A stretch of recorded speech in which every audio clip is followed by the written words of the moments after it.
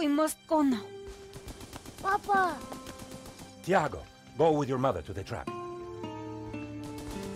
Take this. It will always be your guide. Yes, Papa. We will join you shortly. Xavier, the painting.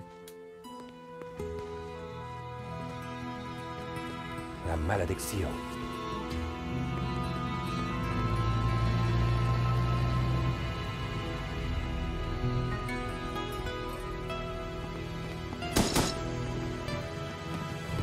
This way.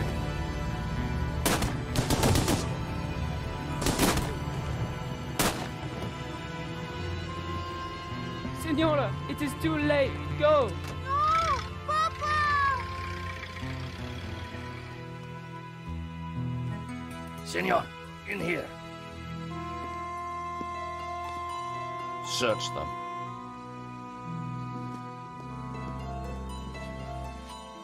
Of course.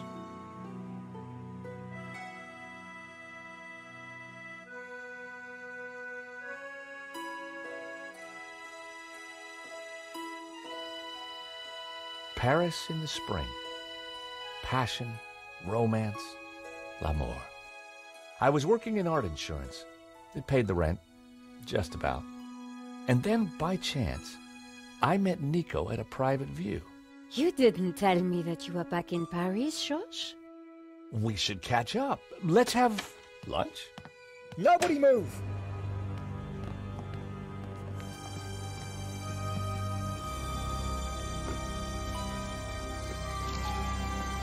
Non, monsieur, not la malédiction. Oh.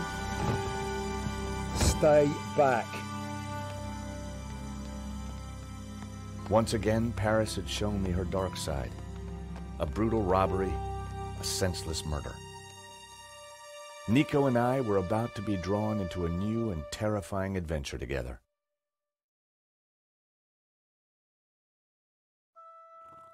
The gallery owner was dead. I guess sometimes playing the hero doesn't pay. My company had insured the exhibition, so I had a crime to solve. The cops would be here soon. I didn't have much time.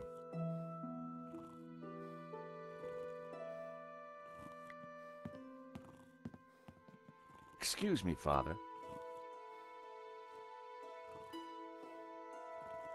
Yes, my son.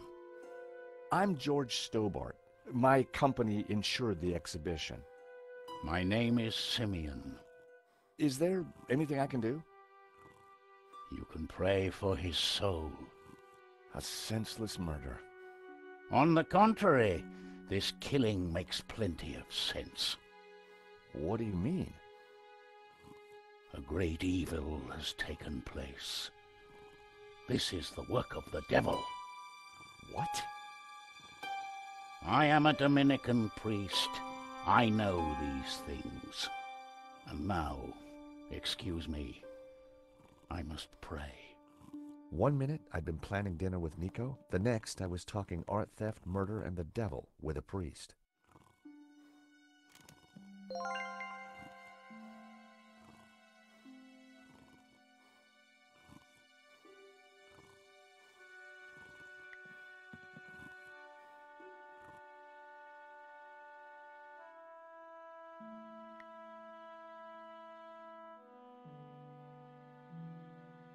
There was a small piece of paper in the dead man's hand.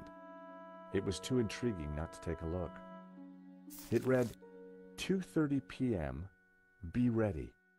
Innocent enough, until I realized that the robbery took place at 2:30 p.m. There was something fishy going on around here, and it wasn't just the canapes. I quickly replaced the note. In Henri's pocket was a tiny bottle. It was a bottle of Brett. The label claimed it would wake the beast within.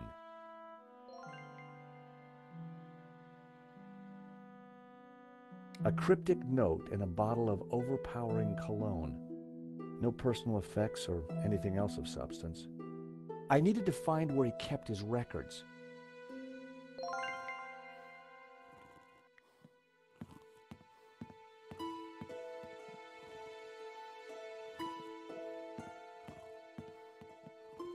This was where the stolen painting had hung. Why that painting? And why kill for it? The stolen painting had an alarm, which should have sounded when the painting was removed. I needed to find out why it hadn't.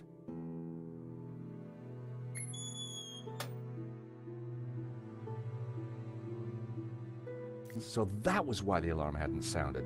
A wire had been cut by someone who knew exactly what they were doing. This was an inside job.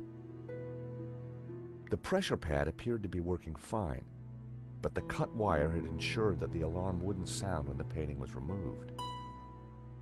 It was the speaker cone for the alarm. It hadn't sounded when the painting was stolen. The button bypassed the pressure pad system. Cutting the wire had disabled the pads. The stolen painting was called La Malediccio, painted by someone called El Serp in 1937, and worth just 40 grand.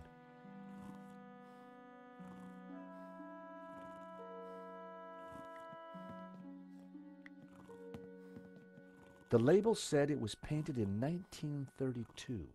The gallery wanted 80 grand for it. That painting was worth way more than the stolen one. So why didn't they take that? Just $90,000 for this one. The alarm on that painting hadn't been sabotaged. So what made La Malediccio so special?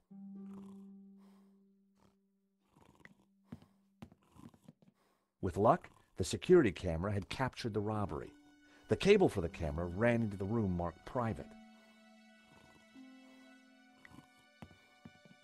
The door was locked with a keypad. If I wanted to get in there and look at the CCTV footage, then I'd need to find the number.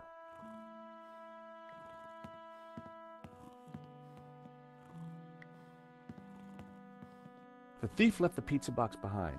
I wondered what was in it. Well, no surprise there. Pizza. The guy must have been hungry. There was only one slice left.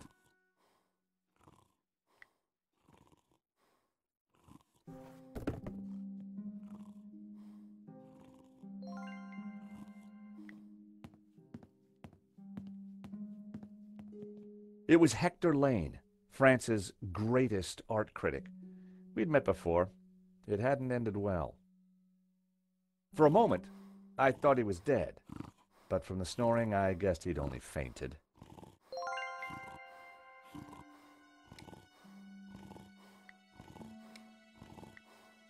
Time to awaken the beast.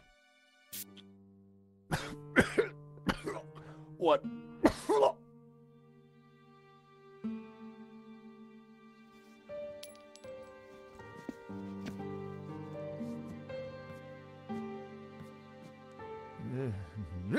What was that? It smells like the 70s. Where am I? You fainted.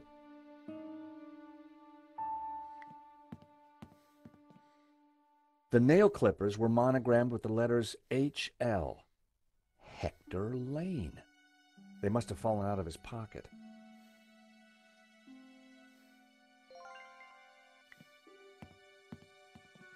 Welcome back to the land of the living. I wouldn't exactly call this living. Don't just stand there. Get me something to eat. I've had a terrible shock, you know. I found a slice of pizza. I asked for food, boy, not a cardboard simulacrum. Oh, okay, if you don't want it. I didn't say that. Now give it here.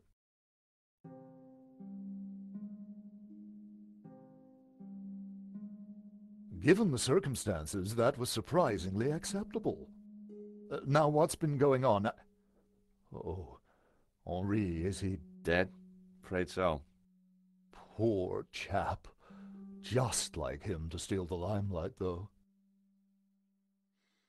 Excuse me. Do I know you? Yes, our paths have crossed in the Gliese Gallery. Of course, the man with the absinthe. I don't suppose you... Afraid not. Pity. I'm sorry, but I'm having trouble remembering your name. I'm George Stobart. I insured the exhibition. I hope you have deep pockets then, my boy. Could I ask you a few questions, Mr. Lane? Fire away.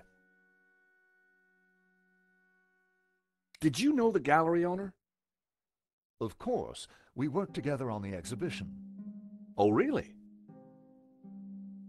Henri provided the space. I was the creative powerhouse. How long had you known him? As a friend, many years. Our professional relationship had only recently blossomed into this exhibition, under my curatorial wing. And now the poor fellow's gone and got himself killed. If Lane was involved with the gallery, then he had to know the code to that door. Do you know anything about the stolen painting? Of course, dear boy. La Maledictio, a little-known work, turned up at the last minute. What about the killer? Were you able to get a look at him? A delinquent in a tin hat. Beyond that, I don't really recall. Oh, yeah, you fainted.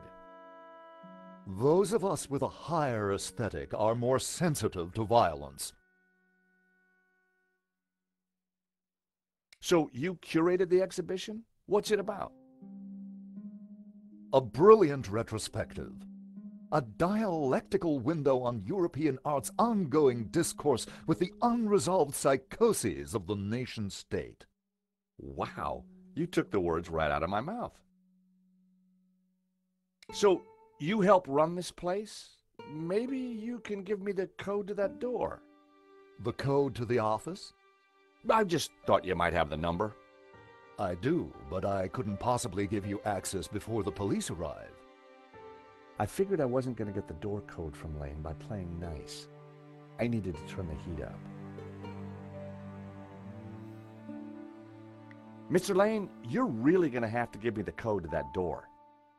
And why, pray, should I do that? Because the way the cops will see it, you're the prime suspect. We both know you're innocent, Mr. Lane, but the cops, well, they may not see things so simply. I might be able to get them off your case, but in exchange, I'd like the code for the office door. But that's preposterous. The police would have neither evidence nor motive. Funny you should mention that. Are these your nail clippers, Mr. Lane? Yes, they have my initials monogrammed on them. Huh. The perfect implement for cutting the alarm on the stolen painting. What are you saying? Well, the alarm was sabotage, Mr. Lane. It was an inside job. Are you accusing me? How dare you? I had no reason to kill Henri, no motive whatsoever. Okay, but I don't think the cops will see it like that. And I sure would like that door code.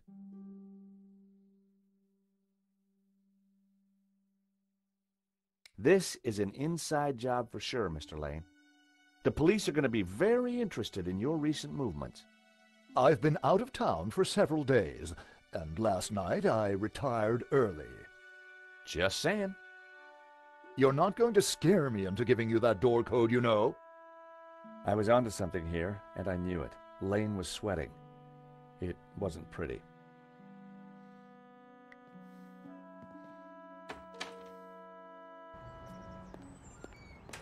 The street was quiet and upmarket.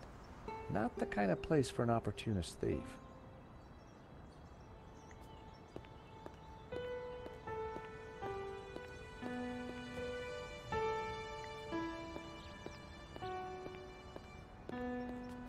Excuse me.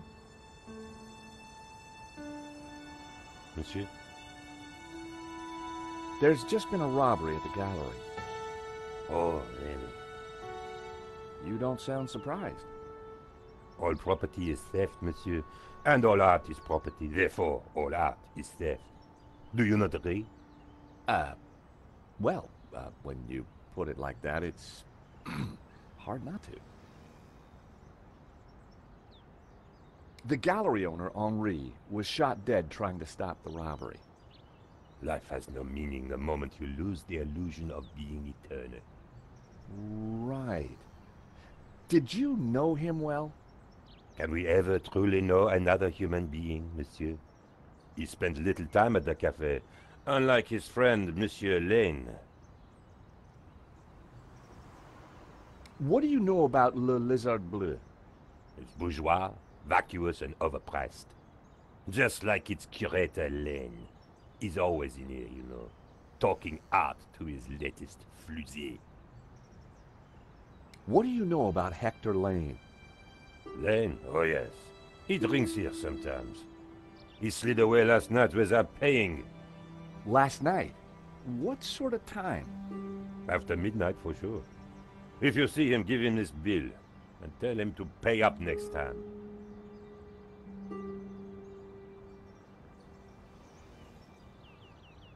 The check was from last night, but Lane told me he was nowhere near the gallery. Thank you for your consistent indifference, monsieur. Perhaps next time you come, I will give you a coffee. Perhaps not.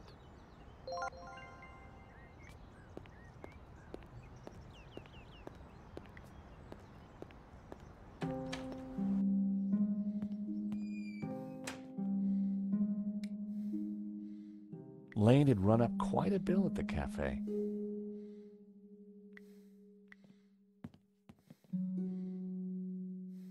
Take a look at this. What of it? It's your bill from the cafe next door. So? It's dated yesterday. Last night, in fact. 12:30 to be exact. You said you were out of town. You sure drank a lot of champagne last night without paying the bill. But you told me that you were away from Paris last night. I hate to say it, but that sounds like a lie to me. Tell you what, you give me the code to the door, and the police need never know. A motive and proof of involvement. Not looking good, Mr. Lane. You are a blackmailer, Stobart. Just doing my job. All right. You have me. The number is 6397. But I admit to none of these spurious accusations. I had the code. The police would be here any moment, so I had to work fast.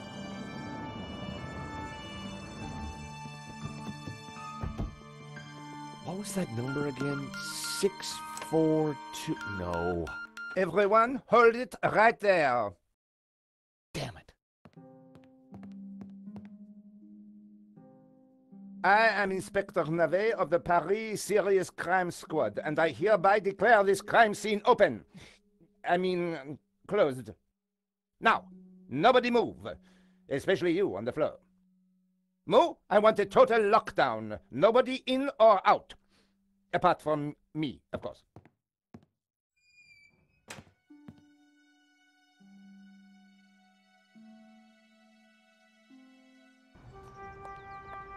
I needed to get back into the gallery, but a familiar figure was guarding the door. It was Sergeant Mou. Our paths had crossed before.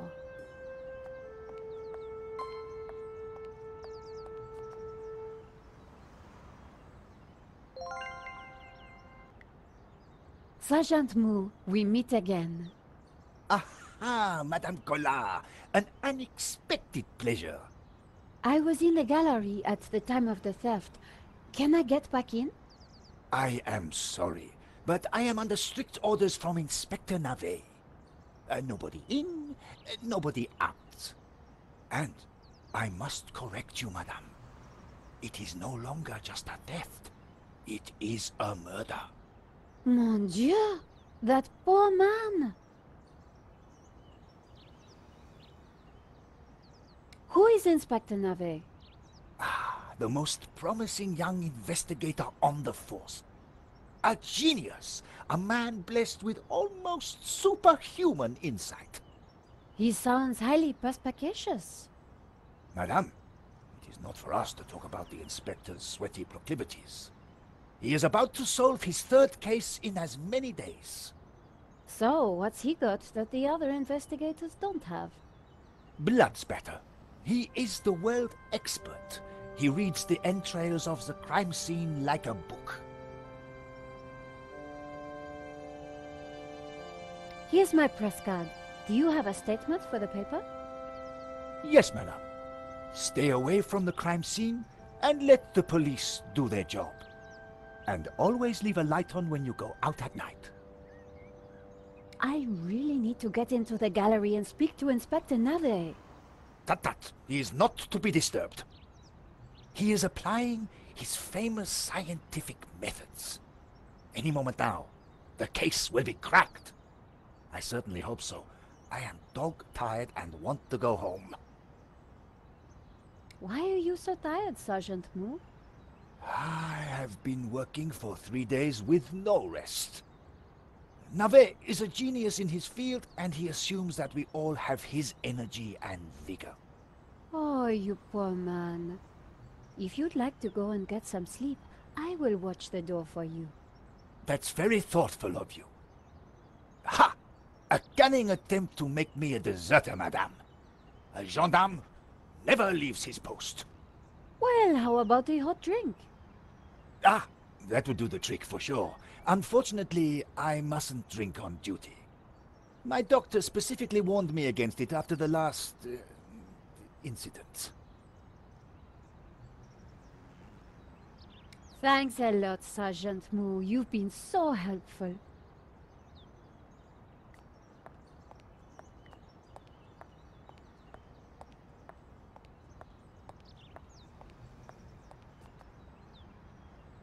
Madame, Bonjour, monsieur. whatever it is you want, we are closed. Then why are you standing here? You would not understand, madame. Try me. Because I look at you, and I know you are like all the others. The others? The pretty women who shop, who gossip, who have their spa days, their almond croissant. That bad, huh? And the men with their grooming products and their shiny shoes and their skinny suits who come to my cafe and ask me for lattes, macchiatos, frappés. I see your point. Is this what we fought on the barricades for, madame? Ripped up the paving slabs, bled on the streets. Isn't it? No, madame, it is not. We fought for ideas, for philosophy, for freedom, equality, fraternity. Vive la révolution. And do you know what drove us on as we fought? What fueled the streets of Paris in that glorious spring? What made our hearts soar? Cheap wine and free sex? No, madame, no! It was French Café Noir that inspired us. The simple demi-tasse. The black, sweet taste of freedom. So that's why you closed? Yes, madame. I serve only thinkers, philosophers, revolutionaries. And you, madame, with your polite top and your pointy heels, are none of those things. This is a cafe. Yes, to the right people. On any other day, I would have given this guy a straight one to the chin. But there was a chance he could help me get into the gallery.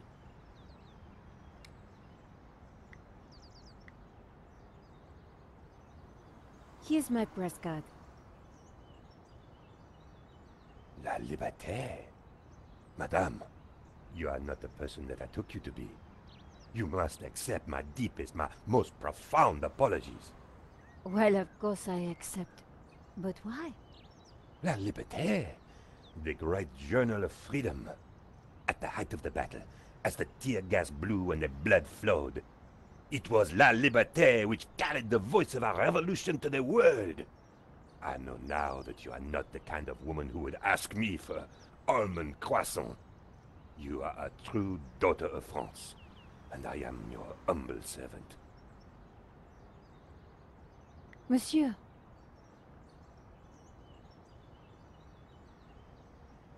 The road to enlightenment is a long one, madame.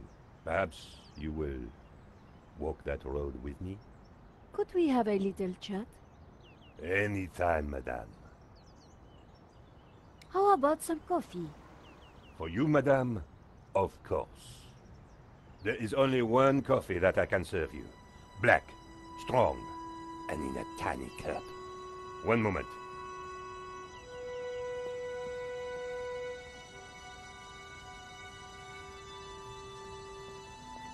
Here is your coffee, madame.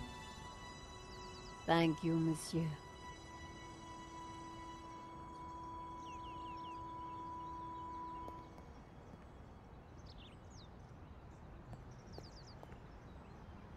The coffee was hot and strong. Could you make me a coffee to go? For a fellow revolutionary? Of course, madame. One moment.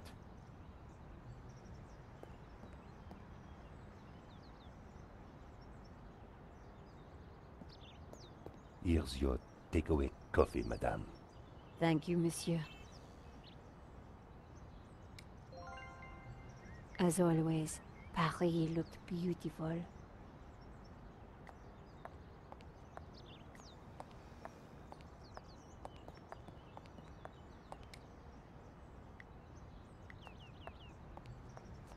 Sergeant Moore, I brought you a coffee.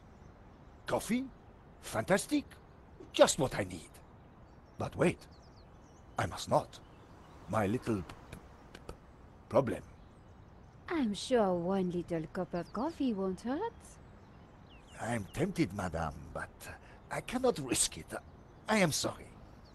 So, this incident, it involved you, some coffee, and your little problem? It is a tale of woe, madame. I'm all ears, Sergeant. Well, since you seem quite understanding, I shall elaborate. Please do.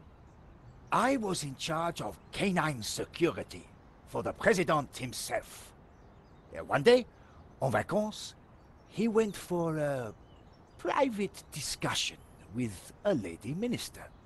I stayed alone with his dog, but I had drunk a coffee to stay awake, and nature came to call. So I tied the dog to a tree and went for a secret pee-pee. When I came back, the dog was having a liaison dangereuse with the lady minister's terrier. But how did they find out? Well, 2 months later, the president's Labrador gave birth to 6 beautiful mongrels. And I was busted to sergeant just after the president's divorce came through. You are a victim of a great injustice, Sergeant. You think so? But of course. You knew you must not fall asleep at your post. You were guarding the president himself. Well, the president's dog. Ah, it was the same thing. Yes, I suppose. And by drinking that coffee, you made the ultimate sacrifice for our glorious republic. Your career.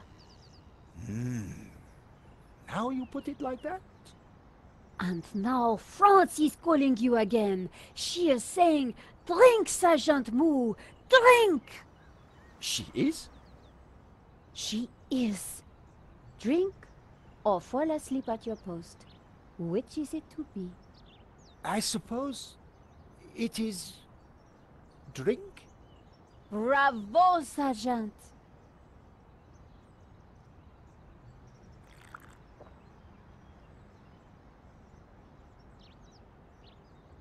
Oh dear.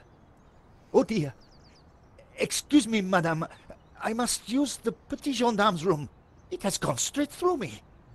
Could you watch the gallery door for me? Oh, you can count on me, Sergeant. I distracted Moore. It was now or never.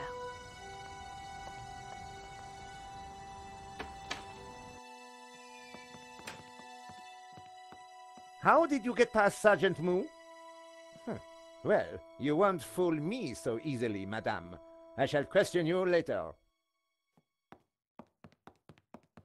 Nico, am I glad to see you. I managed to grab a couple of photos, but the guy got away.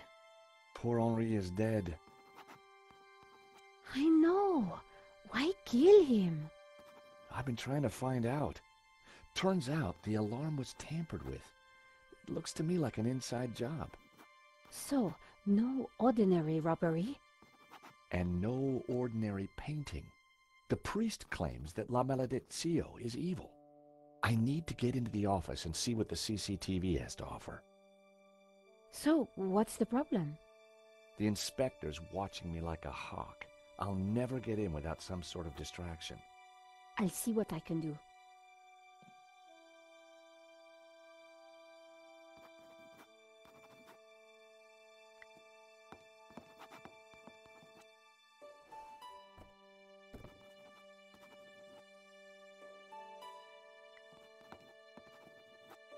At least now the place was a little tidier.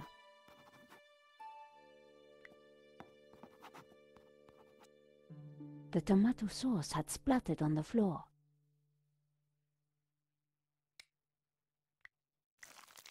I spread some of this sauce around with my shoe. It looked a little bit like a blood stain, but it still wasn't right. If I was going to distract the cop, I had to get rid of that gum. I scraped up the chewing gum with my press card, hoping the inspector wouldn't notice.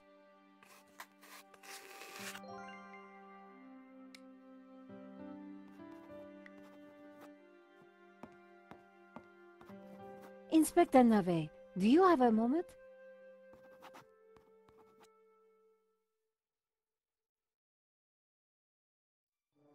My time is of the essence. Be quick now. Have you seen the stain on the floor over there? It looks like blood. Indeed. How very curious. I must investigate immediately, before one of these idiots steps in it.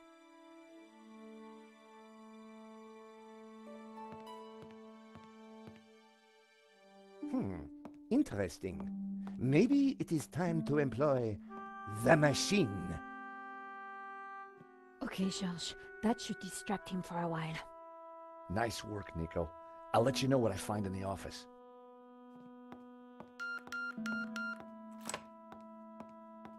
I was sure the inspector hadn't seen me slip away, but I needed to be quick, because it wouldn't take him long.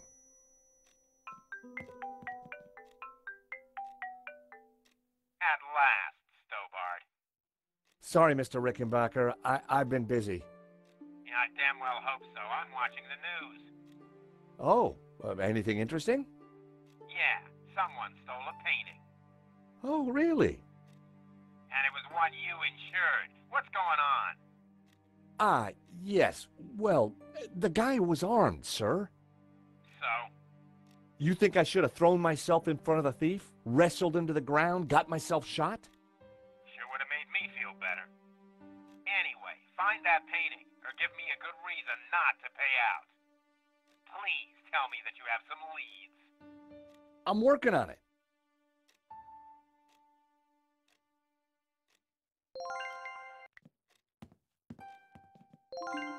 The CCTV system was ancient. It took individual shots and recorded them to tape. It looked like I needed to enter a passcode to view the recording.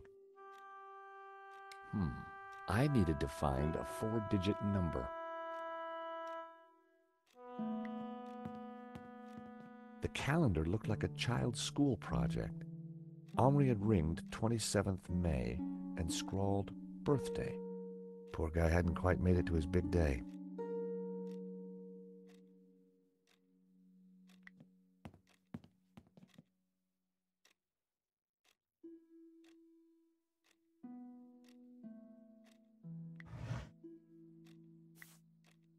There was nothing else in the drawer. The folder looked interesting. This was very definitely tampering with evidence. It was a completion of work notice from a company called Vera Security. They weren't the guys we'd recommended. Henri had gone behind our backs to choose a different security outfit. I'd never heard of Vera Security, but there was an address and phone number on the form.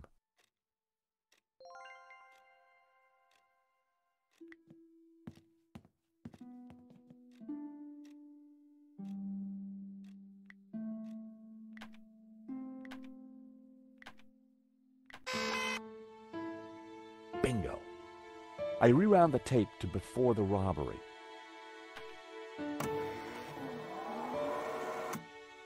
This was the first interesting frame.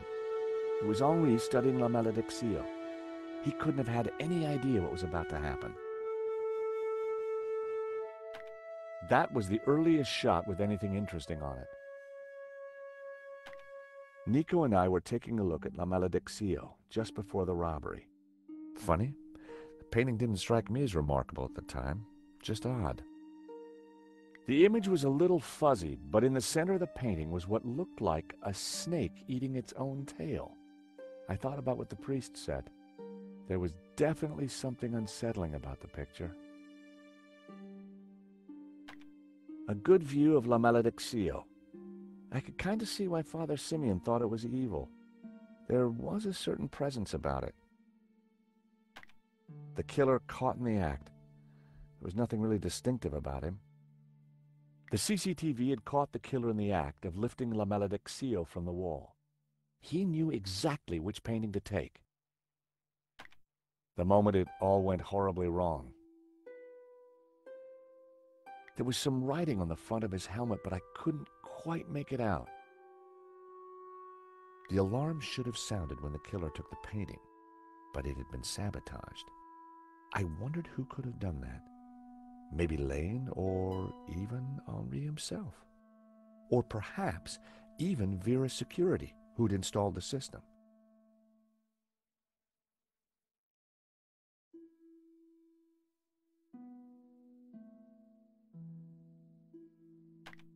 The killer making his getaway. A logo on the front of his helmet read Waterloo Motors. That could be useful. The painting was gone. There I was, taking a look at the alarm box. Hopefully I didn't look too suspicious. That was me fiddling with the alarm. I hadn't thought about that when I was taking a look at the camera. That was the last shot. I'd probably learned everything I could from the CCTV.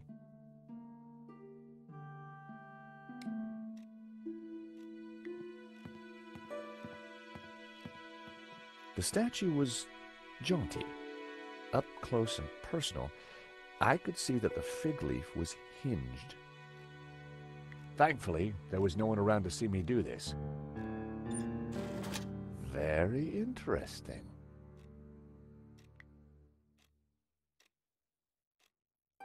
I wasn't going to open the safe without the key.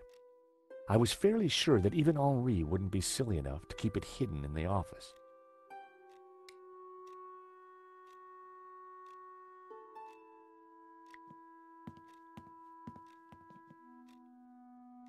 In the trash can, I found a crumpled letter from Henri's credit card company, demanding immediate payment.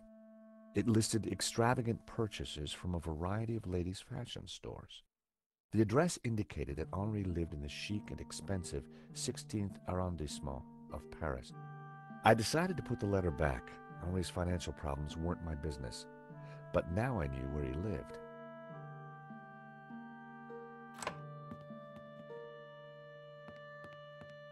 Monsieur, sir, you have snuck in here, and now you are tampering with my evidence.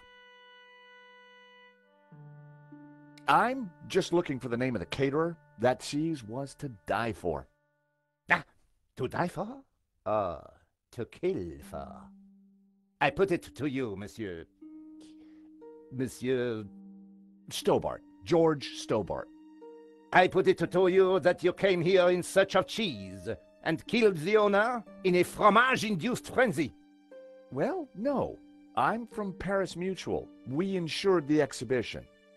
Oh, really? Yes, really. Time will tell, monsieur. Truth will out, Inspector. Who dares wins, Monsieur Stobart. He who laughs last laughs loudest, Inspector Navet. The guy was seriously nuts. May I remind you, monsieur, that a serious crime has been committed. I am going to have to ask you to return to the gallery. Of course. But I do need to ask you a few questions. D'accord. But remember, anything you say can be used against you, Monsieur Stobart.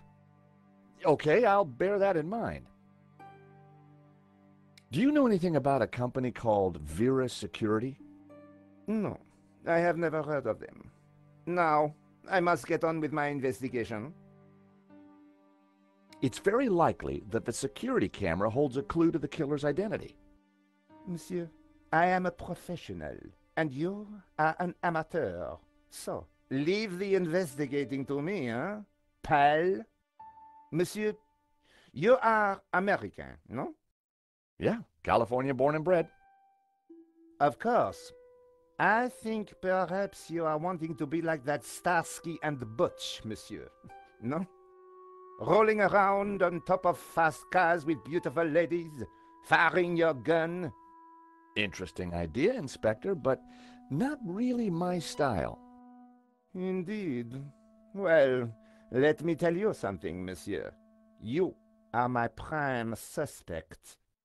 You may go now, but I will need to speak with you again.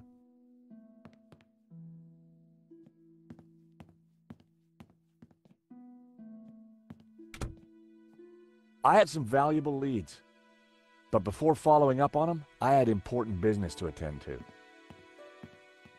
Hey, Nico, you want to grab a quick cup of coffee? Sure.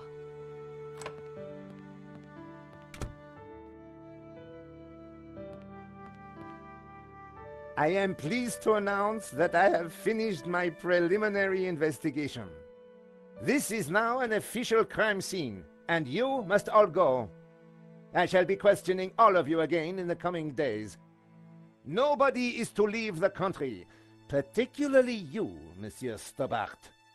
Monsieur Lane will stay behind to help secure the premises. Mo? Yes, Inspector. Let them out. Right away, sir.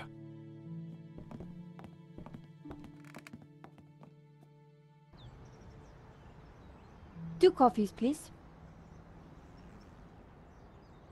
Nice work in there, Nico. Whatever you did, it worked. I just made a tiny distraction, and Nave bought it. I think Nave would buy anything if it had blood on it.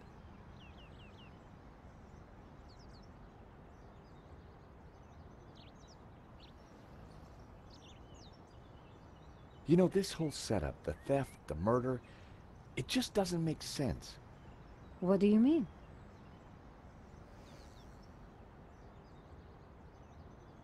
Like I said, I think it was an inside job. Go on. Someone disabled the alarm, but on just one painting. Let me guess. La Maledictio. Exactly. And I aim to find out who did it. The CCTV picked up an image of the thief. His helmet had the words Waterloo Motors written across it. Interesting. I think I got a couple of good shots of him too, but I need to take a better look at them at home. Great. Let me know what you find.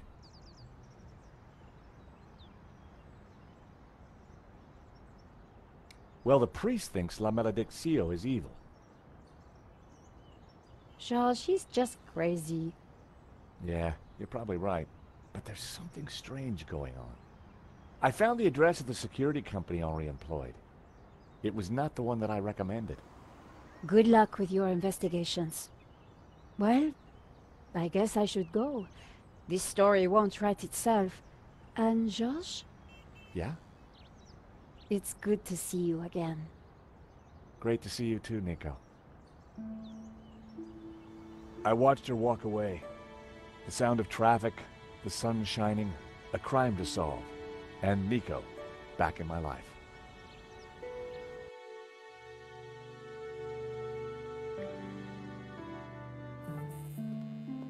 The address led me to a dead-end alley at the end of a deadbeat mall. No wonder I'd never heard of Vera Security.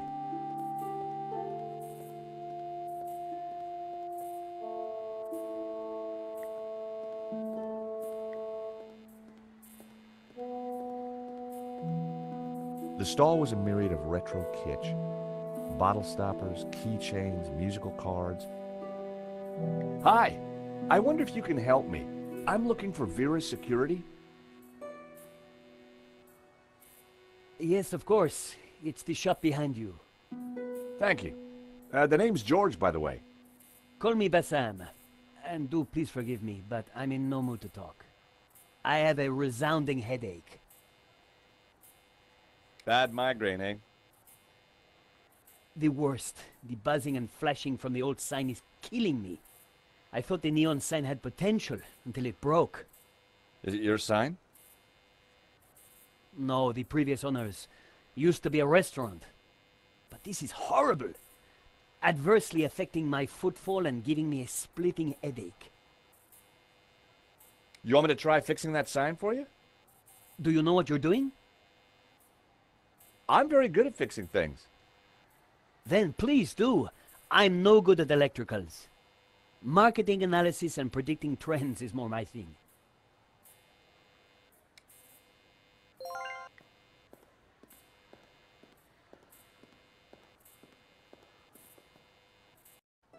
I took a good look at the sign. The wiring was exposed and the cover broken. No wonder it was flashing. I pulled the wire off. Well, that was one way to stop the letters flashing. Now only half the sign was illuminated.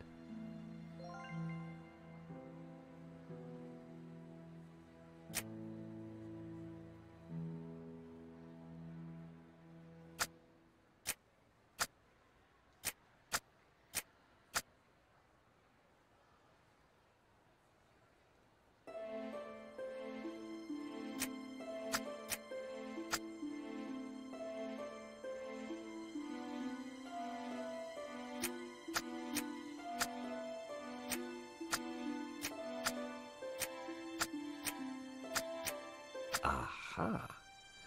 That seemed like a good name. Hey, Bassam, how about this? I know it's not your name, but... Aladdin! Very cool! That's a terrific name for my store. Hits every one of my USPs. Glad you like it. You're a genius, George. Let me know if I can do anything for you.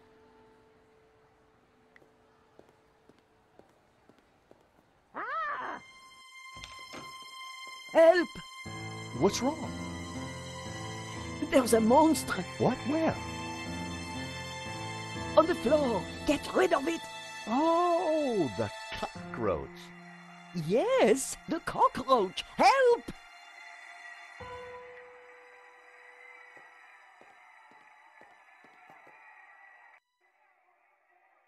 Romanov's, a Russian brand cigarette.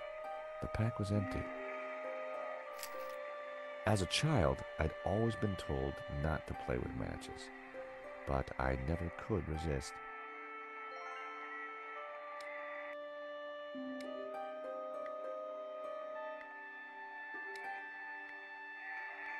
I went to take a closer look.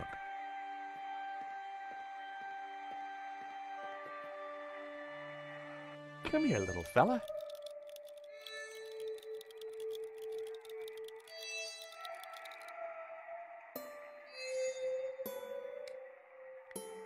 I tipped out the matches. I couldn't catch it just by swiping at it. I'd need to entice it closer.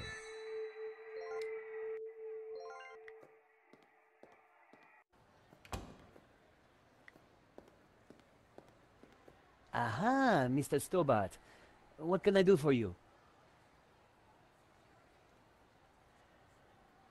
Do you happen to know a good way to catch a cockroach? To be honest, George, I'm better at questions on balancing budgets within a liberal economic framework. But as a layman, perhaps I could suggest you trap it? And please, whatever you do, don't squish it. Why's that? The entire family will catch the scent and arrive for the funeral. Ooh, we don't want that. You need to find a container of some sort. Then I think add this. Rich tea. What's that, a cookie? The perfect cockroach biscuit. Dry, dull, unsatisfying, and yet curiously Moorish. I'll give it a try. Glad to help. Do you know anything about Vera's security over there? Not really. I haven't been here long, but neither have they by the looks of it. Why do you say that? Rush setup, new sign, low investment, and no customers except for you.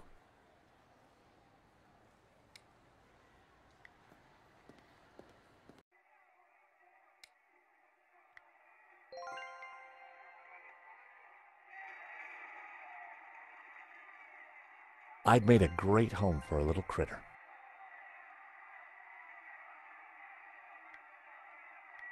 I went to take a closer look.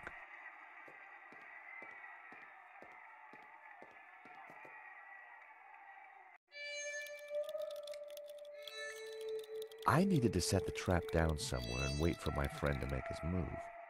I set down my clever trap. Now, all I had to do was wait. Gotcha!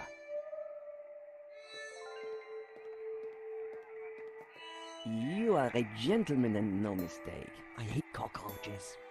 Always ready to help a damsel in distress. I bet you are. Can I help you? Yes, please. Do you know if there's anyone in the office I can talk business with? Yes, me, chérie. I'm Annette, the manager. Oh, gosh, I'm sorry. I didn't mean... The gloves. I just thought... Ah, easy mistake to make. If you haven't been reconstructed, that is. Oh, but I have been reconstructed. A number of times. From the ground up.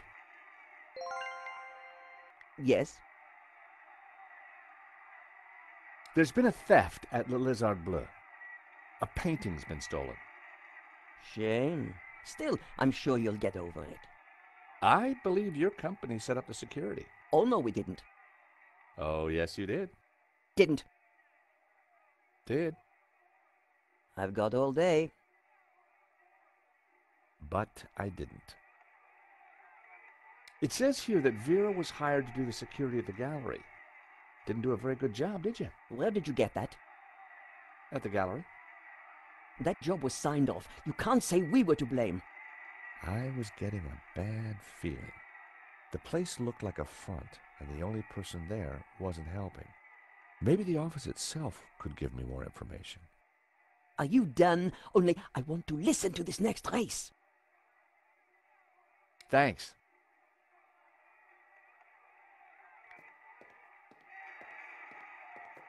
Please stay on the other side of the counter. It was like she had some kind of psychic power. She could just feel what I was trying to do.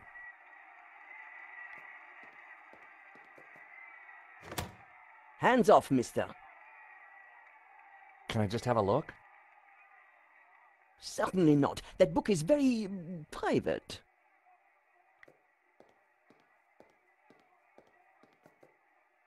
Do you mind? I'm listening to the race. Annette was watching me like a hawk.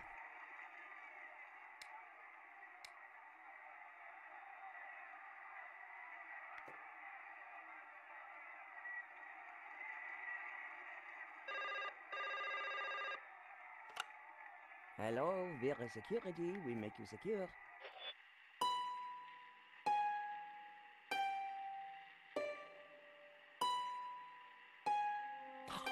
Wrong number again. Damn nuisance calls.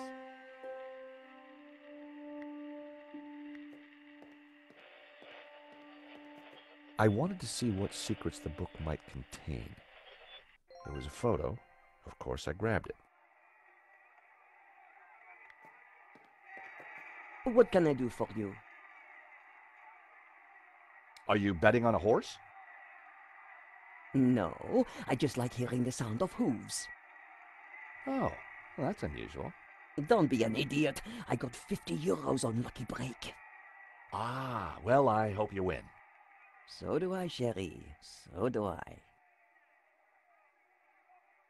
Recognize this? Hey, that's my photo. That's you with Lane, I believe. So, what if it is? What is he to you? Oh, my Hector, that's what he is. My little Hector. Yeah, I thought you said you had nothing to do with the gallery. Look, here's how it is. I've only been here a few weeks. I had nothing to do with that gallery job. I just delivered the paperwork. So, who was the manager before you? I don't know. She just, one day, didn't come in for work. I shouldn't be talking to you. The boss told me to keep my mouth shut. The boss. Have you got his number or address? No, I've forgotten it. I mean, I never knew it. Annette, a serious crime has been committed. You're in a lot of trouble. I had nothing to do with it. Look, I need this job. I need the money. Anyway, it's only a silly old painting. No one got hurt. The gallery owner was shot. Badly? Yeah, he's pretty dead. Oh. This is a murder investigation. Now, who's your boss? I don't know. Honest, he faxes me if he wants anything. He? Who's he? I've never seen him, never met him. Don't make trouble for poor Annette. Thanks.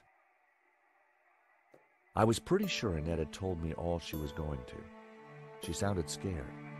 Time to put the thumbscrews on Lane, and I knew just how.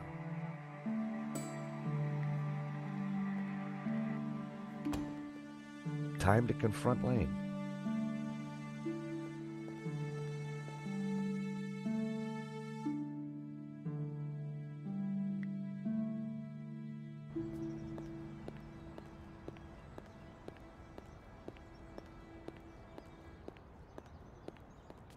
The gallery was sealed off. The place looked empty.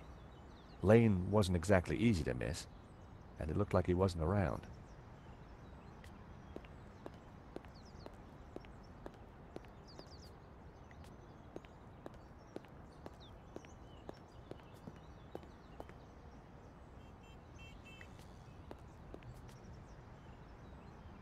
Hi.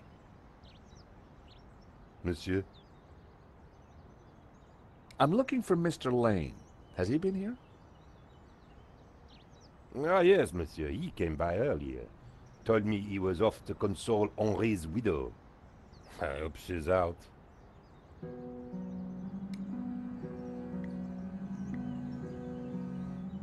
Hi. Monsieur? Do you recognize the woman in this photo? She was here the other night with Lane. They sneaked away to the gallery together, without paying their bill. My suspicions of Lane were mounting, but I didn't really think he had it in him.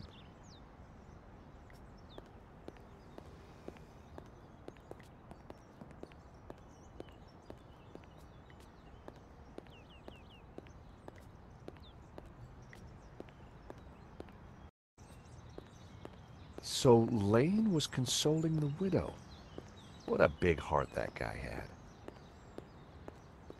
Did he have a grand scheme or just loose morals?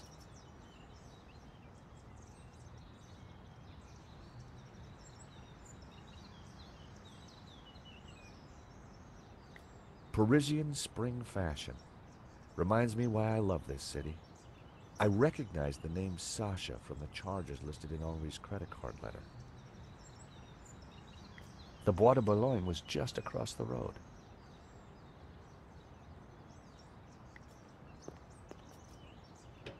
The door was locked.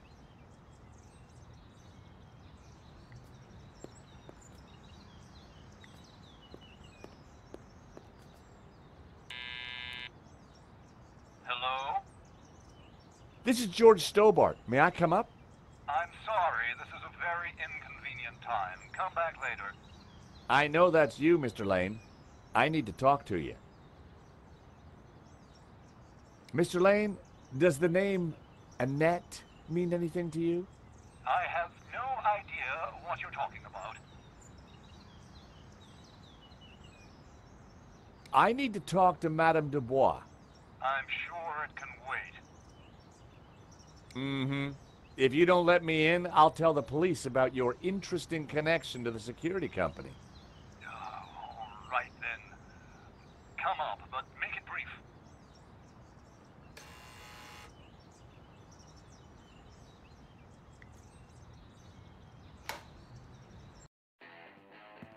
Dear Lord, George, you have the worst timing.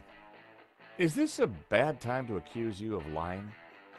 What do you want? I've just come from Vera's security. So? I'm surprised you let your conquests keep souvenirs. Where did you get that? Annette lent it to me. Quit waving it around, for God's sake. Can you tell me anything about the owner of Vera? Annette told me he's some angry-looking Russian chap. Come on, Lane. Tell me about Annette. All right. I had a fling with her, okay? Now keep your voice down, please. And you two fixed the security for the robbery? No, nothing like that. Anyway, the fling was a mistake. She turned out to be rather needy. I believe you. You're not a criminal, just a lecherous old man. Less of the old, if you don't mind. As it happens, I make a lot of women happy.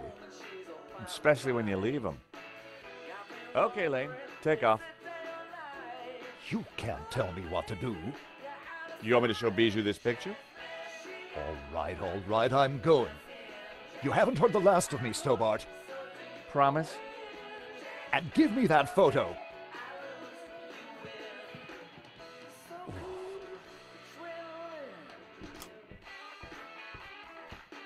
If Lane was telling the truth, that meant that Annette was lying.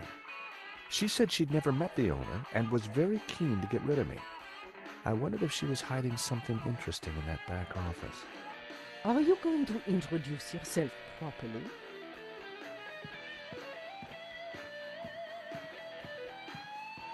Pleased to make your acquaintance, madame. My name's George Stobart. Call me Bijou. Hello, young man. Such a delight to have a new visitor. What can I do for you? I'm from the insurance company. I'm so sorry for your loss. Henri, my poor sauvage. He died in his prime. Could I just ask you a few questions? Well, why not? A little company might just pep me up, as you Americans might say. Henri was very brave at the gallery. He tried to stop the thief and paid the ultimate price. Henri was my lion and my little pussycat. How are you coping? I'm still trying to take it in, chérie. Can you tell me about the gallery? Was the business doing well? The gallery was Henri's baby. He never spoke to me about it. So you weren't involved? Not at all. Business is not my thing. Your record player seems to be stuck on the same song. Yes, this song gives me great comfort. It reminds me of Henri. Bijou, I think someone involved with the gallery helped the thief. It wasn't Hector Lane. He's not devious enough. But who else? I don't know. But I will get to the bottom of it, I promise you. Thank you for your help, Bijou. My pleasure, young man. Do come back any time. Bijou appeared to know nothing. I still couldn't discount Lane. Annette, on the other hand, had lied about Vera Security's owner. A subtle birthmark was the only blemish on the model's flawless skin. Chérie, please don't touch my table. I keep everything in perfect order. You have a beautiful home, Bijou. Oh, thank you. I do like beautiful things. Please don't touch my things.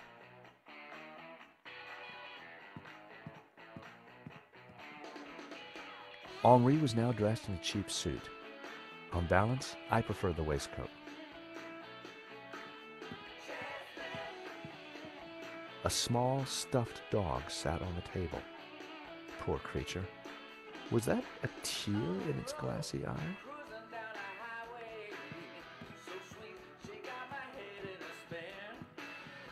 Can I ask you a few questions?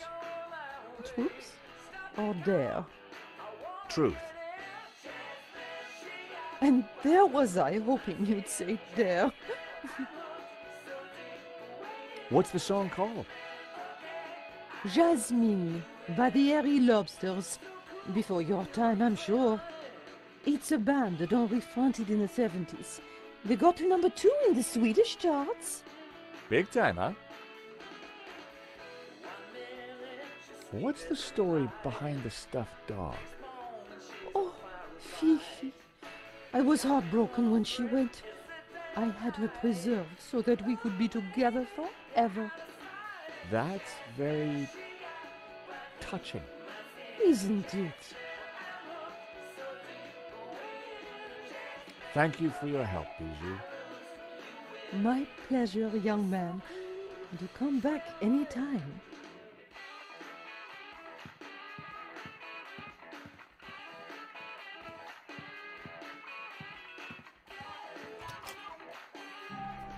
Night was falling. Annette would have left for the evening. It was time to pay a visit to Vera Security.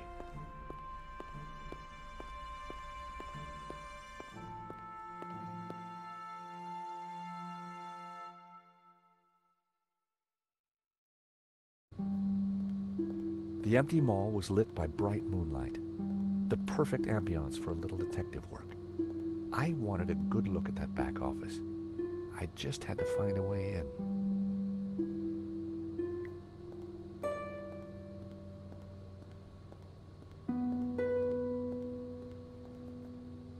There was no way I could force the shutter open with my bare hands. I needed to find another way.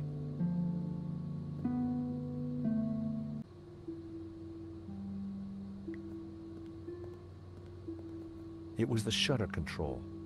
There was no sign of a button or a keyhole. It must have been controlled remotely. A wire ran up to the electrical box above.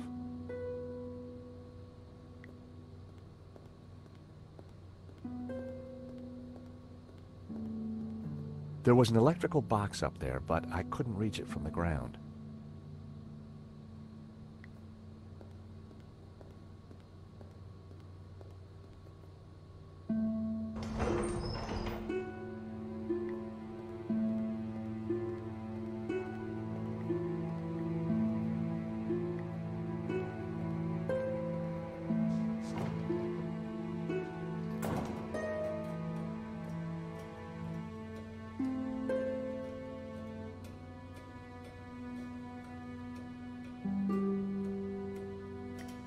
I popped the lid open. Inside was an aircon unit and, bingo, the master controls for the shutters. The wire connected the power supply to the aircon.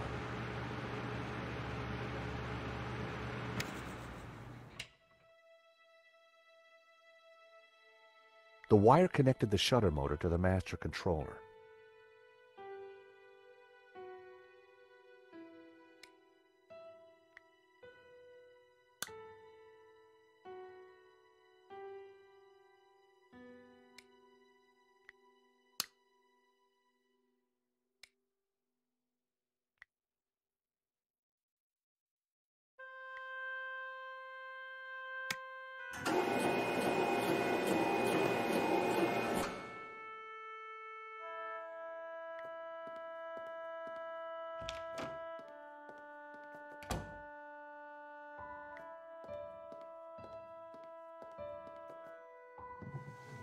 In the drawer was a single Q-tip.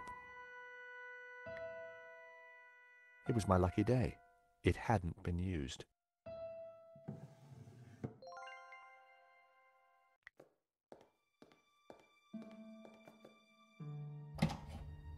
The room was pitch black. I couldn't see a thing.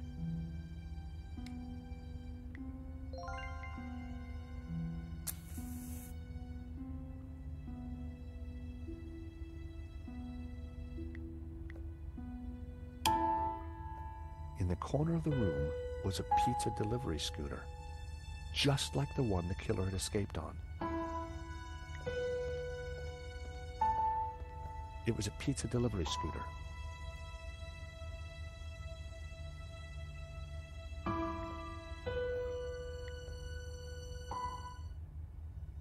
There was a letter jammed in the shredder.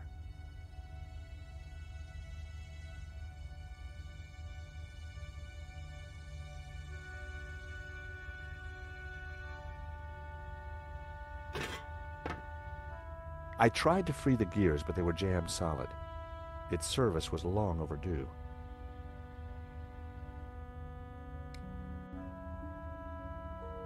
Oil had dripped from the scooter onto the floor.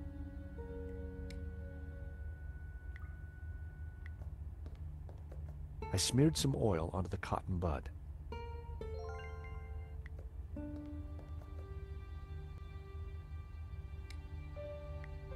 I smeared the gears with oil.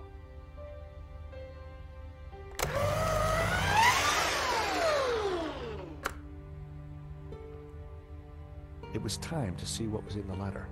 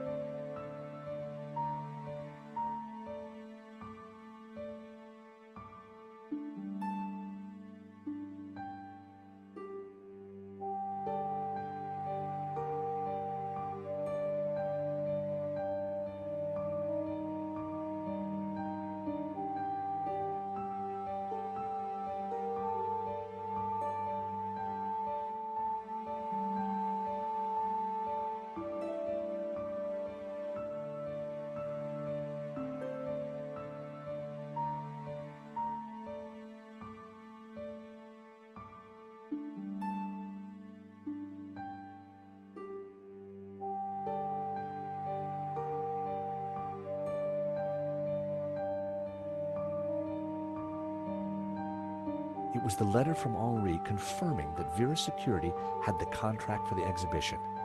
And it also revealed who was in charge at Vera. A guy called Medovsky. At first glance, it all seemed pretty run-of-the-mill. But why was Henri thanking Medovsky for being generous? And why was he pleased to represent him? Maybe Medovsky was the owner we'd been looking for.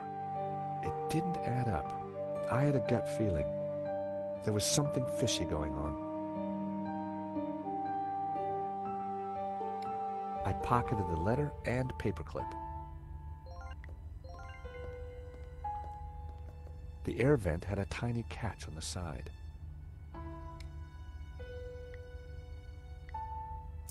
The paperclip was perfect for the job. There was definitely something in there.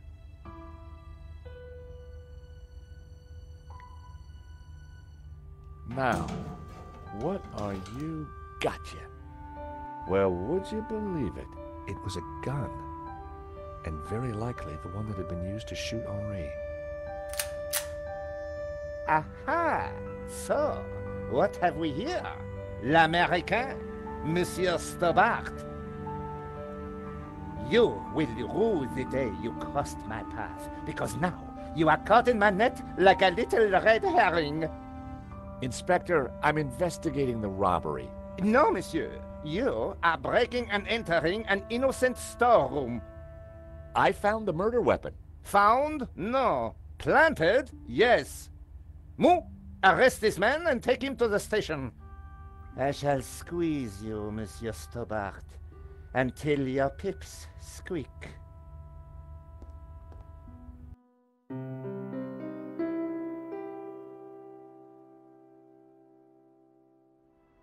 Thanks, Ronnie. I just wish I'd got some better shots of the killer. Are you kidding? That stuff from the hip, very dramatic. You did good, Nico. So, what's next? Get me an interview with the owner, and you've got Sunday's front page. I'm on it already. Keep me up to speed. Let me know before you write anything up, okay? Of course. Oh, gotta go. Someone at the door.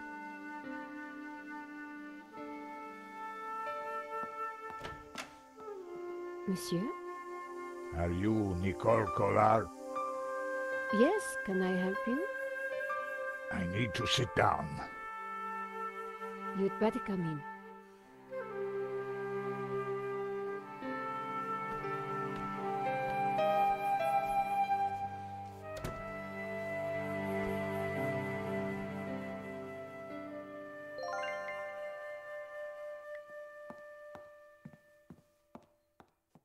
Would you like a glass of wine?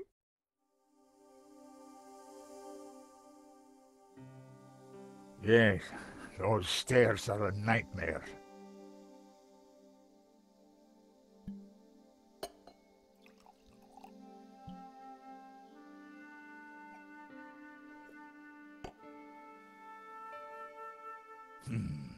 That's better. So, what can I do for you, monsieur? My name is Tiago Marquez. I saw your report on the robbery. I found your address. I came straight away. I needed to see you. And why is that? The stolen painting, La Malédiction. It belongs to me. Ronnie had wanted me to interview the owner, and now here he was. Or rather, he was somebody who claimed to be the owner. So the stolen painting is yours. Tell me more. La Malédiction belonged to my family in Catalonia in the 30s, before the Civil War. So what was it doing here in Paris? The fascists stole it in 1938. They killed my father, but not me. I escaped. I have been looking for it ever since. You have to help me find it. Tell me about yourself. I am Tiago Marquez, the rightful owner of La Malédiction. What else is there to tell? You traveled all the way from Catalonia? No, since the war, I've lived in France, in the southwest. And now I want the painting back. Did you lose all your family in the Civil War? When they came for us in 38, I fled with my mother. But my father was not so lucky. I'm sorry. I would have stayed and fought for freedom, but I was just a boy. You've got my attention, but if I'm to help you, I need more to go on. I have something. This old photograph. It is of me and my family. See the painting above the fireplace? Yes, it's La Maledicció. The photograph suddenly appeared to link the old man to the painting.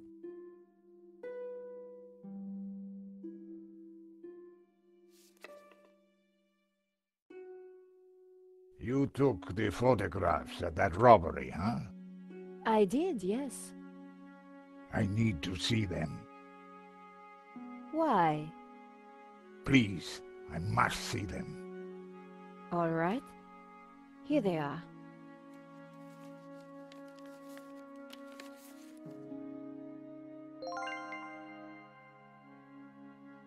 This one was rejected. George got in the way. Typical. Who is this George? Just a friend.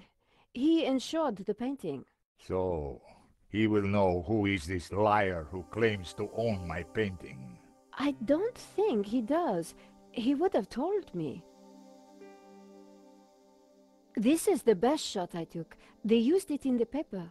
Yes, it is how I recognize La Maledicció, my painting.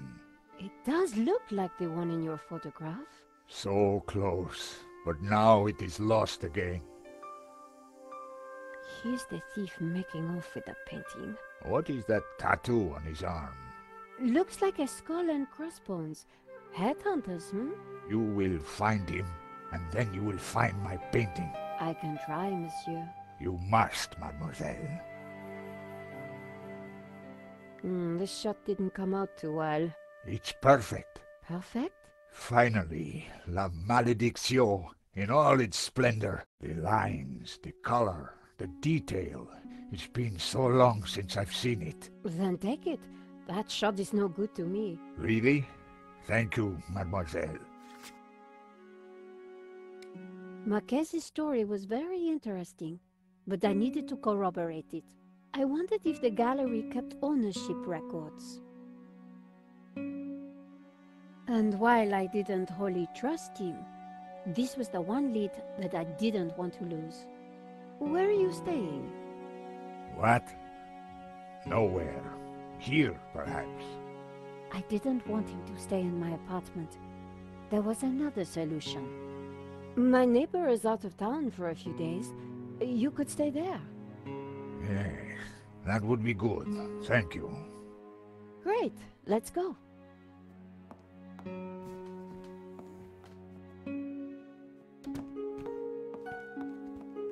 Adam said that he would leave the spare key under the mat.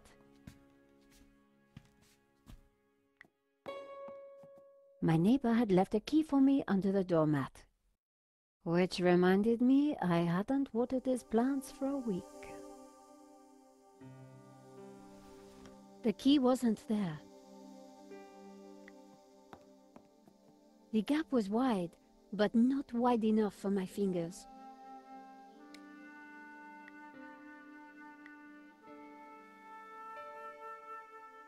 Using the sticky chewing gum, I was able to fish out the key.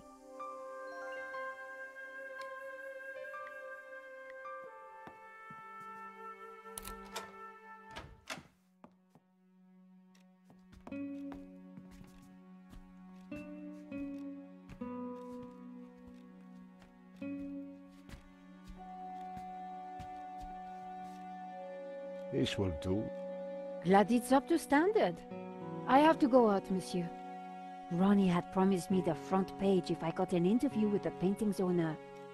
And here was a crazy Spaniard claiming to be just that.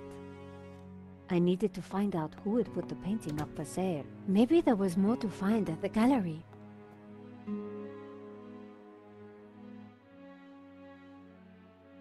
Len was sitting outside the cafe. He looked dazed. Hello, Monsieur Lane.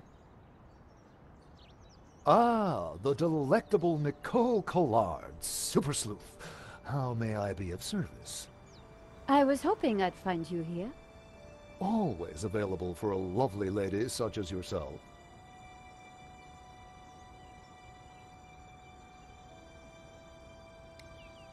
Henri's death, it must be so very hard for you.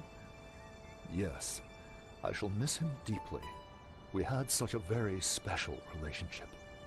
The loss is so hard to endure, even for a man of such inner strength as myself. What do you know about the owner of La Malédiction? That was Henri's business. He found the painting and did the deal with the owner. Would anybody else know anything about the owner? Not likely. He kept especially quiet about that one. But he always kept a manifest for every exhibition. I'm writing a follow-up piece on the gallery theft. Ah, so you need an inside view. Authoritative. Something like that. The police have finished in the gallery. We could chat in the office. It's much more comfortable. More intimate. I might even be able to rustle up a little bottle of champagne. Maybe later. I have some things to do first. Maybe next time, then. Thank you, Monsieur Lane. At your service, toujours, madame.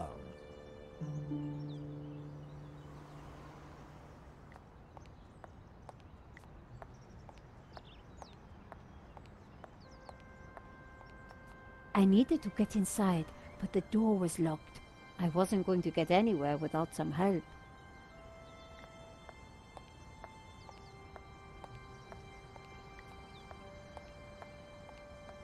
Hello, Monsieur Lane. Well, hello again.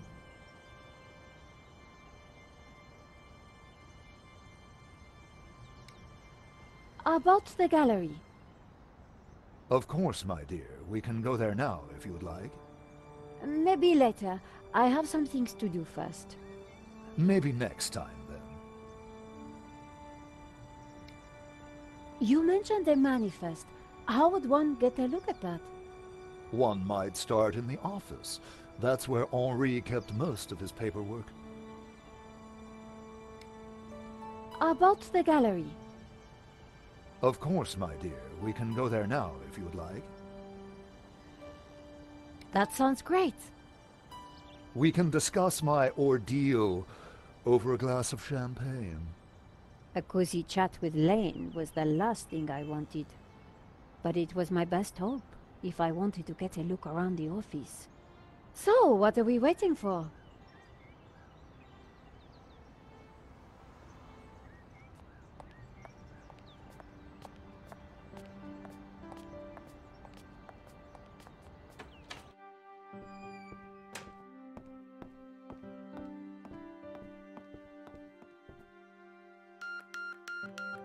After you, my dear.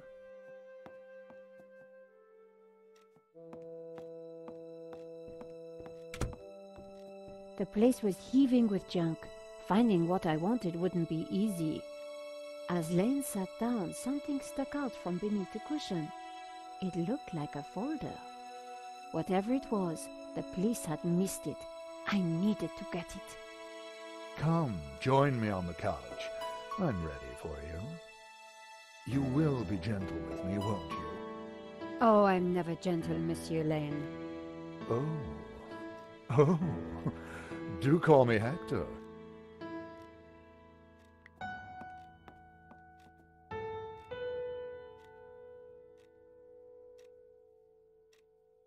Lane hadn't noticed the folder. With that amount of padding, who would? The only way to get hold of it was to distract him. Monsieur Lane? Hector, please. Oh, Hector. Perhaps I will join you in that glass of champagne. But of course, champagne, nature's balm in troubled times.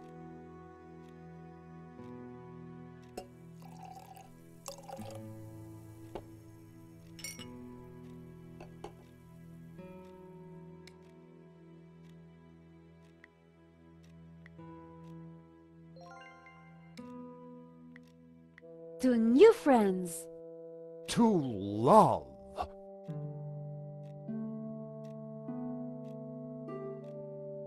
Oh, mon Dieu, that is so cold! Oops, silly me.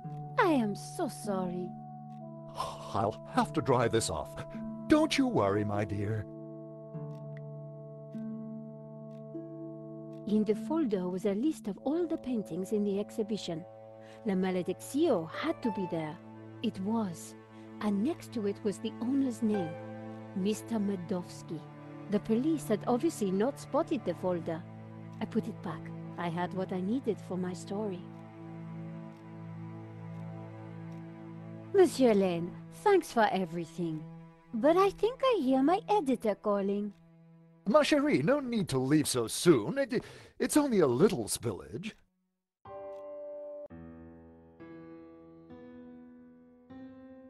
And I found out who claims to own La Malediccio. Some guy named Medovsky. Sounds Russian, right? Medovsky, my God. Who is he? He's new on the oligarch block. Fresh into London from Russia, with ambition and a bloody reputation. Collard, this is way over your head. I'm gonna put a more experienced crime journalist on the story. I can't afford for you to get hurt. Relax, Ronnie. This is my story. Leave it with me. Let's discuss it over lunch tomorrow. Okay. But don't do anything more. See you tomorrow.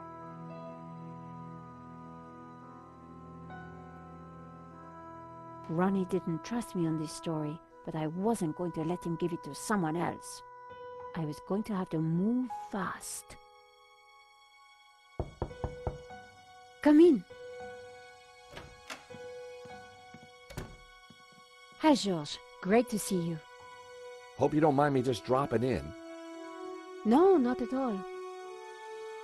How are you getting on? Pretty good. I found the gun that was used in the robbery. I'm impressed. Yeah? Well, Nave wasn't. He accused me of trying to plant it, and then of being involved in Henri's death. Then he threw me into a cell. He couldn't make a stick, of course, so he had to let me go this morning. But he's convinced I'm involved. So if I put a foot wrong, he'll nail me next time. But, hey, on the bright side, have I got a story for you.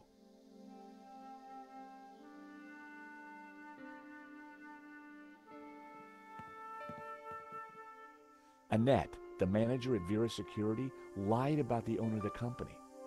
When I pieced together that shredded letter, I got a name, Medovsky. Medovsky! That's the same guy who claims to own La Malediccio. What? He owns the painting and Vera Security?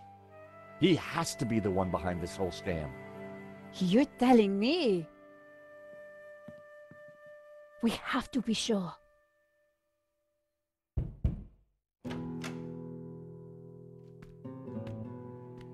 What the?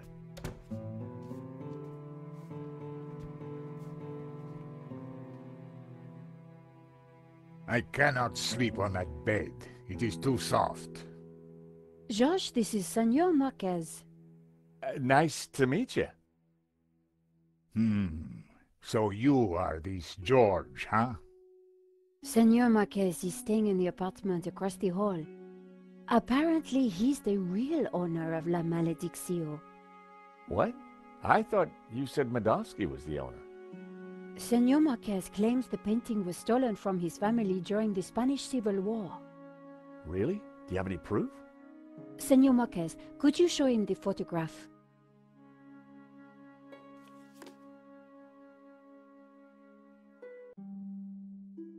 A pair of statues stood on plinths on the mantelpiece.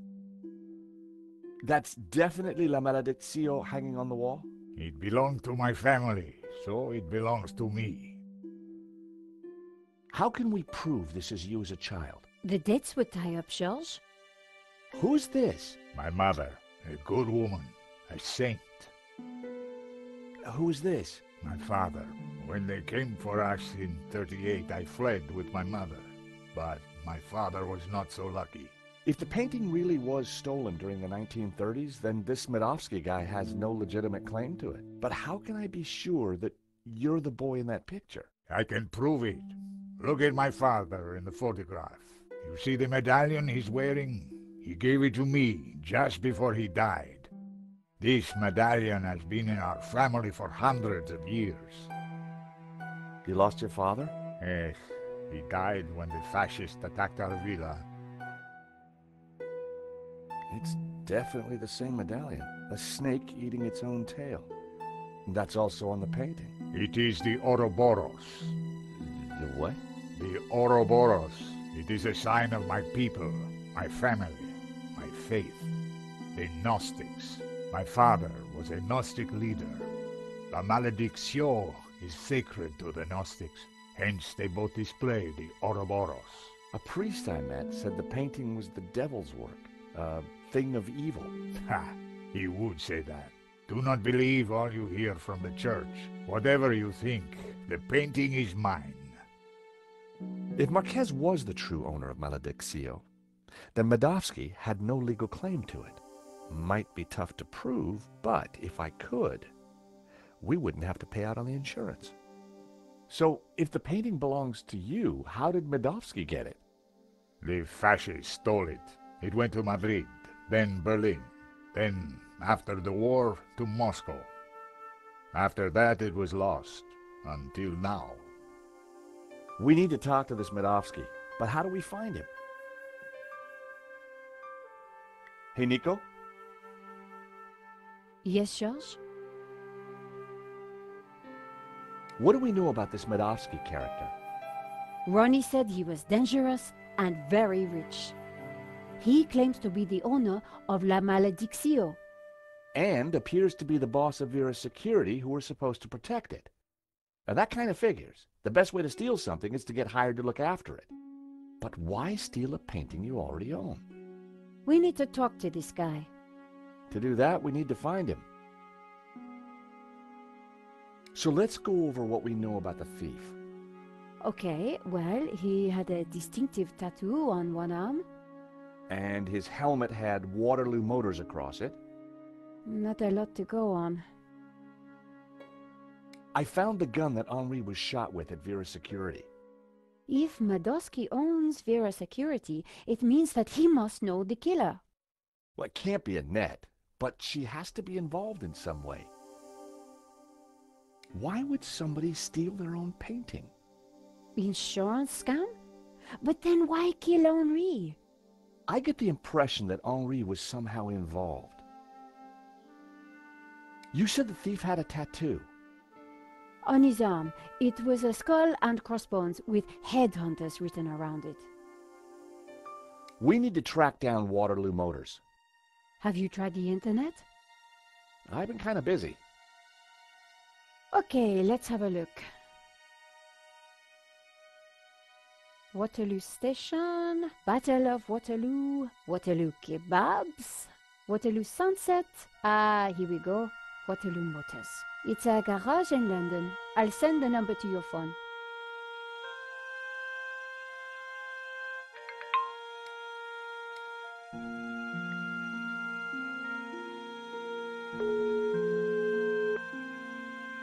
Waterloo Motors.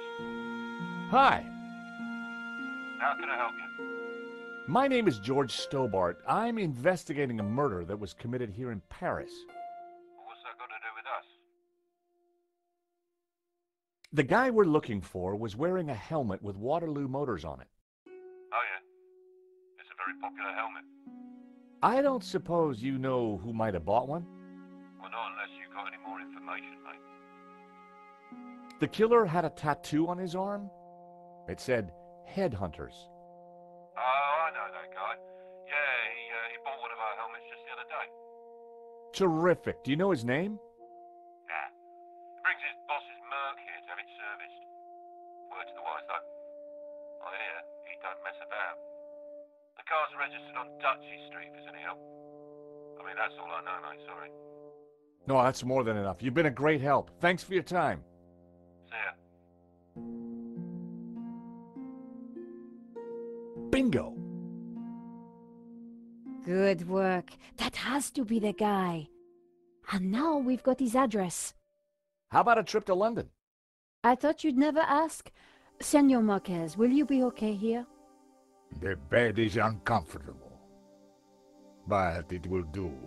Come back quickly with the painting, eh?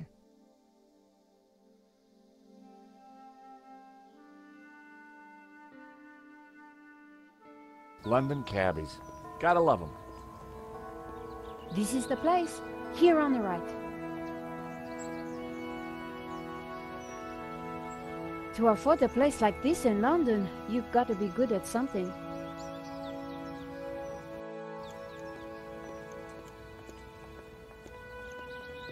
So, we clear on how we're going to do this? Yeah, we're two insurance investigators, see? We finagle our way inside, butter Madovsky up, and then get the dirt on him, right? Finagle? Yeah, finagle. You remember how to finagle, don't you, Nico? George, how could I ever forget? Good, because I suspect we're gonna need Major League Fanoodling to get in this one. You got it.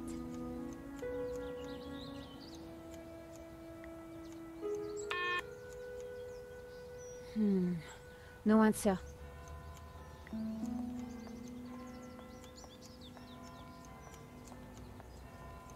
Excuse me? Hello? On your bike, darling. This is a private residence. We're here to see Mr. Madovsky. So? We have important business with Mr. Madovsky. And who the hell might you be? I'm Nico Callar, and this is my colleague, George Stobart. Well, isn't that cozy? Can you count, darling? Yes, of course. Well then, 1, I don't know you or Laughing Boy here from Adam. 2, you ain't got no business round here. And 3, I don't like French birds. Comprenez? It was topiary in progress. Hi, guess who?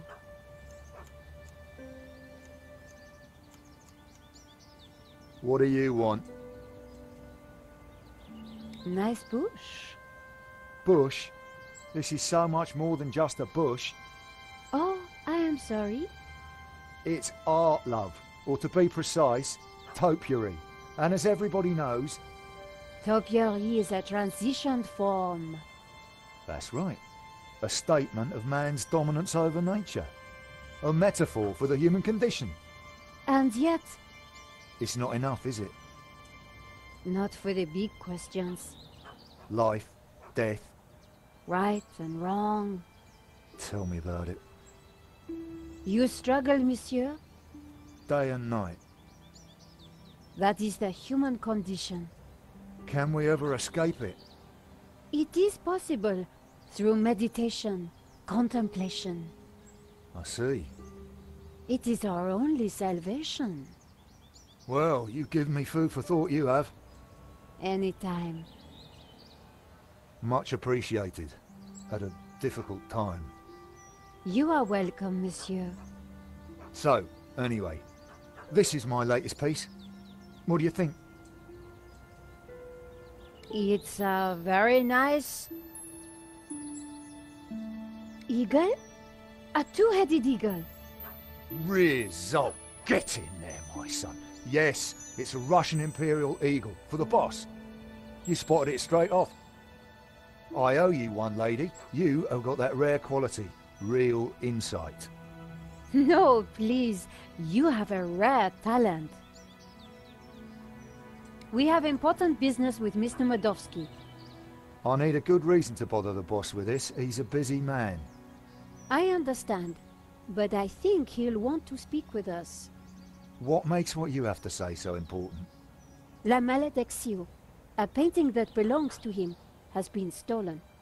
If he wants his insurance claim processed quickly, then he'll want to speak with us. I think he might be annoyed if he finds out you never even told him we came around, right? Okay, okay. Hang on, I'll phone him now.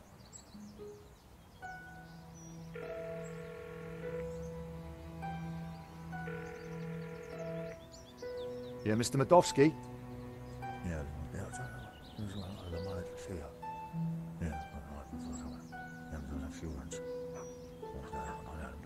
French bird. Yeah. Yes, boss. Right, I will do. You've piqued the boss's interest. That isn't always a good thing. The gate should be open. I'll take you inside. Follow me, please.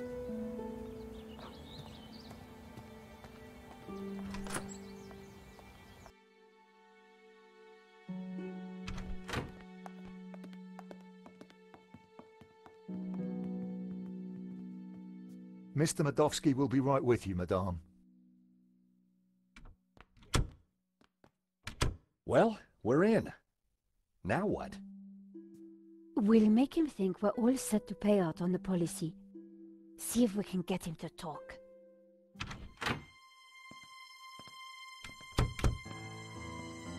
Welcome, welcome. Good day, monsieur. My name is Nico Collard, and this is my assistant, Georges Tabar. You are here to discuss La Maledicció, yes? Correct. I am surprised to see you. My agreement with the gallery specified that my ownership should be kept in the strictest confidence. It would appear that agreement has been broken. A man has been killed, monsieur. An agreement is an agreement. A life has been lost and a painting stolen, monsieur. We need to ask you a few questions. Bravely put, Miss Collard. So be it. I will cooperate however I can. How did you come into possession of La Maledicció? I purchased it at auction. Do you have receipts for the painting? Of course. I have already sent them to your office. These things take time to process. What is there to process? I own the painting, someone stole it, and your company provided me with insurance. I am the victim here. A state you share with the deceased, monsieur. We have reason to believe that the theft was an inside job. Oh, that is terrible. The staff at the gallery were so pleasant to deal with, but such is human nature. I trust this won't delay the insurance claim. I'm sure matters will be sorted out soon. What connection do you have to Vera Security? I've never heard of it.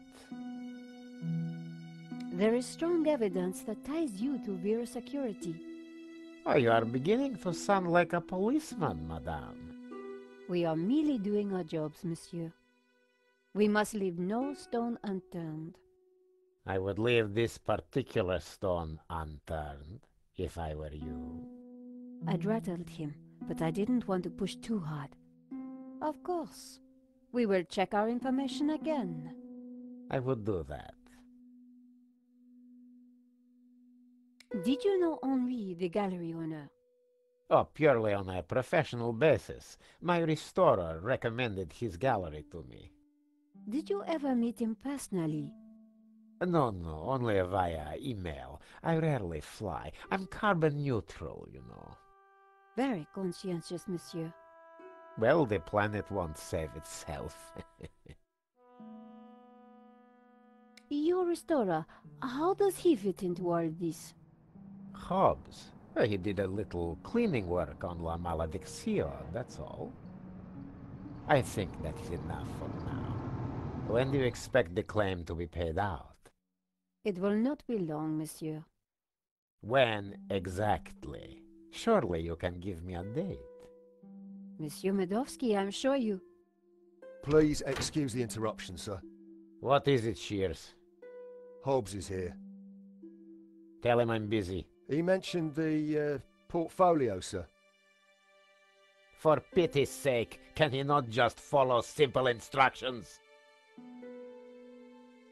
Please excuse me for a moment.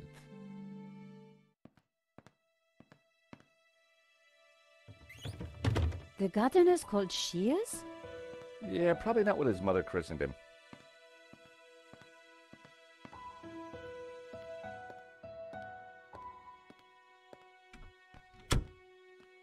What a creep. Very clever creep at that. We got nothing on him, and he knows it. He just brushed off the Vera connection. We need something else to get under his skin. I could use Marquez as leverage. Yeah, it's just one man's word against another. So what else can we do? Let's take a look around. Maybe there's something here we can use against him. Good idea, George. You search, I'll keep watch at the window.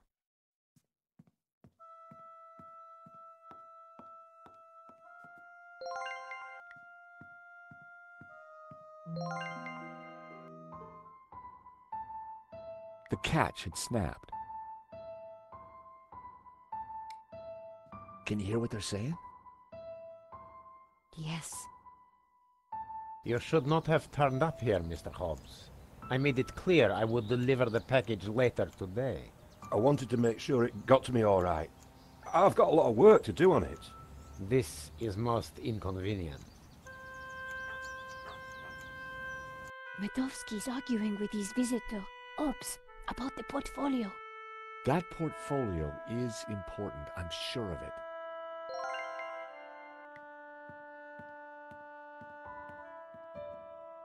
Medovsky had left the cabinet open.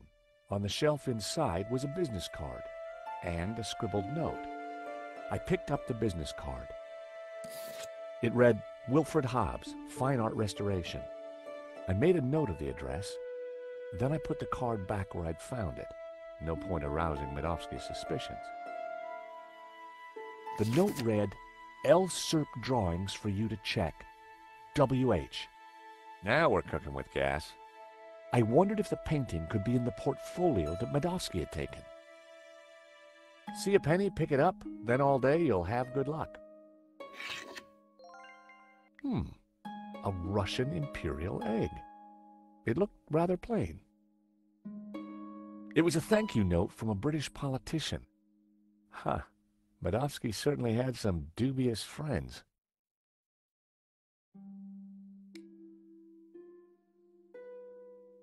Medovsky in Libya. Happy days.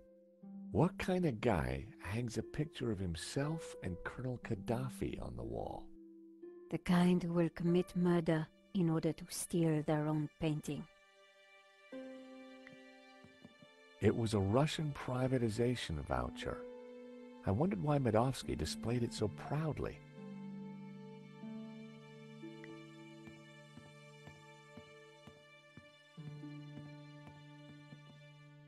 I should have guessed. Keyboard was Cyrillic.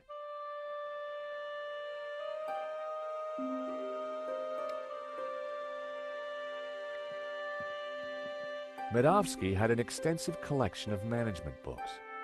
The 7 Secrets of Leadership, 2009. The Business Bonaparte, 1983. Office Eagle or Management Mouse, 1998.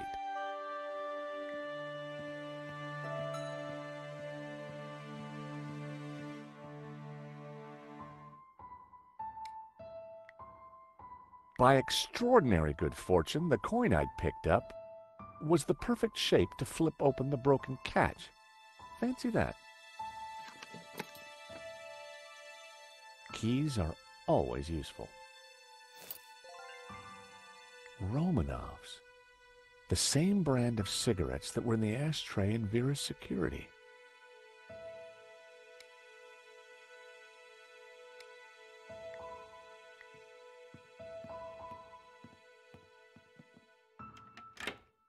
The study door's open now. Hear anything else interesting? Hang on. Listen, Hobbs, just take the portfolio and do your work. You are nervous, and I don't like that. Understood. I have got a few questions, though. I do not like questions either. Hurry up. I noticed a couple of people arriving. Who were they? They look like coppers. They were from the insurance company. Has the...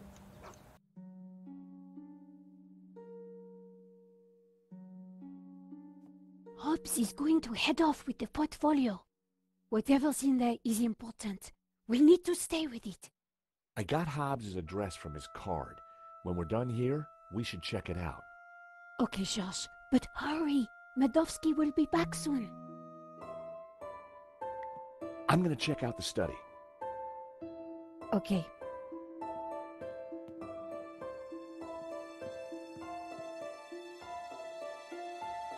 Wow, there must be millions of dollars worth of art on these walls. The drawer was open. My heart skipped a beat. But inside, I saw only a candy bar wrapper. The painting reminded me of my Aunt Maud. I'd never liked her.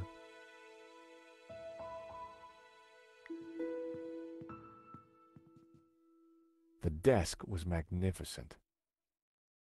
Filthy habit. Those two little holes were just waiting for me to put my fingers in. I resisted the urge.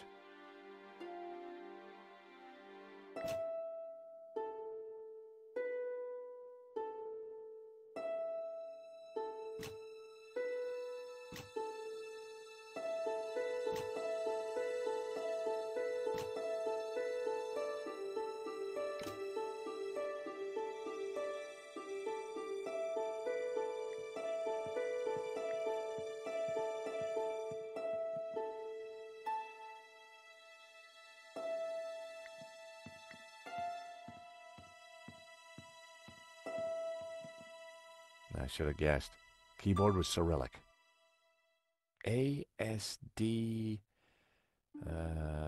G or F? Ugh, I couldn't remember.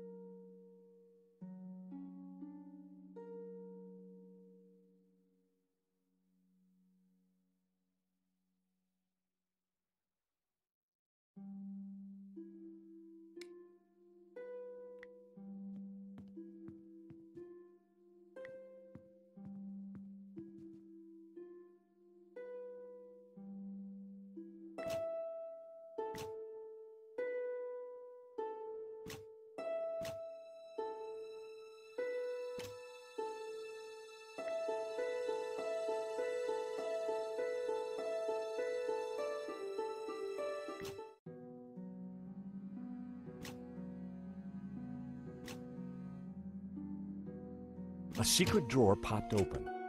At last, I was going to discover Medovsky's secrets. It certainly wasn't Medovsky's sock drawer. Hey, Nico! Come see this! I think we've struck gold. Hang on, I'm coming. Look, a letter from a guy called Gainen. His company, Wolfram, want to purchase La Malediccio. They're offering way over the asking price. Anything connecting Medovsky to Vera?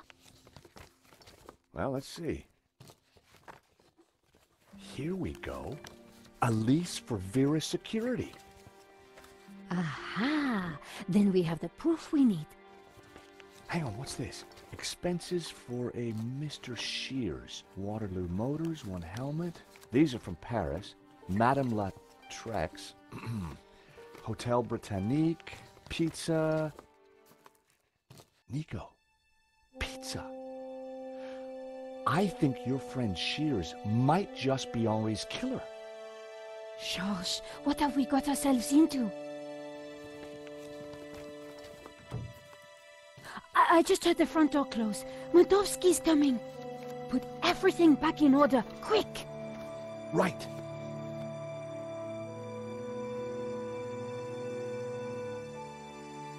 He'll never suspect we just ransacked his house for evidence.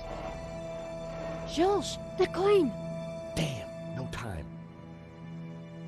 Look cool, Nico. I'll handle this.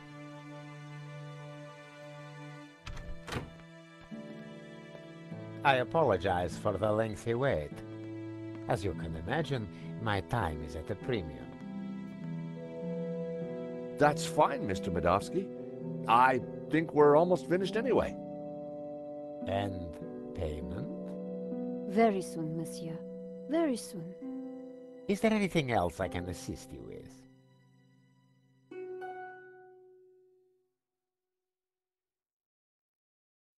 So this Hobbs guy, good friend of yours, is he?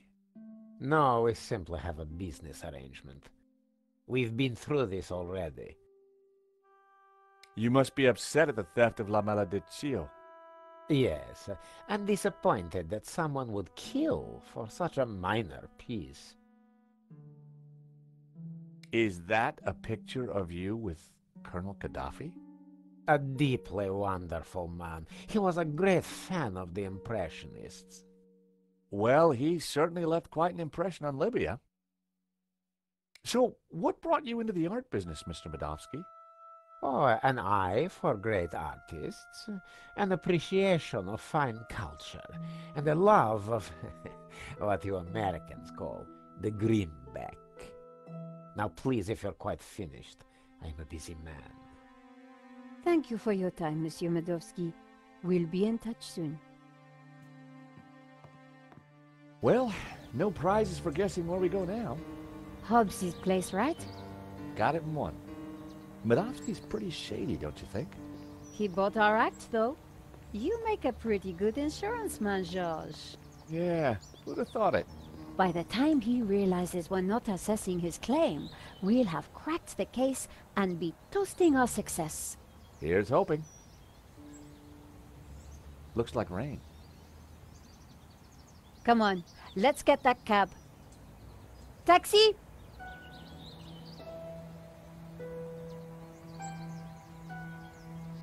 I think we just stepped off the London tourist trail.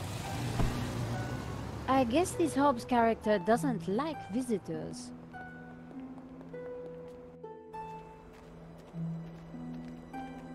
Not the kind of place you'd expect to find a restorer of old masters. Unless you didn't want to attract attention. He's attracted ours. Let's see what Mr. Hobbs knows about La Malediccio. And let's try and get a look inside that portfolio.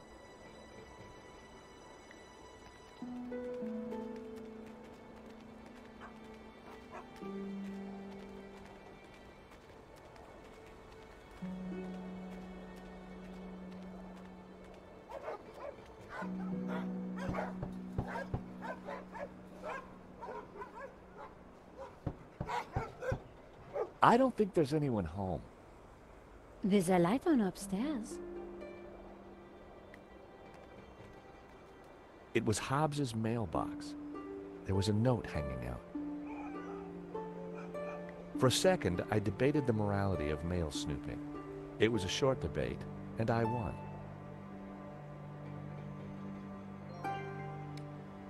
I decided to open the letter. Dear Mr. Hobbs, due to previous incidents, we are writing to inform you that we will no longer be sending models to your address. It went on to discuss Hobbs's temper and other alleged infractions, some of which still carry the death sentence in certain less sophisticated cultures. Interesting. This could come in useful.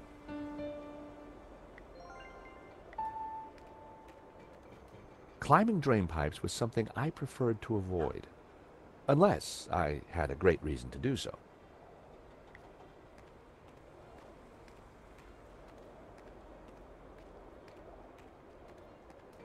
The large dumpster was full of garbage.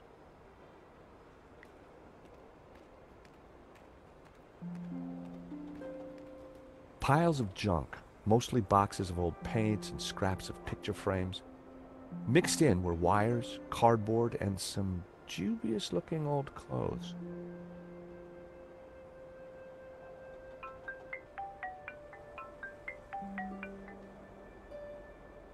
George Stobart. Ah, Monsieur Stobart. I trust you have obeyed my instructions not to leave Paris. Of course, Inspector. Good. You clearly know which side your cookie is buttered. Now, I require your presence tomorrow at the murder scene for a reconstruction. I see. 12 o'clock sharp, monsieur. Or, as you would say, high noon. Sure. Any failure to comply, and I shall have you extraordinarily rendered. Have a nice day now. And you. That was Nave. We're required back at the gallery tomorrow for a crime scene reconstruction. Let me guess. Non-attendance is a criminal offense? You got it.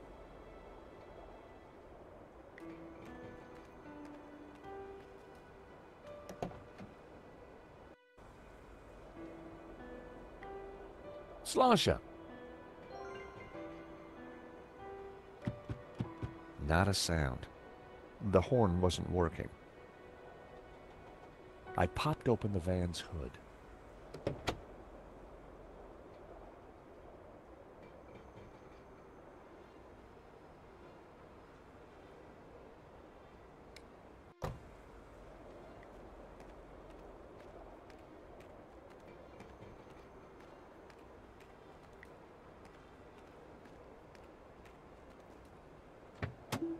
The engine was held together by rust and dirt. Everything was covered in a sticky film of dirty black oil. Half the wiring wasn't connected to anything. It was clear why the horn hadn't made a noise. Neither horn pipe was connected to either the battery or the cab. A bundle of wires came into the engine bay from the dashboard. Many of the wires seemed to lead nowhere. It was one of two horns in the van. It didn't seem to be connected to anything else under the hood. Two wires hung loose from it. A loose wire hung from the horn. If I had some spare cable, I could connect it to the other horn.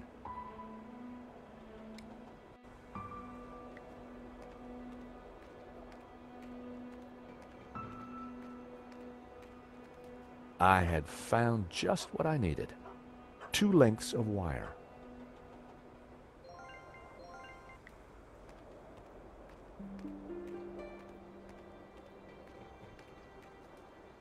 The engine bay was a mess. I snipped the wire in half.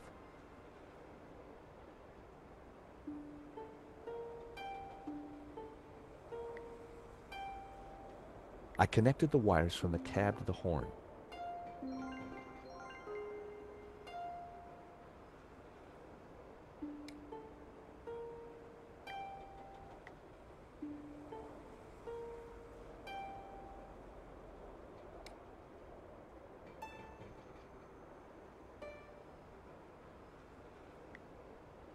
That wouldn't make any sense.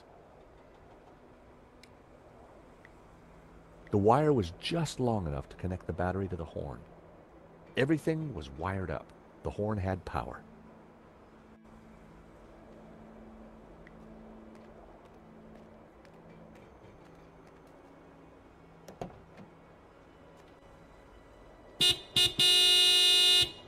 I figured that should get Hobbs' attention. All right, hold your blooming horses. What are you up to with my van? Hello there. We fixed your horn. So I hear. Now what are you doing in my yard? Sorry to bother you again, Mr. Hobbs, but... Well, that could have gone better. He's not exactly the friendliest of characters.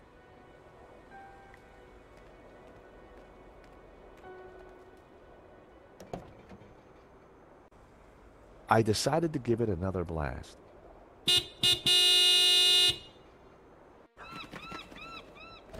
For crying out loud, will you leave my van alone? Sorry, just need a quick word, Mr. Hobbs. Afternoon, Mr. Hobbs. We're from the model agency. About blooming time. I'm on a deadline. You better come up.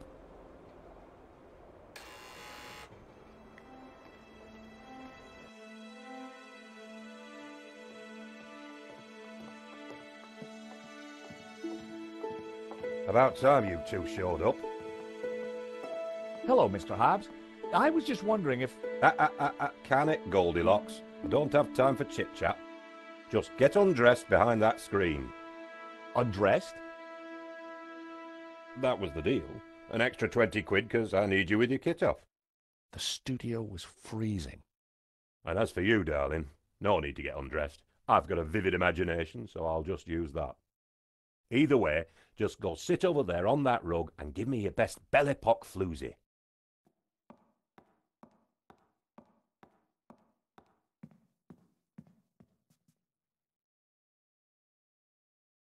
That's perfect. Just hold it there. Nico made for a good distraction. I just needed to figure out how to get a look inside that portfolio.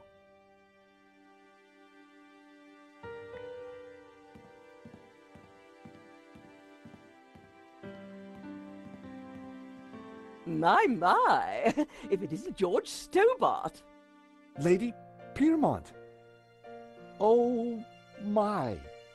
You're... Naked? Of course. As an artist's muse, one often finds oneself en pelotas. Now, George, don't be shy. Come here and give me a big hug. That day was the day the nightmares had begun. Trapped, smothered, choking on lavender.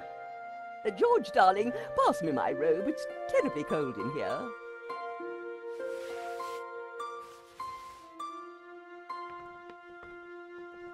Oi, what are you doing with a blooming robe on? God help me, but you're supposed to be naked. I've got a deadline to meet.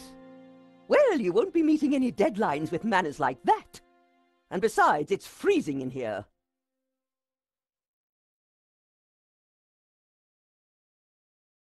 Lady Piermont and I had met before. She was larger than life, in every way. Lady Piermont. Oh, George, be a darling and sort the heating out in here. I'll see what I can do.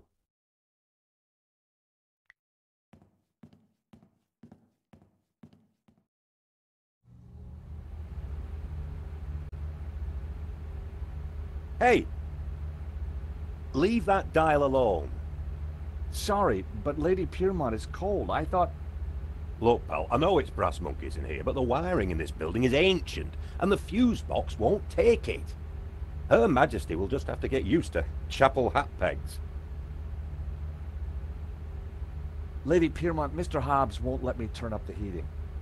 Well, we'll soon see about that. Oh, crumbs. If you do not adjust the heating, I shall refuse to cooperate. Lady Piermont, it's the circuits. They won't take the strain. You know what old buildings are like. In which case, I see no reason for this session to continue. Whoa, Lady Piermont, let's not be too hasty. I'm sure I can accommodate your needs. Good. Perhaps you can start by letting George here turn up the heating. Oh, go ahead then, but be careful. The power in here is temperamental.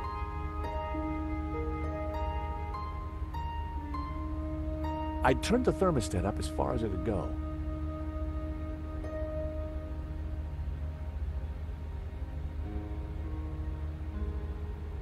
I wondered if the suspicious wiring could be used to my advantage.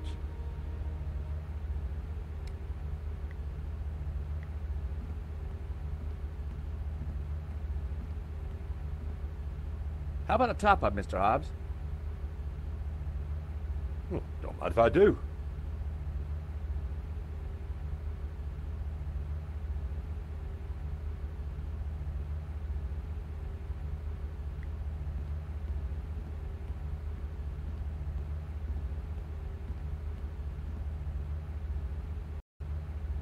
Wow, an old Bofson Wang stereo. I hadn't seen one of those for years. The record had stopped.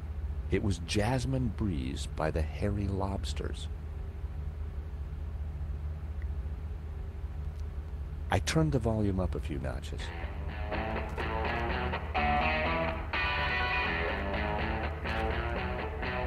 A record was spinning on the turntable. I turned the volume down. I turned the volume up a few notches.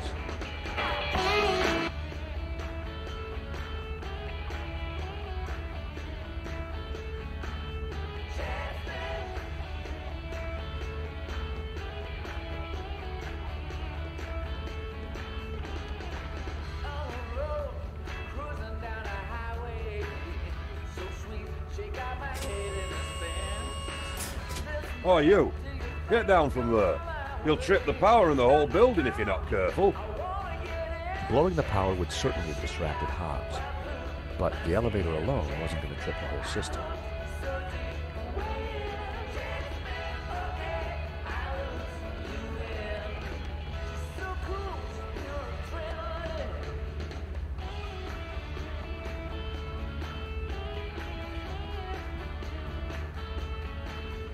A word, if I may, Lady Piermont. For you, George, I'm all ears. How can I help? Lady Piermont, we need your help. How thrilling! What do you need? Subterfuge? Legerdemain?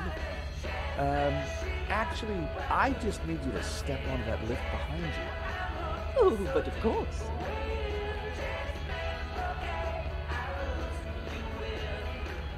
Is this good, George, darling?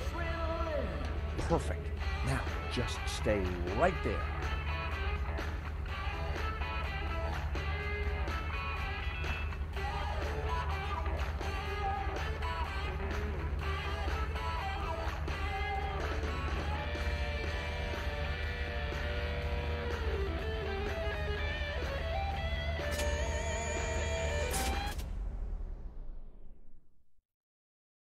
Oh, not again.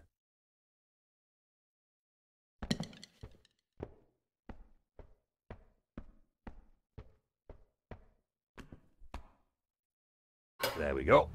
Now, back to work. This is going to be one of those days. A straw had broken the camel's back.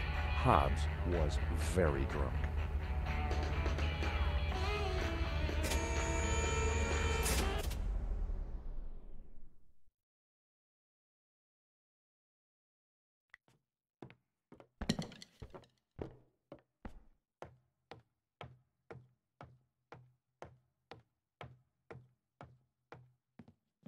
Now was my chance.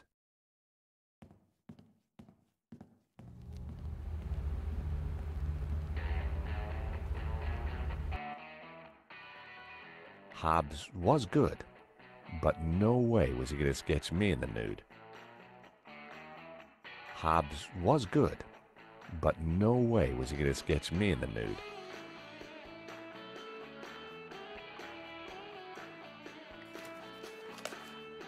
More of Hobbs' sketches. The model looked familiar. Impressionist sketches. Well, it wasn't La Malediccio, but it did appear to be a study for an element of the painting, the Ouroboros. There was something different about the image in the center. I figured the sketch might come in handy, so I took it.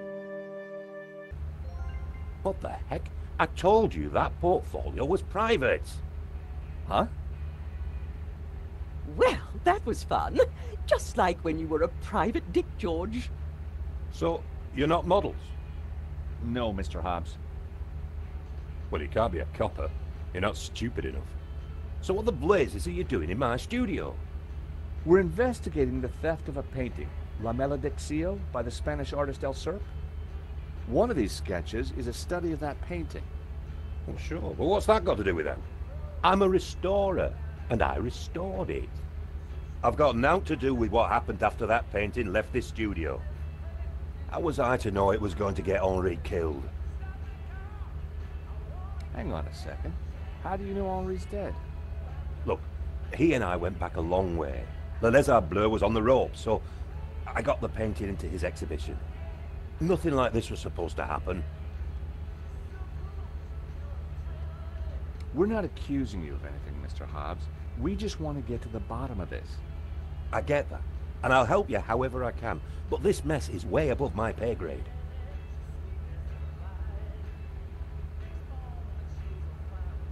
How come you needed to make so many sketches of the painting to restore it?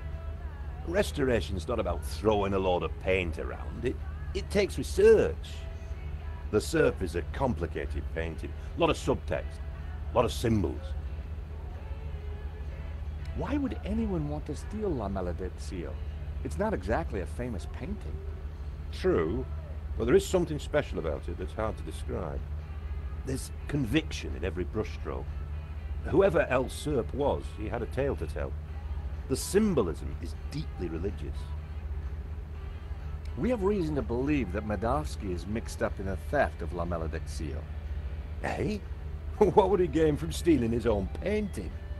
We have strong evidence that Madovsky is not the real owner. He'll have a hard time proving that. Medovsky has a full set of provenances for the painting. It traces its legitimate ownership all the way back to the painter. Why didn't Medovsky mention it? Because they're not with him. Henri's got them. Or had them. And Henri is dead. So ask his partner. Lane? Lane, yeah, Lane. Look, pal, you're wasting your time looking for conspiracies here. And you're wasting my time if you're not actually going to get naked. Go get the provenance from Lane, and everything will turn out hunky-dory. But it also puts Marquez's story into question. Not my problem, darling. Now both of you, get lost. I've got a painting to finish. And we have a critic to interrogate. Someone's lying, but who?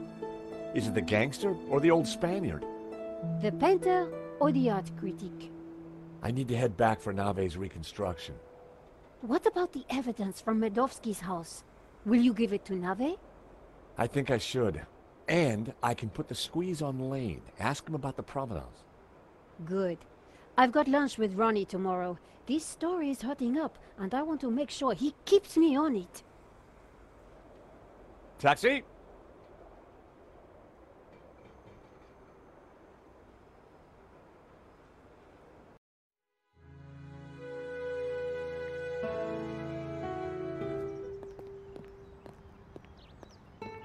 Here I was again at the crime scene. Inside the gallery, I could see lots of activity. Nave preparing for the reconstruction, no doubt.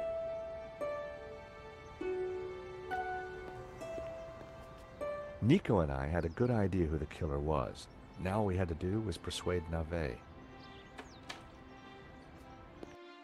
Sir, I already tried starting it up. I think it's broken. Nonsense, Moo. This machine has the power of 10 investigators. But investigators never fail to start up, sir. Your pessimism is duly noted, Moo.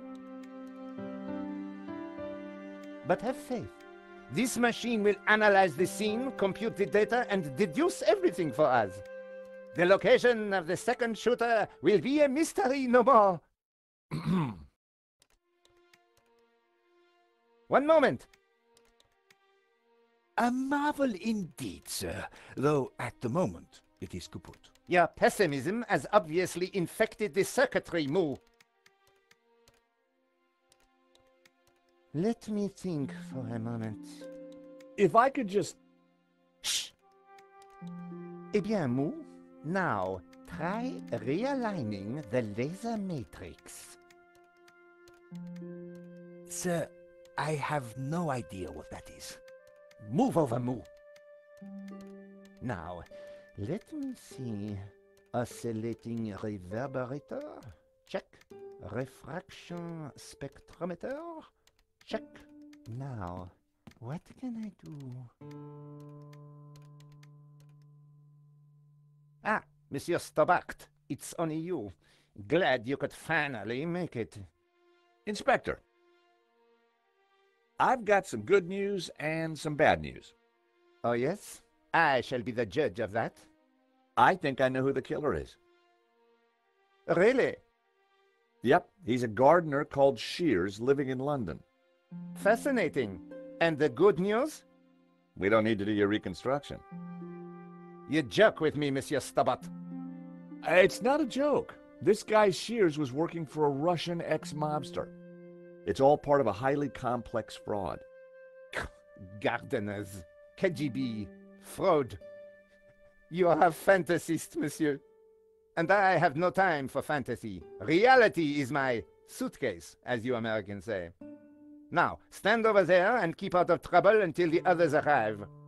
Well, who are we waiting for? Mademoiselle Collard and Father Simeon. Please, I am very busy.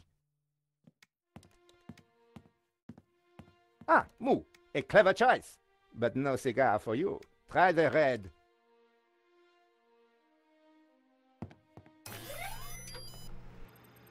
Mon Dieu!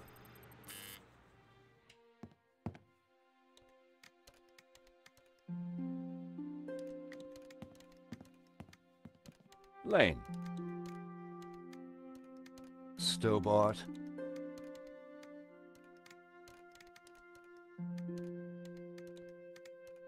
What's the deal with that device over there? It's a farce. They've been trying to get it working for hours. Looks like something out of a 50s sci-fi movie. It probably is. I gather you're the man to ask about the provenance for the painting. For La Malediccio? Well, you have been busy, haven't you, Stobart? I'd like to see it. So speak to Bijou. She took care of the business side of the gallery. The provenance is in the office safe. She has the key. Lane was a pushover when you had him cornered. Though it looked like Bijou hadn't been completely honest with me after all. I needed to pay her another visit. Okay, thanks.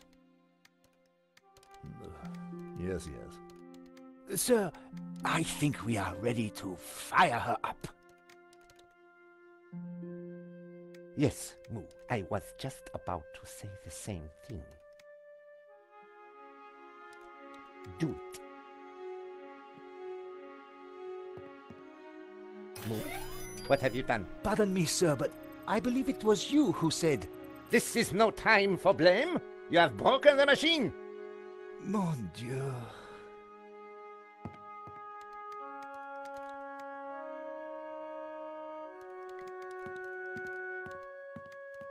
Stobart. Monsieur Stobart, you will not leave until this is over. Understood? But I just need to... This is a reconstruction. You will remain here until I have concluded my investigations. Do I make myself clear? Okay, clear. And it would have been silly to risk my investigation. Better to play along with Nave and get the reconstruction over as quickly as possible. Inspector Nave. What seems to be the problem?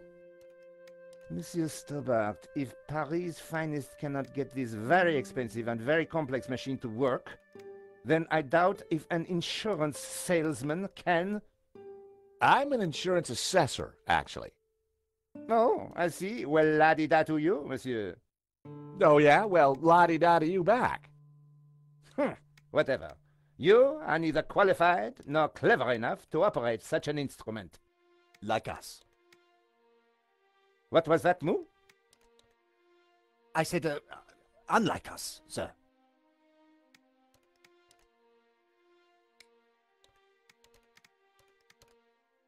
I was sure I could get the machine to work if I could just get Nave out of the way.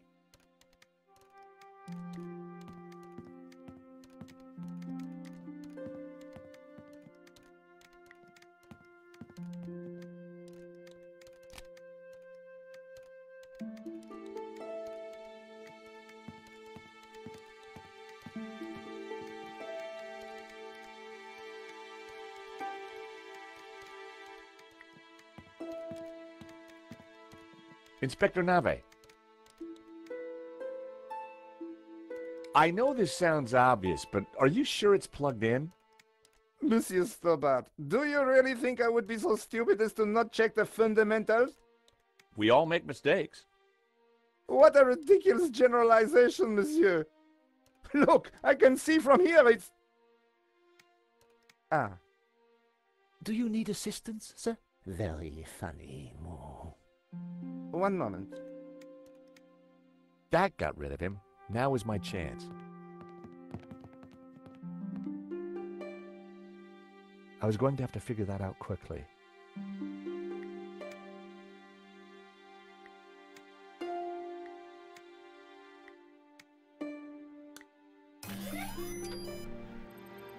Time to get the show on the road.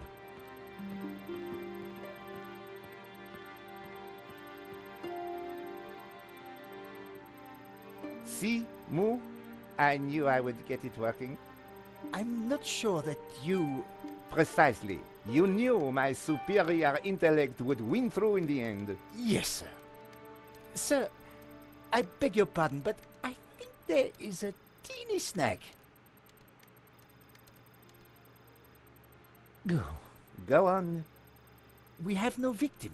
Good God, Moo. Are you suggesting I kill someone for the sake of this reenactment? No, sir. Just saying we need a body, sir. Ah, yes, I see. You'll make a detective yet, Moo. I, of course, foresaw this, and I nominate you.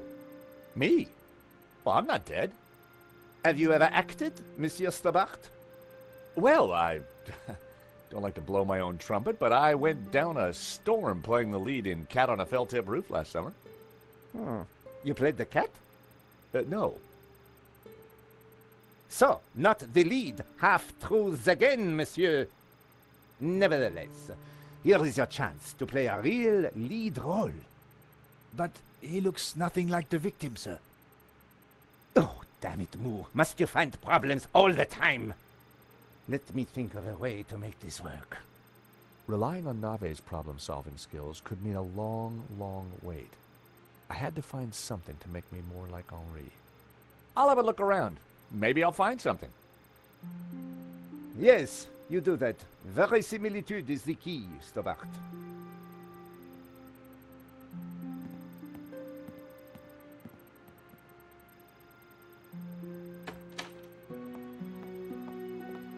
Ah, you have arrived at last.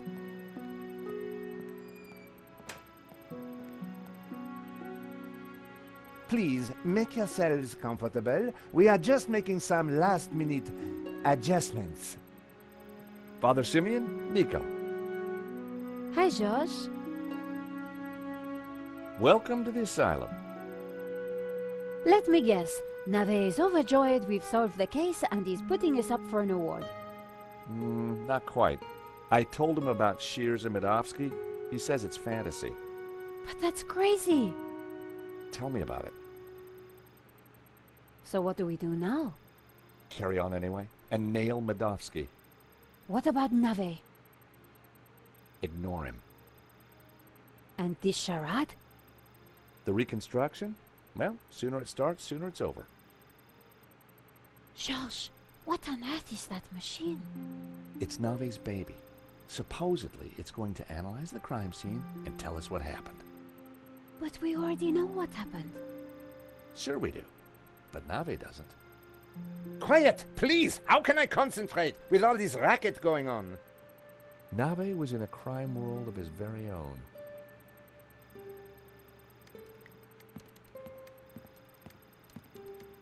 The best place to find Henri's things was in his office.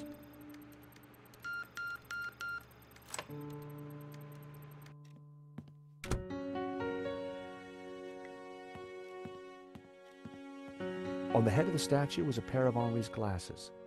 Maybe, just maybe, the glasses would make me look like Henri.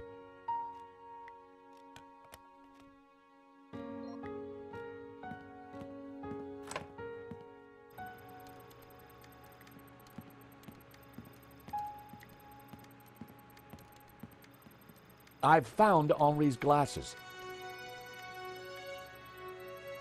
Stole or found? Never mind. That might just do it.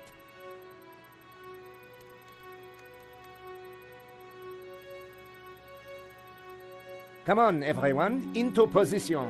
I want everyone to stand precisely where they were when the victim died.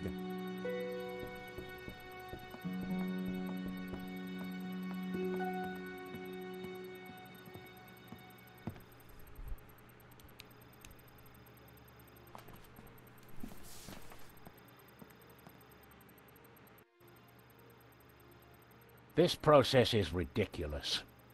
God moves in mysterious ways, Father. Indeed. And the devil makes work for idle hands, Mr. Stobart. Shh! Stobart, you are supposed to be dead. Please be dead more quietly. I tried to tell Nave the truth about his bloodstain. Didn't he believe you? You're a man of God. His faith is in science, Mr. Stobart, not God. Father? Yes, my son. You keep talking about the Gnostics. Who are they? They are a cult. a warped branch of Christianity that reveres Lucifer as equal to, or perhaps greater than, God. I can see how that might trouble the Vatican.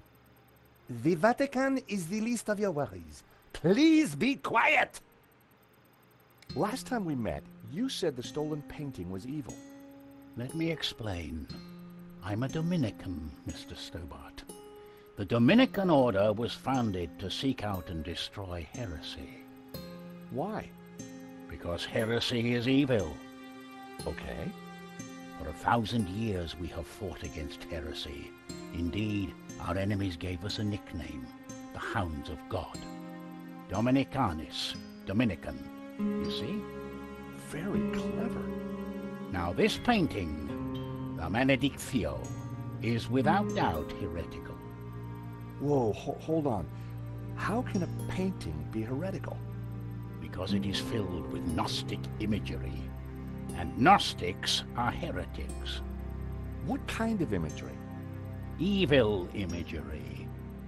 The Ouroboros, the snake eating its tail. Images of false saints, heretical saints. So you think the painting itself is evil? It trails murder in its wake, Mr. Stobart. And murder is police work, monsieur. Silence, please, both of you. Monsieur Stubble. Yes, Inspector? You are fiddling. I just wanted to show Father Simeon. Well, don't. You are supposed to be dead. The dead do not move. They do not talk. And they certainly do not fiddle. So, please, stay in character. Important science is occurring. Nave wasn't going to let me show the priest anything, but that wouldn't stop me talking to him. The Ouroboros, what exactly is it? It is a Gnostic symbol. It marks something that is hidden. There are trees illustrated within the Ouroboros. They symbolize knowledge. So the Ouroboros alludes to hidden knowledge. The painting must be destroyed to stop this knowledge being revealed. Thank you, ladies and gentlemen. That is the first set of results completed. Only 36 more to do. Please remain in position while we reset the machine. You may relax and talk amongst yourselves.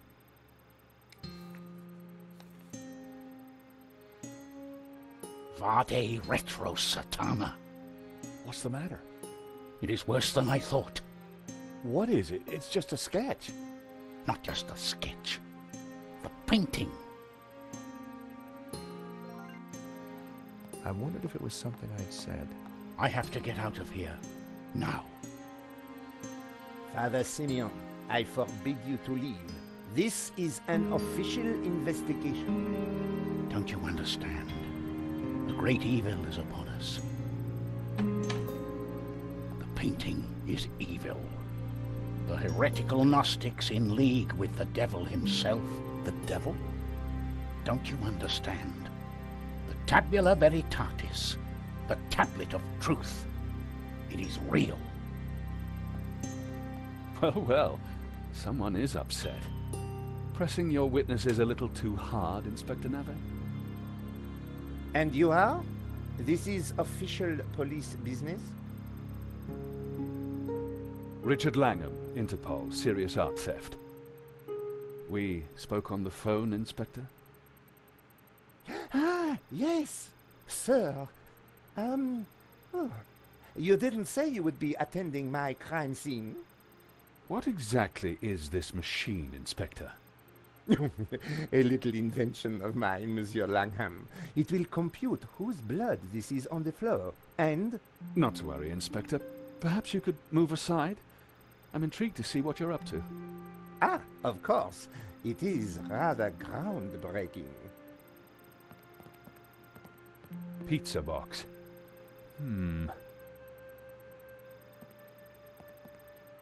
It looks like your suspect was a Hawaiian, Inspector. A Hawaiian? Mon Dieu. Mo! Get on to the Hawaiian embassy straight away. There is a surf killer on the loose. Alert the airports and the surf shops. Sorry, Inspector. I mean, Hawaiian pizza. Your bloodstain is a pizza sauce. Pizza? Moo! You fool! Forget the surf shops. Get onto the Italian embassy. This has mafia written all over it. Nah, Inspector, if you don't mind, I'd like to speak to your witnesses. And in the meantime, perhaps you should try and get your priest back. Madame Collard, Mr. Stobart, I assume. Can I buy you chaps a coffee? Langham sounded a little more on the ball.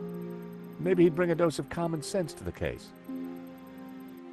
So, Inspector Nave brought me up to speed and told me about you guys. I can guess what he said. But what's your interest in the robbery?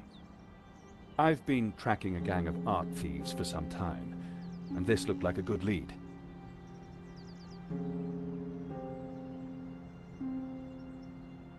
But Nave is worse than useless. I was hoping you might be able to help. We're flattered.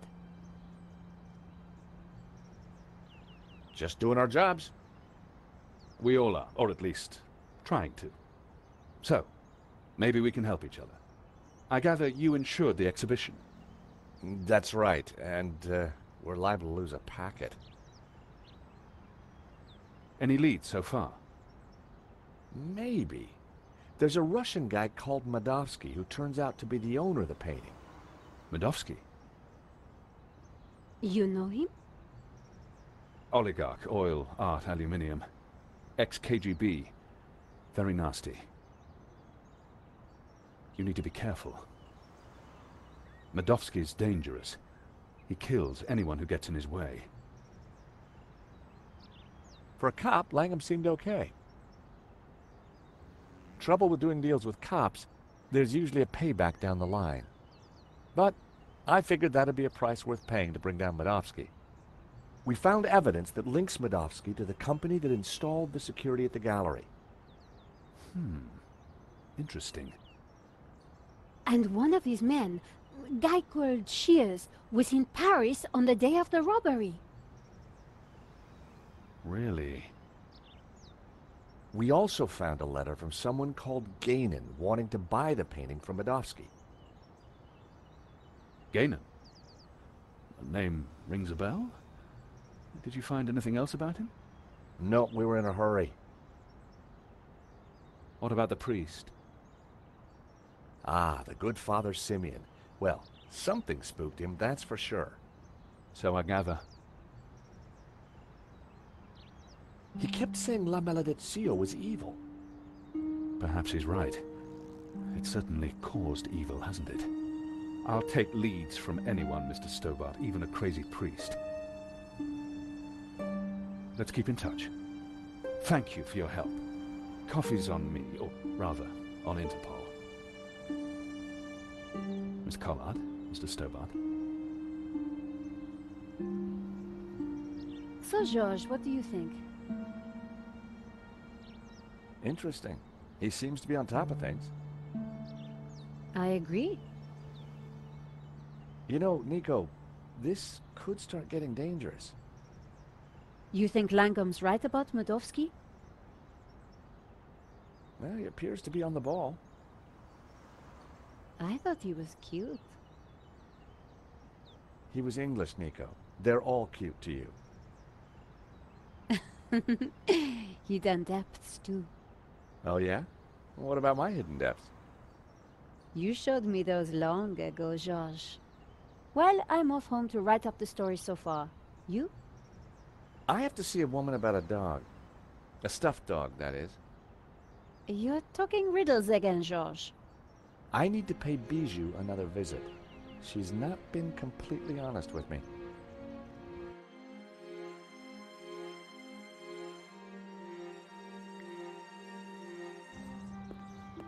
Bijou had told me she didn't have anything to do with the business. But Lane said the opposite. One of them was lying.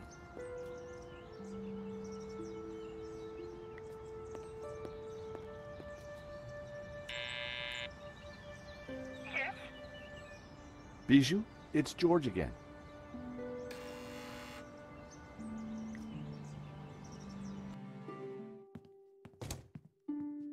The air was heavy with incense and alcohol.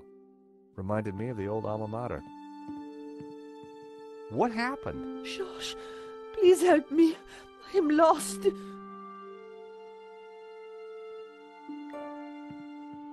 Oh, help me. You must help me. What's wrong, Bijou? I can't play our song. I've lost Henri and now our song. You mean the record? How did it happen? I stumbled and trod on it by mistake. What song was it, Bijou? I'm lost without it. Lost, lost. The name of the song, Bijou. Jasmine. It was our song. I'll see what I can do. Who sang the song? My darling Henri, of course. It got to #2 in the Swedish charts. I was so proud. Get me another one, George. Oh, please tell me you will. I guess I can try. Oh, you're a darling. I felt terrible. I was anything but a darling. All I was really after was the key to the safe. Please help me.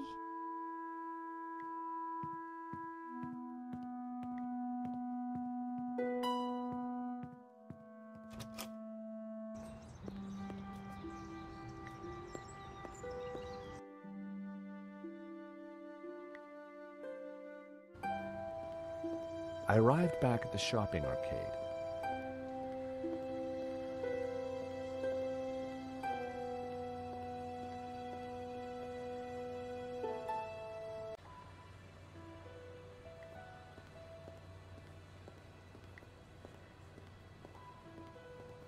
Hey, Bassam, how's business?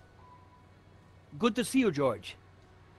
Gotta say, the new branding's hitting the demographic right between the eyes. Sold anything? This is a soft market, George. Look to the margins. Look to the margins. What's your latest bargain? Bargain? I prefer the word incentivizer, George. Look at the store. Something for everyone, and everything for someone. Any other bargains? Got a batch of phone covers. Let me guess. Rhinestones? Got it in one.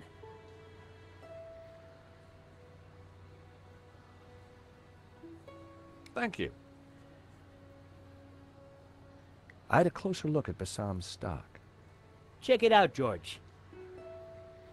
I've had quite a stock update, and I've got to say the metrics on some of this stuff is startling.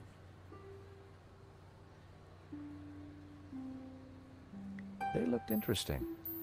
A stack of those cards that play music when you open them. George, what can I do for you? Does one of your cards play the song Jasmine? Sounds familiar. Let me check the database. I think that's by the Hairy Lobsters. Bassam certainly knew his stock. Aha! Here it is. How much? It's yours, if you mention my shop to 3 other people. Done. Thanks. Thank you.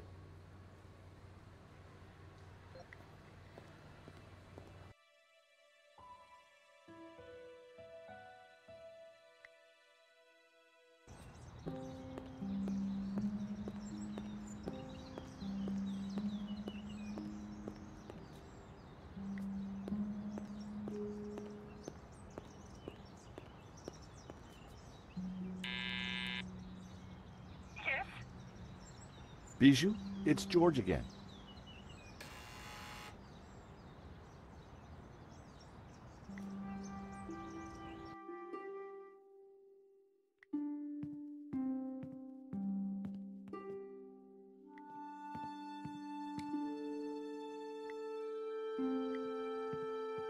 How about this card? It plays the tune.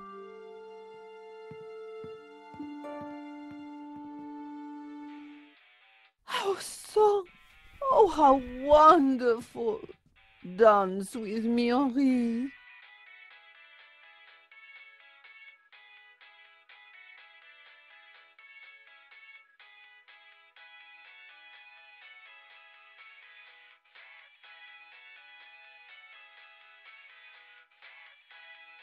Bijou? Henri? Oh, you're not Henri. About the provenance. No talking, sweetie. Just dancing. But it's safe. In the safe. she only wanted Henri. Short of a seance, what could I do? Oh, Henri, just dance with me. I found myself at Bijou's well-equipped dressing table. I grabbed a strip. Prepare for wax.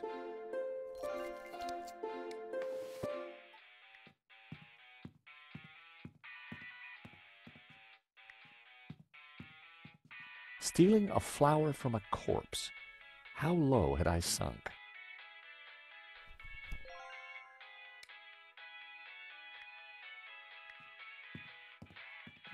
Sorry, Fifi. I'll see you in Rio.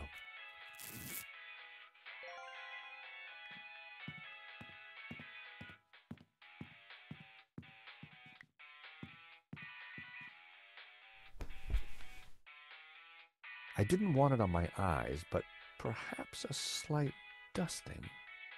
My hair was now the same color as Henri's. Time to bring Henri back to life. Henri had more facial hair than me. I needed a brown goatee. With my mouth firmly closed, I added the wax strip to my upper lip. Instant goatee. Looking good, but not quite there yet.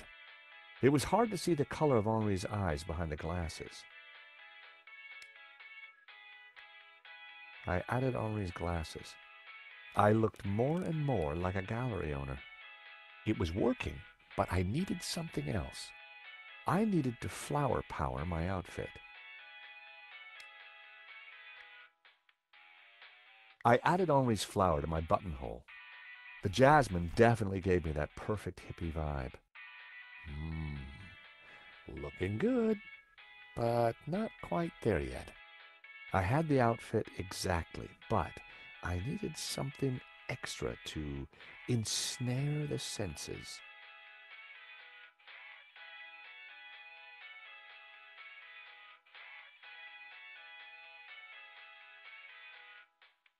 Bijou used a pungent flowery scent. I didn't want it on me.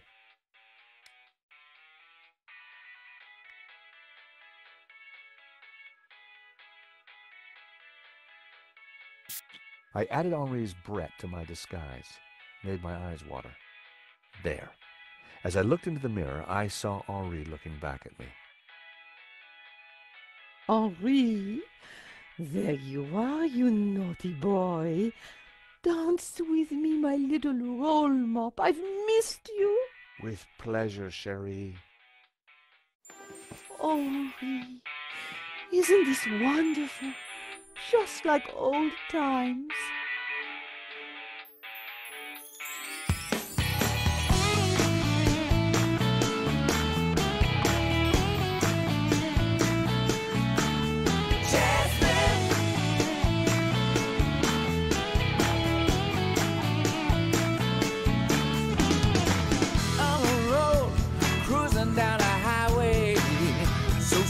She got my head in a spin.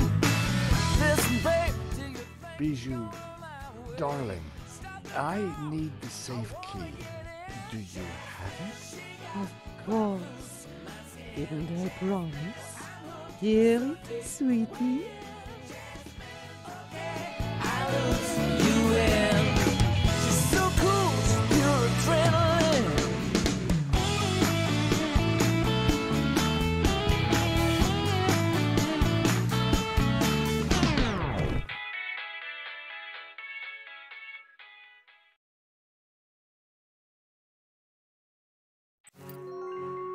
Better let her sleep. I had the key. And besides, I wanted to get my hands on that letter of provenance.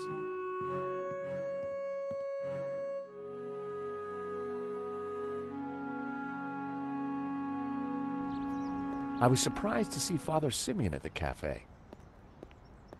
George, a moment, if you please.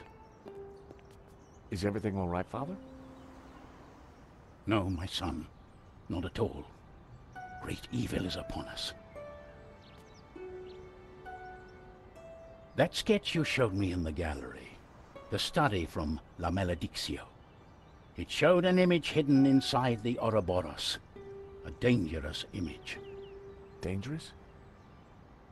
The symbol represents a heresy, an object that the Gnostics call the Tabula Veritatis. The Tablet of Truth? It is a tablet of lies, a tool of Lucifer. Tell me more about this Tabula Veritatis. It is an artifact capable of undoing the whole of creation. It was smuggled out of the Holy Land millennia ago and brought to Europe by the Cathars, an evil Gnostic cult. In 1209, the Church launched a glorious crusade in the Cathar heartlands of southern France. We wiped out almost all the Cathars, and with them, the evil that is Gnosticism. My order, the Dominicans, were formed at that time to seek out and eradicate any remaining Gnostics. But we failed in our primary objective. We did not find the Tabula Veritatis. We presumed it lost, but the painting suggests it is still in Gnostic hands. How is La Maledictio connected to all this? I believe it contains clues that point to the location of the tablet. Clues constructed for a Gnostic to solve. If someone were to decrypt the painting and find the Tabula Veritatis, who knows what evil would be unleashed upon the world. So, you're suggesting that this image of the Tabula Veritatis is hidden in the Ouroboros on the painting? It is obvious now. The Ouroboros is a symbol of the Gnostics, and the tree it contained symbolized knowledge, hidden Gnostic knowledge. Were the Cathars all killed? All that came forward to fight, but like a weed, their roots were deep. We did not fully destroy their evil. I still don't get why the Gnostics are so evil. They see God as simply the creator of the physical world, and revere Lucifer as the lord of the spiritual realm. Wow. What's so terrible about this tablet? What does it do? Like Lucifer himself, the Gnostics could be anywhere. We must talk somewhere more private. Well, thank you, Father. That was some story. Be careful. Guard this knowledge. There are those who would do anything to find the tabula. Please excuse me. I have to get back to the gallery. I will remain here and follow you when no one is looking. I have more I must tell you. I had to get into the gallery and find the provenance, but I was really looking forward to hearing what else Father Simeon had to tell me.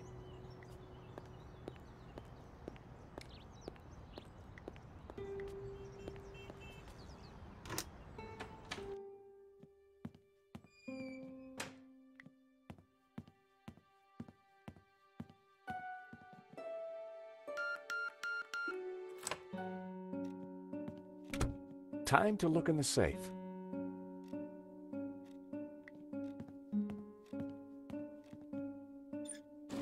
I opened the compartment again.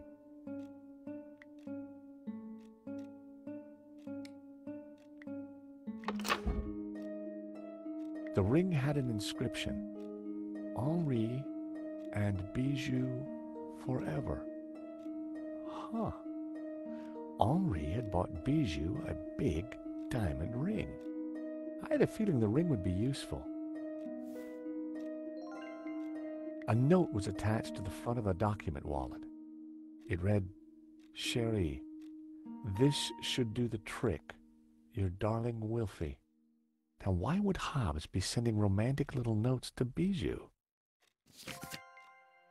That had to be the elusive provenance. It clearly stated that Medovsky was the owner, but I'd learned never to take things at face value. I had to take a closer look at this. At first glance, the provenance looked authentic, but something wasn't right.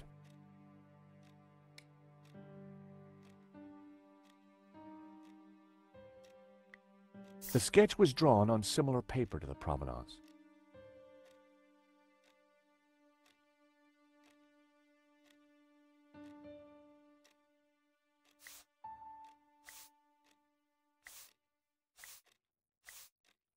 The coffee cup stains matched exactly, as did the tear. The provenance must have been created by Hobbs. It was a fake, which meant Medovsky wasn't the true owner.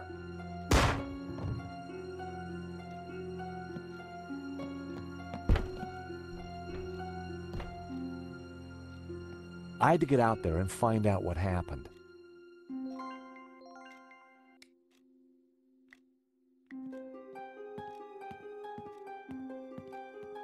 The diamond ring was just what I needed to cut through the glass.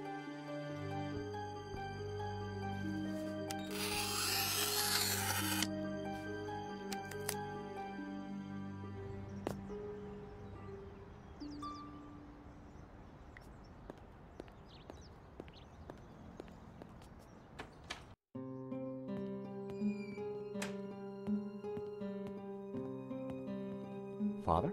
Gnostics. You must stop them. Who did this, Simeon? Don't let them. The tablet. They are going to raise the devil. Lucifer himself. Those were his last words. First Henri, now Simeon. Who was behind this? And what was Simeon trying to tell me?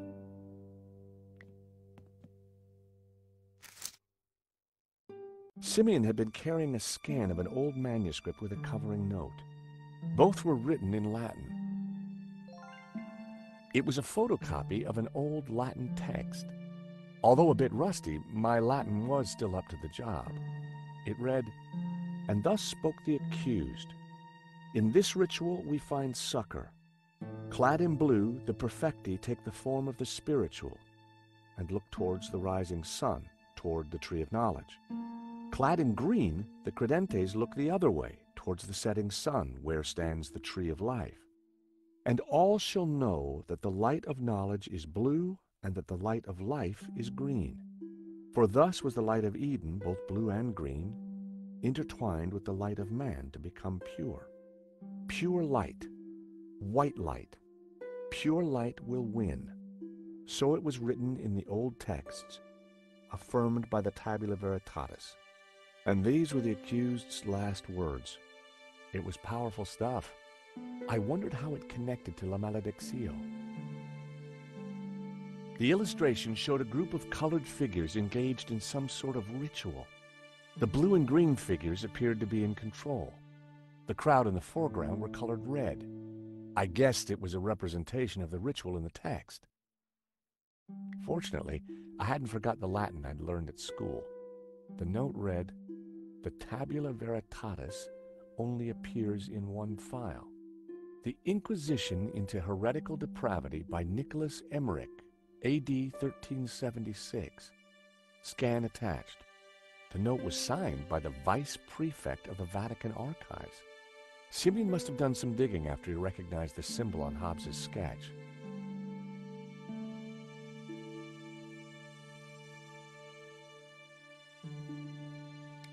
My God, what have you done? Huh? I know this looks like... Like you've been caught red-handed? Excuse me.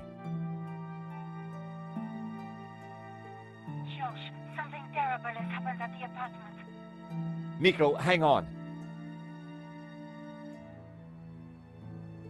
Lane, it's not what it looks like. Murdering a priest, Stobart? Is there no end to your depravity? It's a simple misunderstanding. Look, I need to go. I'll be at Nico's apartment.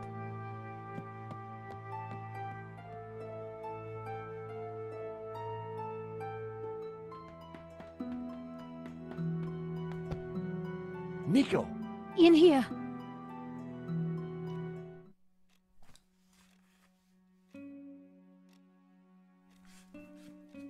Oh, hi, Georges. I thought you were being attacked. When I arrived, there was someone here. He rushed me, knocked me down. Did you get a look at him? No, it happened so quick, and then he was gone. What a mess. This blood. Where's Marquez? I don't know. He must be badly hurt. Or dead. Not another killing. What do you mean? I just came from the gallery. Father Simeon's been shot.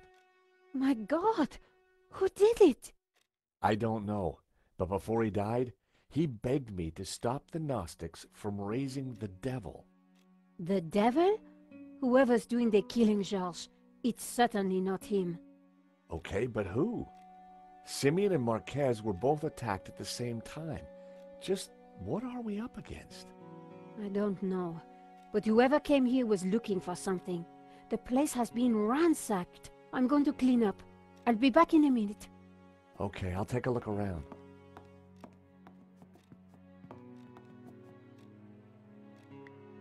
There was still quite a bloodstain. I really hoped that Marquez was all right. The chair had been knocked over in the fight, but there was something glinting underneath. It was Marquez's medallion.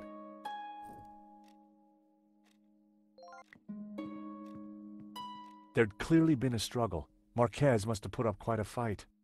I spotted something in the mess. It was Marquez's family photo. Marquez wouldn't have intentionally left the photo behind.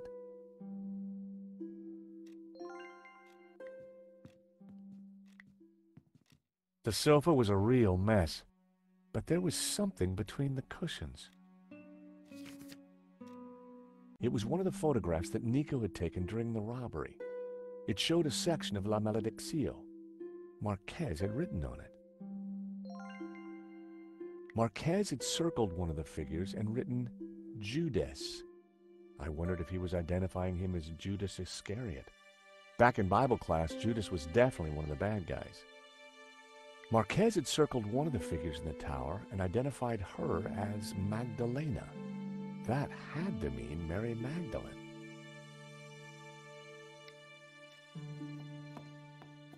Hey, Georges, you find anything? Marquez's medallion. And one of your photos of the robbery. Marquez scribbled all over it. I think he was trying to work something out in the painting. Simeon must have been right. The painting is some kind of map. We should... Hold on, my phone. Hello? Oui? This is Inspector Navet. I am looking for the American, Monsieur Stobart. Are you with him? Yes, he's right here. Mon Dieu! Stay calm, madame. Where exactly are you? In my neighbor's apartment. But why do you... Do not worry. I am just moments away. Be very careful. He is armed and highly dangerous. But he seems so charming. Trust me, madame. The leopard never changes his straps. That was Navet. You're in big trouble. Lane saw me with Simeon's body. He set me up for sure.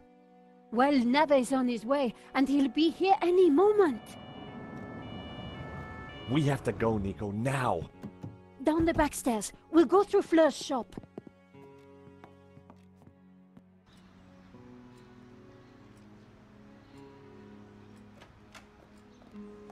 Ah, there you are. Right on time. Sorry, Fleur, but we can't stop. Suit yourself. Damn it. Sergeant Moo is outside the door. He's talking to someone. Oh, no, it's Adam. Who? My neighbor. Ah, the pug lover with the trashed apartment. That's the one. Hey, Fleur. Great to see you again. You were expecting us? 30 more seconds and you would have been caught. Charged with the murder of a priest. Whoa. How do you know about that? News travels fast through the ether, George. Take this. What do I do with a ball of yarn? Bribe Moo with a nice Aran sweater? You will find the way. Now, excuse me. I think it's time you planned your escape. Oh, hi, Adam. Hi, Nico. They say I can't go up to my apartment. Oh, really? I wonder why. Yeah, I wonder why too. Yeah, I'm George, by the way. Adam. I live in the apartment next to Nico. I know. I mean, how interesting. Fleur, can I sit here for a while until the police let me back in? By all means.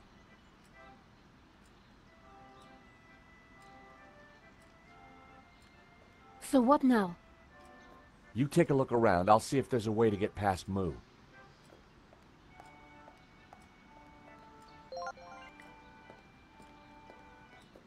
Hey there, Adam. Oh, hey, George. What can I do for you? Do you know what's going on with the police? No, they wouldn't tell me. Good. I mean, strange. It's annoying. I'm really tired. It was a long drive. Oh, been anywhere interesting? I've just come back from a coin fair. It was mega. But that's fascinating. So, what do you think of this coin? Oh my god, that's a platinum 12 ruble. It is? I mean, yeah, of course it is. You know, it's gonna be a rough day, Adam. Why don't you keep the coin? Are you serious? I'll get my pal Stefan to value it. His coin shop's just around the corner. Hey, maybe you could use the money to redecorate your apartment. But it doesn't need redecorating. That's a matter of opinion.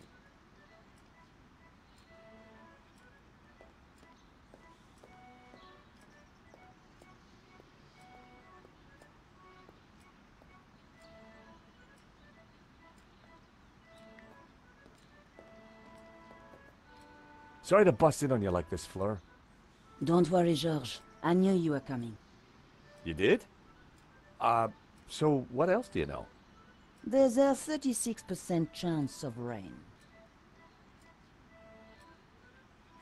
You've known Nico a while. What flowers does she like? Yellow. No, wait. Yes. Yellow, definitely.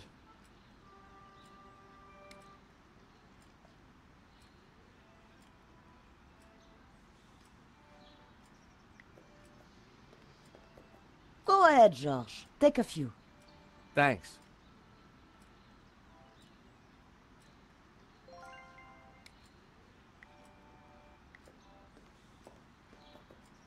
I got you some beautiful tulips. That's sweet, George, but I'm not a big fan of yellow flowers. Oh, but Fleur said... Fleur doesn't know everything. Oh, typical.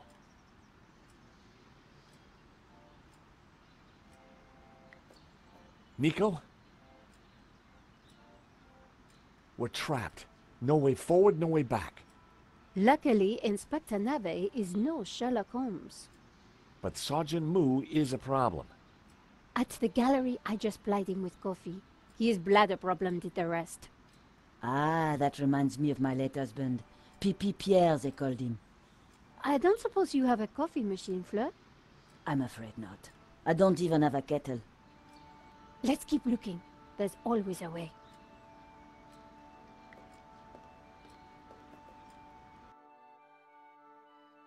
I didn't want to mess with Adam's volume setting. The CD was already playing.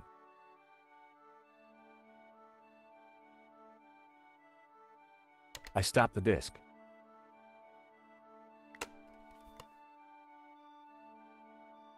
Ocean Dreamscapes. Just what I needed with the day I was having.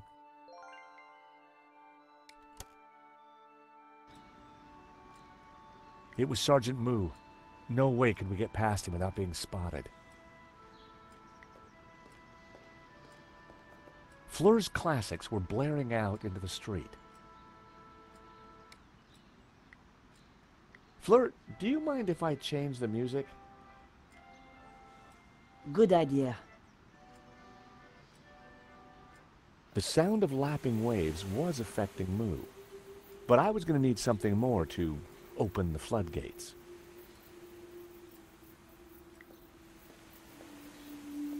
There were boxes stacked along the wall. They were all labeled. Florist's foam, flower food, ribbon, pee-pee, bouquet labels. Pee-pee? My curiosity was aroused. It was a plastic statue.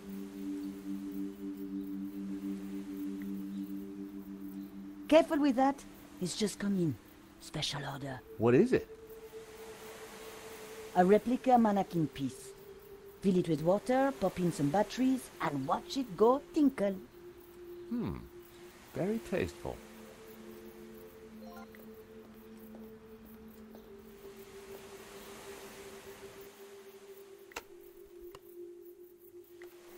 Those might come in handy.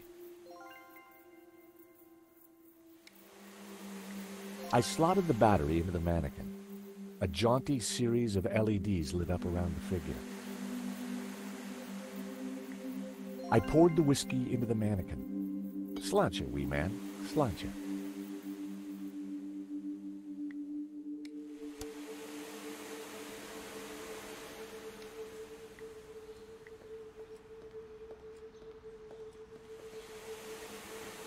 I placed the statue in the trolley and switched on the waterworks. The mannequin cheerfully sprayed a stream of golden whiskey. Nice. I gave the trolley a push. Fleur certainly kept her bearings well greased.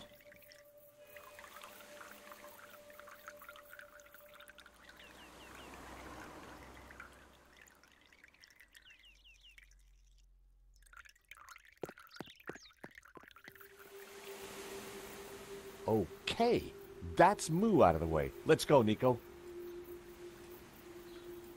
Where? To see Bijou.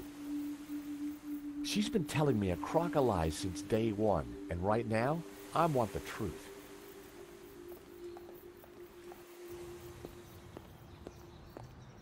So you're telling me that Bijou and Hobbs were having an affair? Yeah, so, she's got some explaining to do.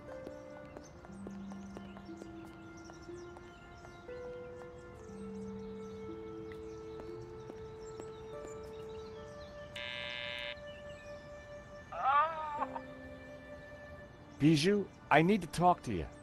Can't it wait? I have such a sore head. No, it really can't. Oh, all right.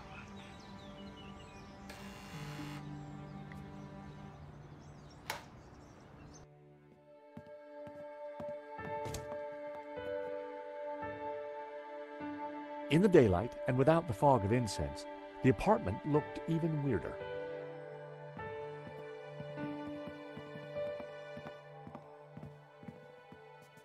George, how delightful to see you.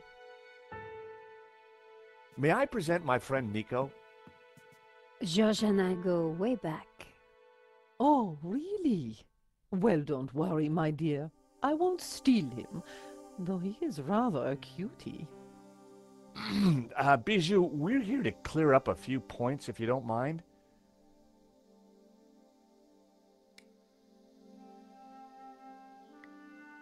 This is a note from Hobbs that I found in your safe. How did you get access to that? How dare you? Bijou, you gave me the keys. I did? Oh, my head. I don't remember. We didn't do anything else, did we, Georges? The note is addressed to you, so Lane was telling the truth. You were in charge of the paperwork. Oh, so what if I was? That's not illegal? How are you, Bijou? I have the teeniest of headaches, chérie. It always happens when I sleep in the afternoon. I figured it was the champagne before the nap that had done the damage. I need you to be honest with me, Bijou. The note from Hobbs makes it quite clear that you knew him rather well. Oh, all right, I did. So you had the provenance made. You knew it was fake. I'm not admitting anything. I believe this is for you. A diamond ring? What has that to do with me? A gift for you. From Henri. Henri bought me so many expensive things. He never needed to. I think Henri asked Medovsky for more money so that he could buy you that ring. And maybe that's the reason he was shot. Nico. No, honey. She's right. Henri always felt he had to fight to keep me. Truth is, I love them both. Wilf and Henri. And now Henri is dead because of me.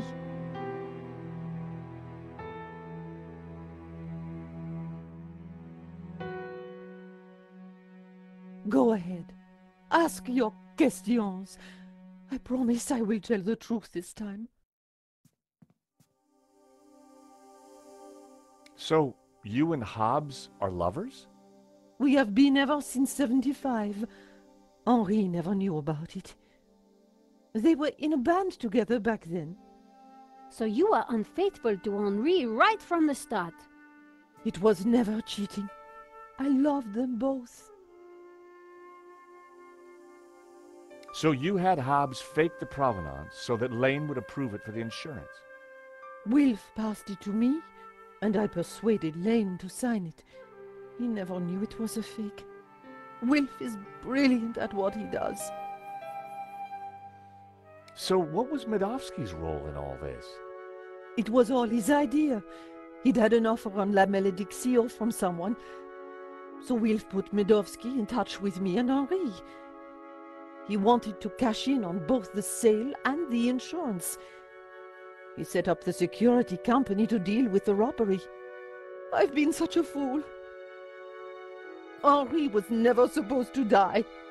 I know you didn't mean for that to happen. Wilf called me yesterday trying to comfort me. He said he would take care of me, that he had plans. Does that mean he has the painting? Yes. He joked about a secret place. Something about the original being behind my behind. I didn't understand. Thanks, Bijou. You've been very helpful. You know, I had the strangest dream earlier. Henri was here, and we danced together again. Such bliss. That must have been wonderful. Anyway, thanks again for your time, and... Nico, I think it's time we went to London.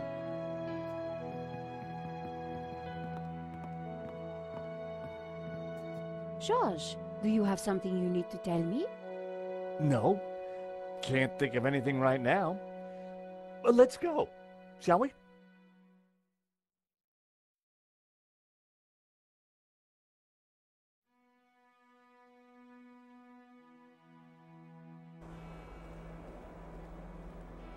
So in the end, Hobbs was at the heart of the whole scam. All we have to do now is find the painting.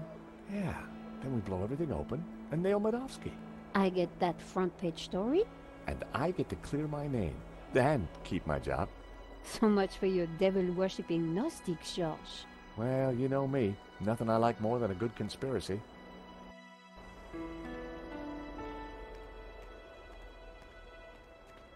Hold on a second. What's the matter? This chain. It's from the gate. So? It's been forced.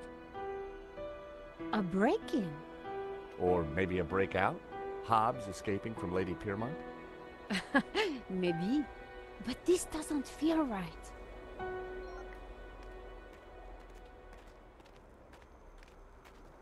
Hey, Nico, take a look at this. Do you think someone used it to force the gate? Possibly. But their loss is our gain. You never know when you're going to need a crowbar.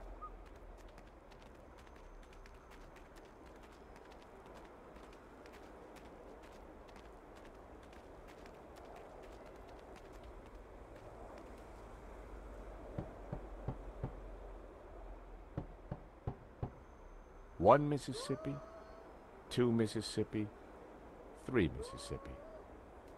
No Hobbs. Out cold, probably.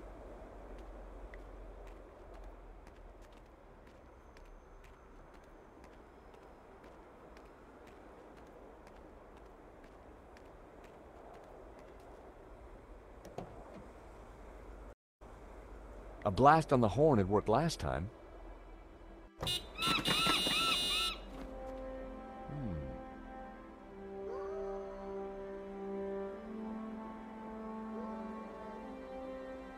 Ominous.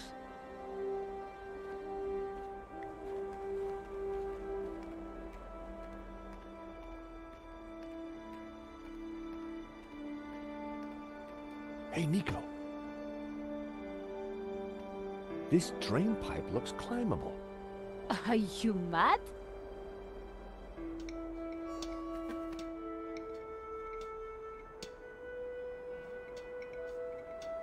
Hey, get out of here. Seagull problems, George? That's one nasty bird. Hey, Nico. What, George? Do me a favor and honk the horn. No problem.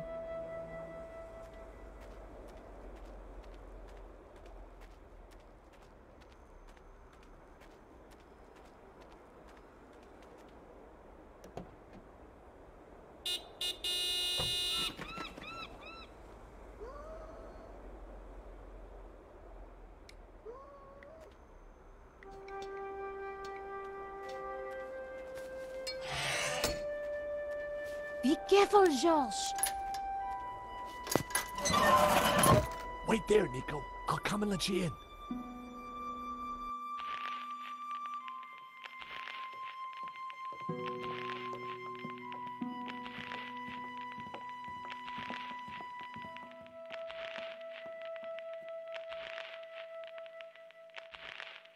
Something isn't right. We'd better be careful.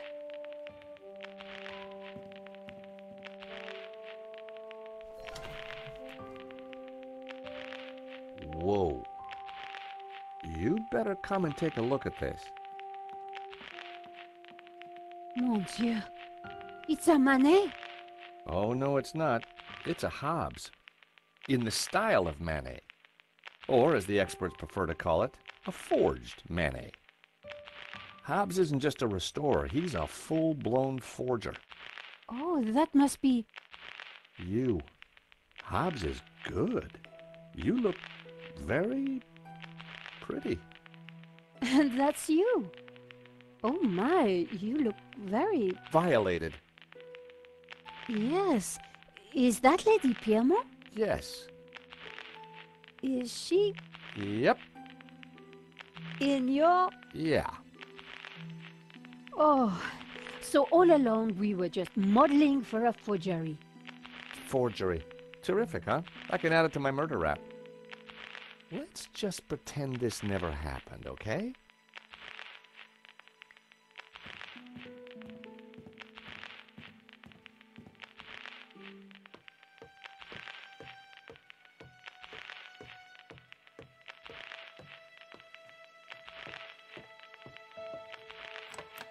Locked. If Hobbs is home, he's behind this door. I had a feeling the chain was going to be useful. What are you doing?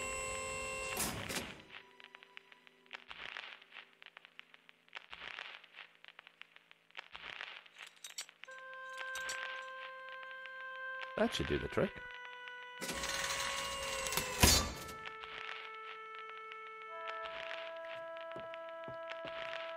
So what now? Let's see what Hobbs keeps tucked away up here.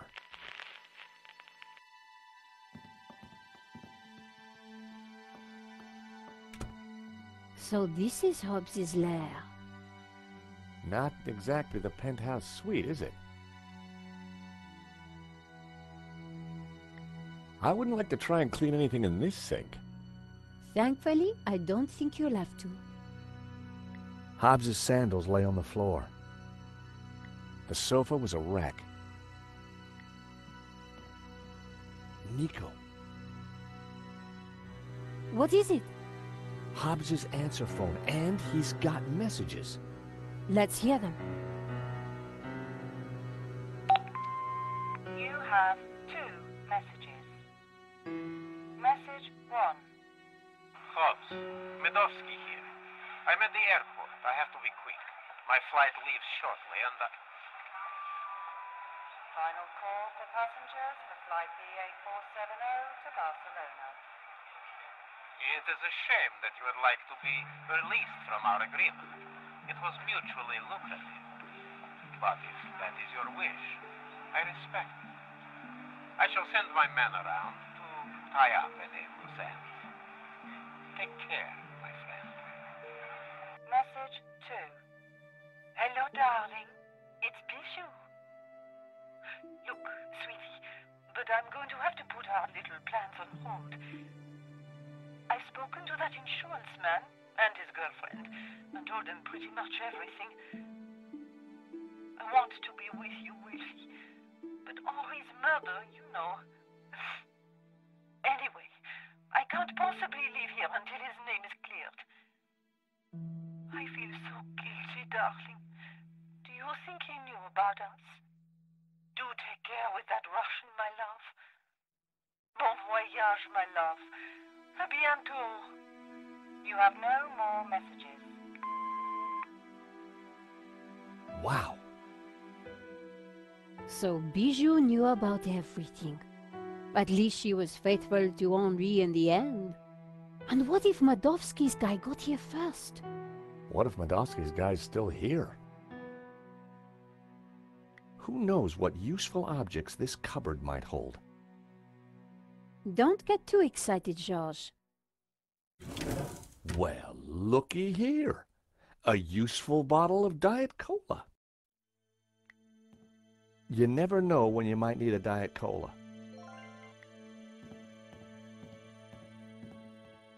Strange. Hey, Nico, come and take a look at this. This painting. There's something familiar about it. It's a woman's buttocks, George. I know that, but I recognize him. Know what? I think it's Bijou. I don't want to know how you know that, George. But didn't she say the painting was hidden behind her behind? Exactly. So maybe. Damn it, it's screwed into the wall.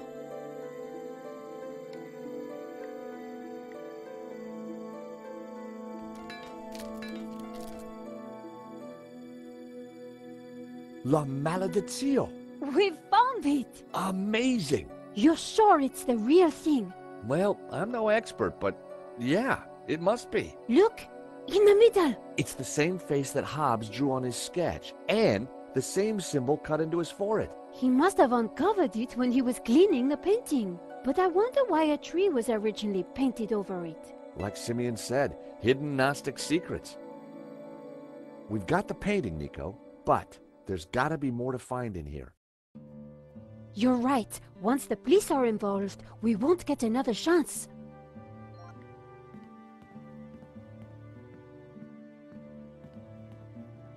Oh no. What's up? Nico? Oh no! Hobbs! Is he? Dead? Sure looks that way. Poor guy. He's been strangled. You know, maybe Simeon was right. It seems like anyone who gets close to this painting dies. The painting didn't kill him, Georges. This is all about money. Whoever did this was a professional. We need to be careful.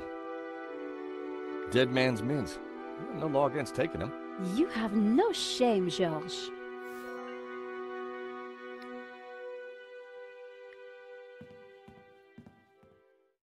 Take a look at this. Someone's cut out a painting from this frame in a hurry. The canvas left around the frame looks just like La Maledizione. If we've got the original... Then whoever killed Hobbs has grabbed themselves a forgery.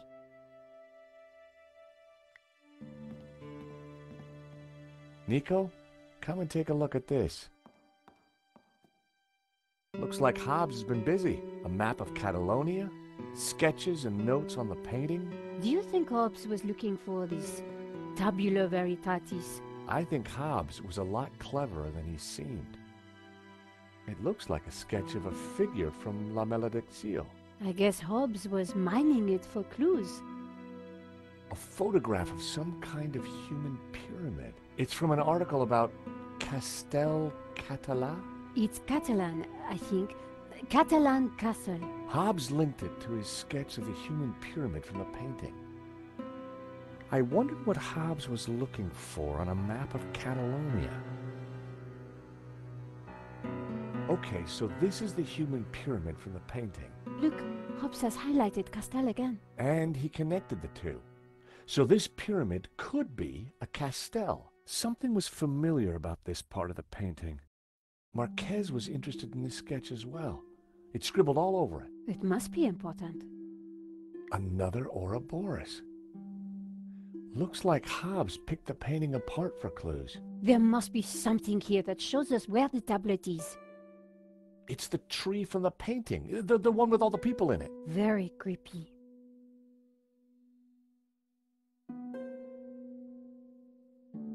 Castel del Sants. I think Sants means saints. That's what Marquez wrote on the photo. So that would make a Castel del Sants a tower of saints. Like in the painting. This must be the clue. I guess this pretty much ties up the investigation, George. Yep. Should be enough to get Nave off my back. In the end, it was all about money. And greed. Medovsky wanted to sell the painting and claim the insurance. And he didn't care how many people he killed along the way. So what now? Hand over everything to the police? I guess so. With what we found out, Langham should have no trouble picking up Medovsky in Spain. I do wonder what that secret map points to. You still think the evil Gnostics are behind it all? I don't know. But I do have questions that haven't been answered. Such as? Well, what do those symbols on the painting mean?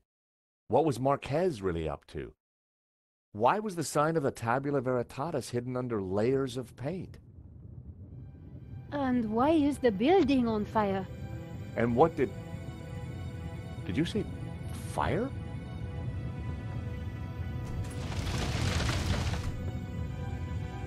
We need to get out of here. The skylight was slightly ajar. The mechanism was for opening and closing the skylight. It looked corroded.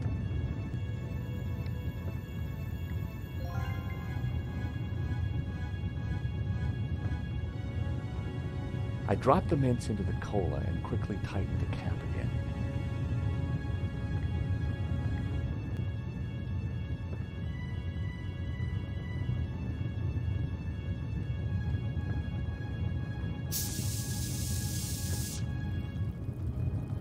An open skylight looked like our ticket out of here.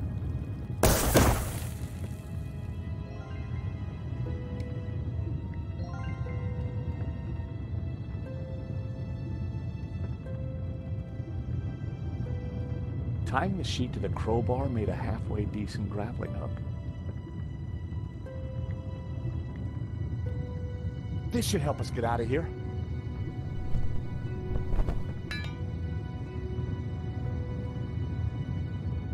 After you, Nico.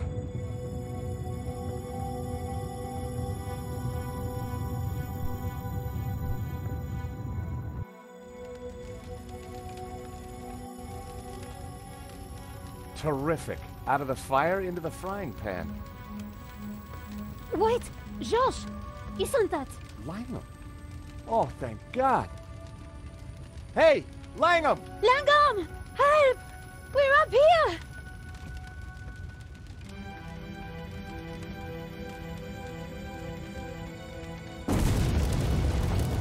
quick.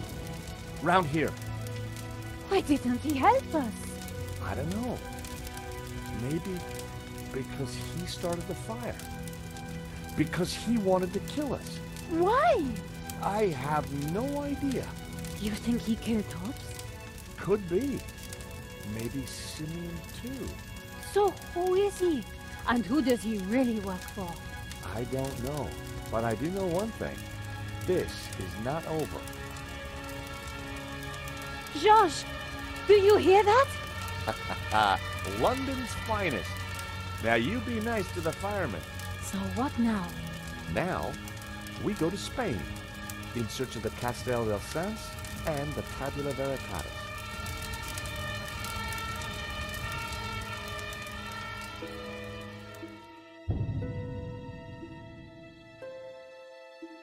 Nico and I had thought the adventure was over. Actually, we'd only just started. Nothing was what it seemed. On a trail of corruption and greed, we'd stumbled upon a murderous conspiracy. A conspiracy whose roots lay in mysteries older than the written word. We didn't really have any choice.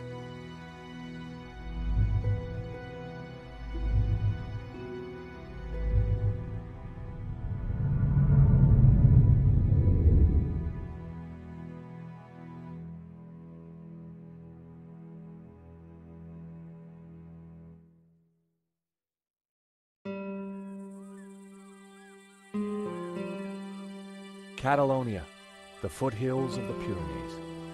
After a short flight and a long drive, Nico and I arrived at Castel del Sans. Back in London, we'd tracked down La Malediccio and had started to unravel its secrets. The painting was a coded map to the location of the Tabula Veritatis, an ancient artifact which Father Simeon had claimed could raise the devil, and for which he and others had already been murdered. We had to find the tabula before the killers. We knew they would stop at nothing.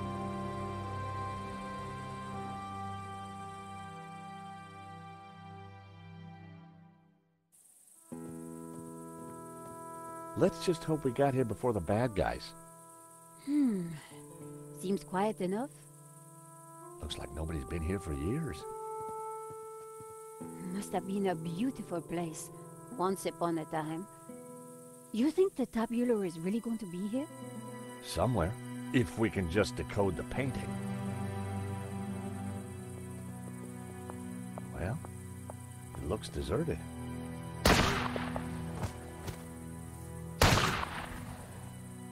Deserted? I don't think so. Did you see who it was? No, the sun was in my eyes. Looks like somebody's beating us to it. But who? Medovsky? Langham? Whoever it is, we need to get in there. All right. You make a diversion. I'll try and reach some cover. And be careful. Are you kidding? You're the one who's going to get shot.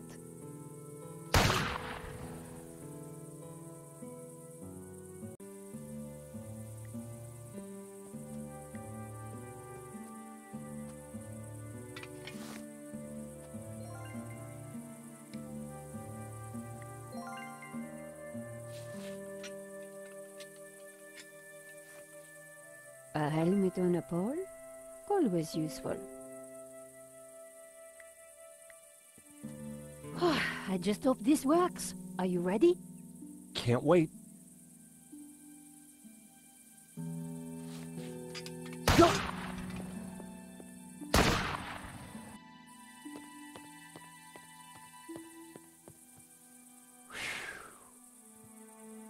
Oh no. I'd made it without getting shot, but I sure didn't feel lucky. Somehow I had to distract the shooter again, and this time I was on my own. With a ghost from the past giving me an evil stare.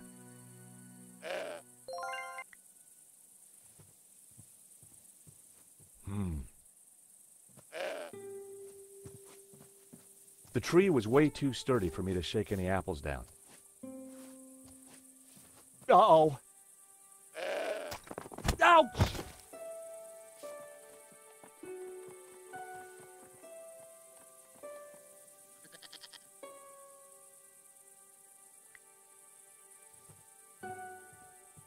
Oh, heck.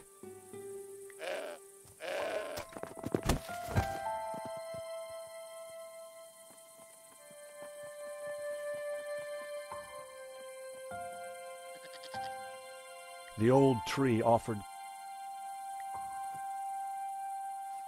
The apples were bruised.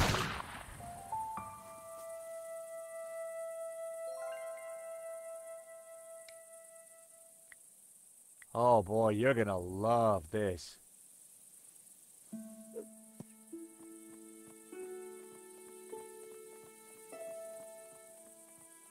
I distracted the goat, but it wouldn't take him long to eat that apple.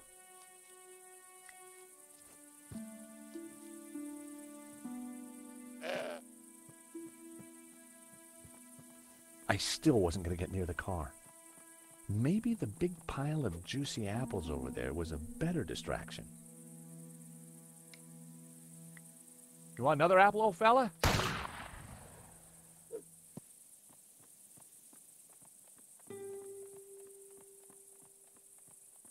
I distracted the goat, but it wouldn't take him long to eat that apple.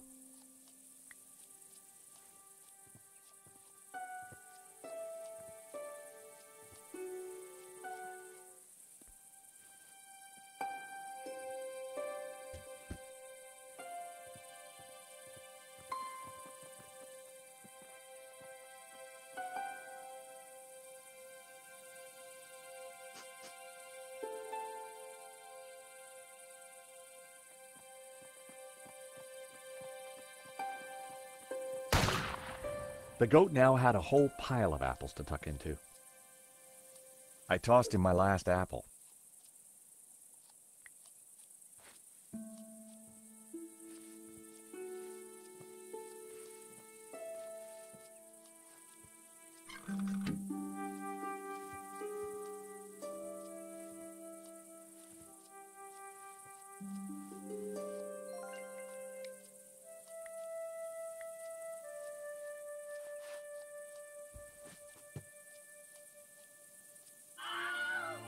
I blinded the shooter. Time to make a dash for it. Don't think I can't see you, senor.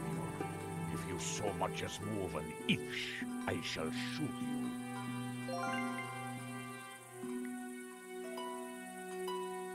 Senor, please! Whoever you are, hold your fire! I'm not armed! Good. That makes it easier for me to shoot you. My name is George Stobart. I'm a friend.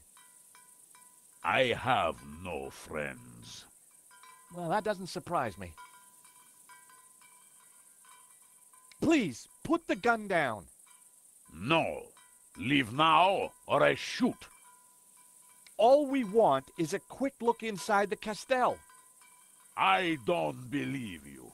You are here to kill Senor Marquez. Senor Marquez? He's alive? Well, he'll vouch for us. You don't fool me like that. Get out of here before I kill you. Senor Marquez knows me, I swear. And I know a lie when I hear one. Go now, or I shoot. Wait! I have important information. Vostè, venghi a me. Do you understand what I am saying? Try saying it and let's see. Ah, well, I'm George Stobart, and I come in peace. Do you mind putting that down? I've had a really bad day. Guns don't agree with you? No, and neither do goats. I've got bruises in places that, well, you know, places. So leave. We're here looking for something. Well, go look for it somewhere else. Don't move your hands. We were helping a man called Marquez in Paris. He is my father. I could see where she inherited her temperament. Your father? Well, he's our friend. Why should I believe you? Show me proof. We tracked down his painting, La Maledictio. Look. Where did you get this? In London. All right. You better come with me, but no funny business, okay? You know, you sound just like my friend Nico. Nico!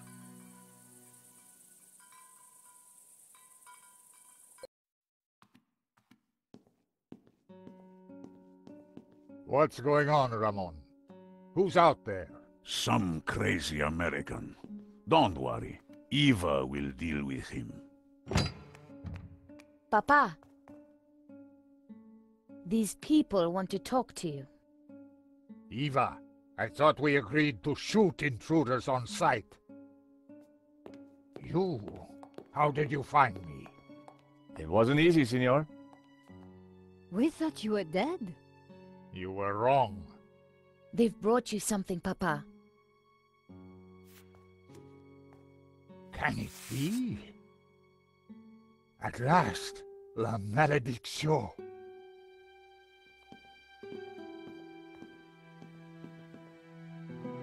Well, Senor Marquez, looks like La Malediccio hangs in its right place again. Indeed. I have waited all my life for this. But something interesting? The painting. It is different. The face in the middle. The one with the symbol of the Tabula Veritatis on it? How do you know about the tabula? A priest told me. Said it was the devil's work. Pah! Priests. Full of lies, every one of them. Oh, really? Well, this priest said that the tabula was an instrument to raise the devil. Fool. Who would want to raise the devil? But you do want to find the tabula. Yes, because it is a Gnostic treasure. It is special, and my duty is to keep it safe. I was sure that Marquez still wasn't telling me the whole truth. And now? I shall decipher the painting and find the tabula. Before she died, my mother said that once the painting hung here again, its meaning would become clear, and the route to the tabula would be revealed. So, what's the answer? Where's the tabula? I don't know. The room has changed. Was there something different about the room back then? No. Yes. I don't know. You must help me. Well, how? I'm not a Gnostic. Senor, you must, because soon the Russian will be here. He knows about Castel del Sans? I regret, senor, that in Paris I told his sidekick a little too much. Ah, well, I guess we'd better figure this out. And fast. I'll go and keep watch.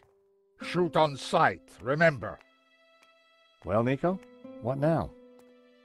You try and work out just why the painting has to be in this room.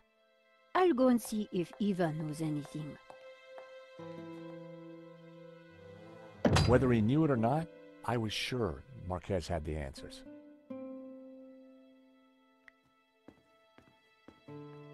Senor Marquez?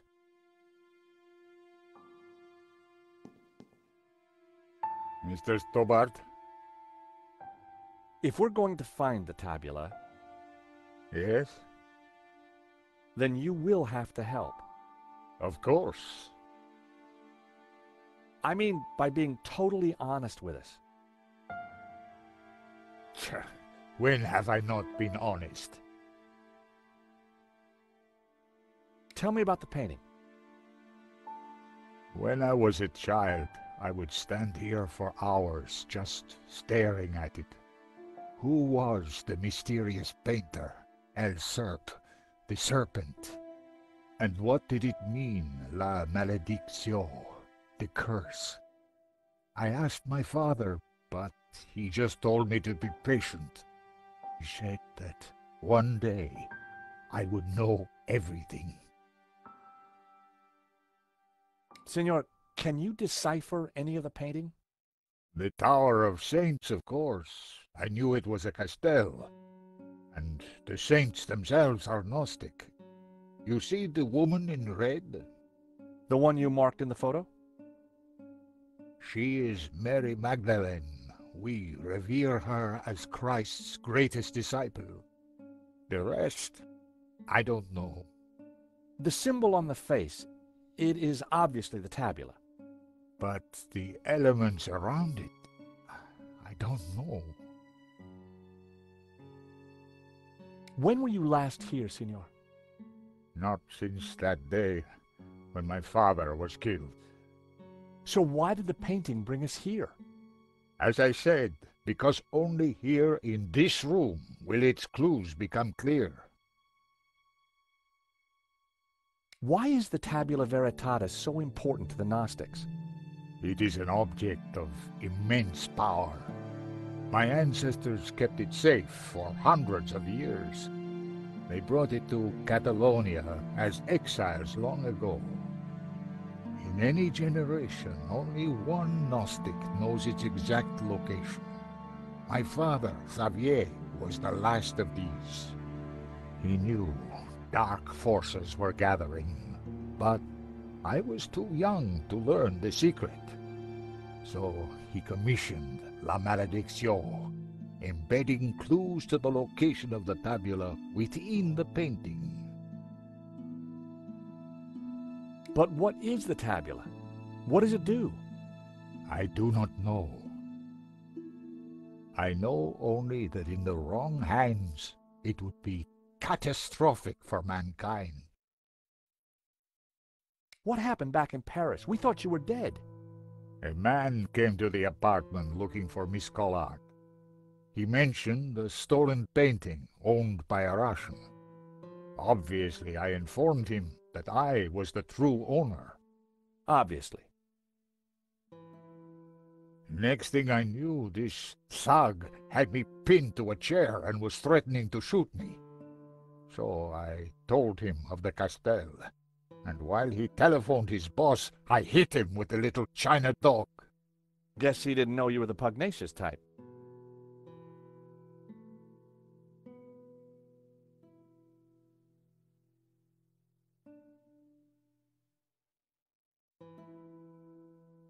Why would a Dominican priest, Father Simeon, describe the Gnostics as evil?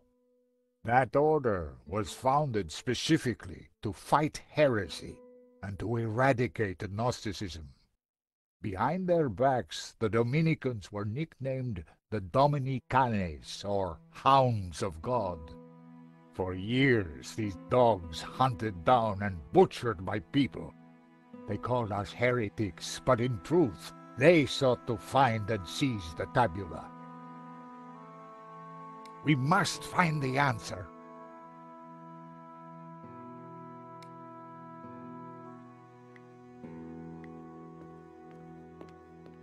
I had to get closer before trying that. Marquez said that the painting contained clues only a Gnostic could solve. But when it was back in this room, all would become clear. The plinths looked like they could be rotated. That wasn't worth trying. The painting held all the answers. The Tower of Saints had led us to the Castel. I wondered where the other clues would take us. There was a tower within the ring. Maybe it indicated a place? The priest appeared to have a padlock through his mouth. He was pointing down to the ring below him. It was a tower of tormented souls. They looked like the damned. A scarred face stared back at me from within the Ouroboros.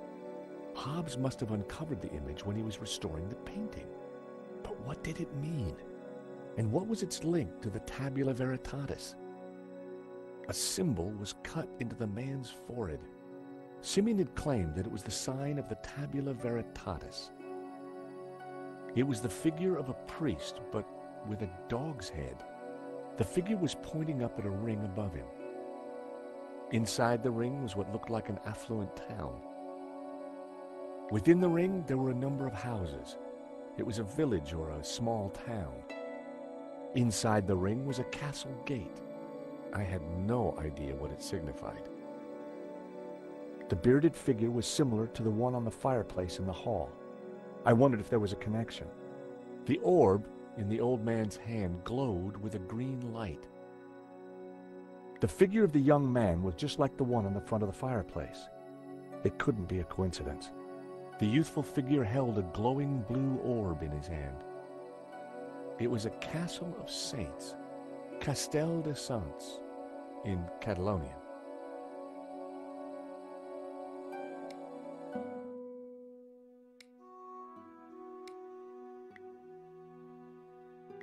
That wouldn't work. La Maledizio, back in its rightful place. But what were the clues? The plinths looked like they could be rotated.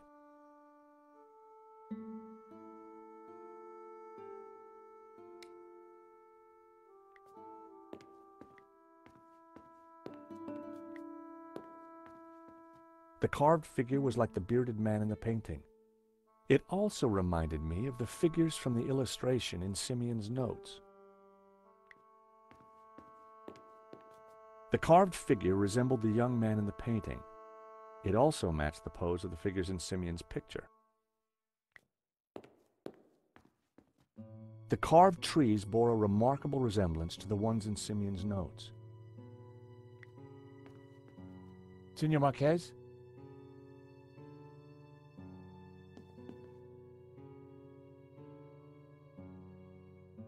So this is you with your mother and father? Indeed. Taken in this very building many years ago. Is this one of Nico's photographs of the robbery? Yes, she gave it to me. And did you write these notes on it? Yes, I was trying to solve part of the painting. Solve? I never knew what lay in that portion of La Malediccio. The photograph you have of my family, this part of the painting was missing. But once I saw the Tower of Saints, I knew I had to come here. Just as you did, Senor. You should get back to it.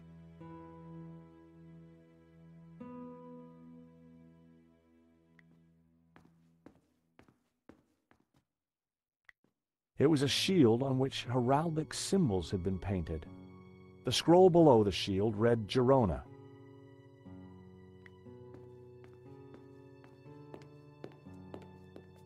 Senor, can we talk?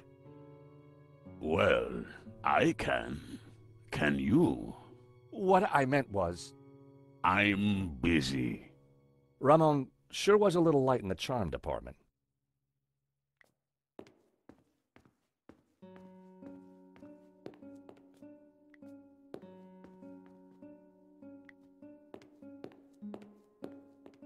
There was a piece of stone on the ground. It looked like a discarded statue.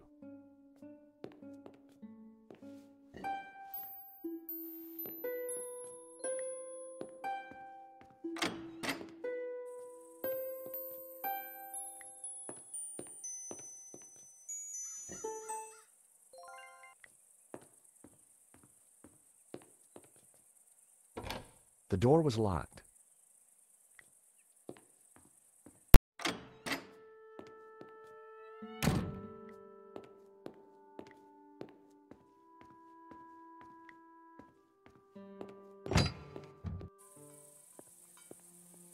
So, until you came here, you knew nothing about the Castel? Didn't know, wasn't interested. I better get back on guard in case anyone else shows up. Your father needs our help, Eva. My father needs rest, peace, and quiet. Not more of this Gnostic nonsense.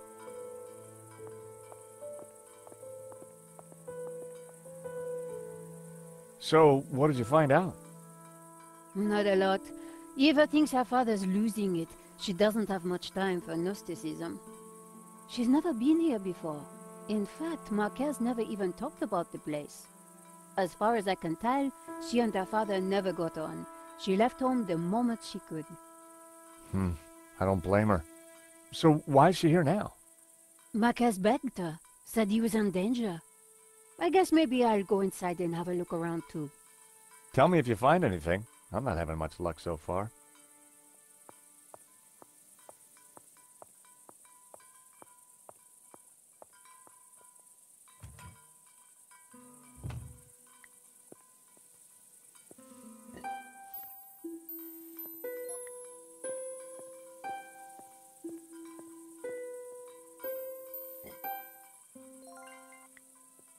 Hello, Eva. Signor Stobart. Please, call me George. I'd rather not. When are you and your girlfriend leaving? Actually, she's not my girlfriend. I don't know what your scam is, Signor. You may have fooled my father, but you don't fool me. Well, I can sure see where you get your manners from. What do you know about La Malediccio? My father has been obsessed by it all his life. He thinks it's full of secret messages. I think it's a crock of Sure you do. Nico tells me you don't really know about Gnosticism. Don't know, don't care. And I don't need saints and gods telling me how to live my life. I can see why you and your father don't get along.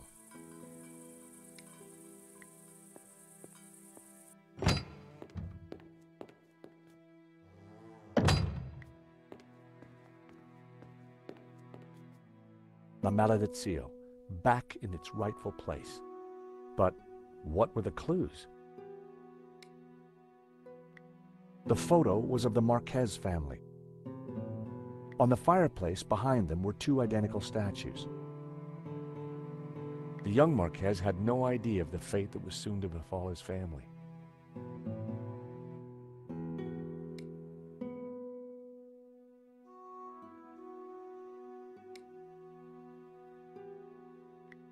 I wondered if the notes could help decrypt La Malediccio. The first passage read, "And thus spoke the accused. In this ritual we find succor. Clad in blue, the perfecti take the form of the spiritual and look towards the rising sun, toward the tree of knowledge. Clad in green, the credentes look the other way, towards the setting sun, where stands the tree of life." I wondered what it all meant.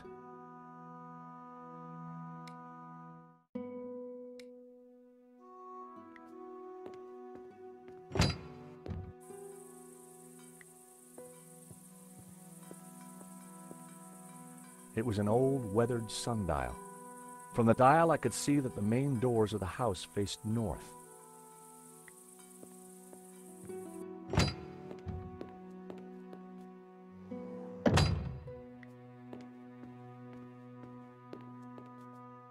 La Malediccio, back in its rightful place. But what were the clues?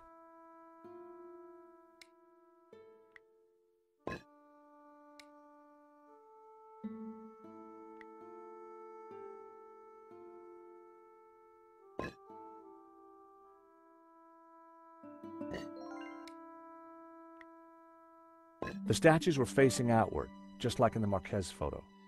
I waited with bated breath for something to happen. Nothing.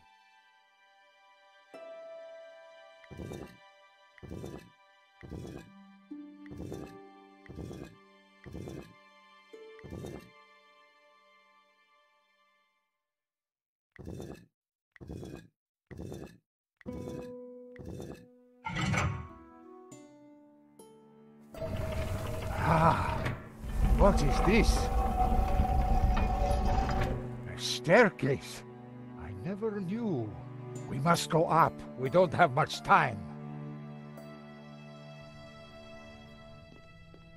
Stairs. Always stairs. Oh my God, look at this.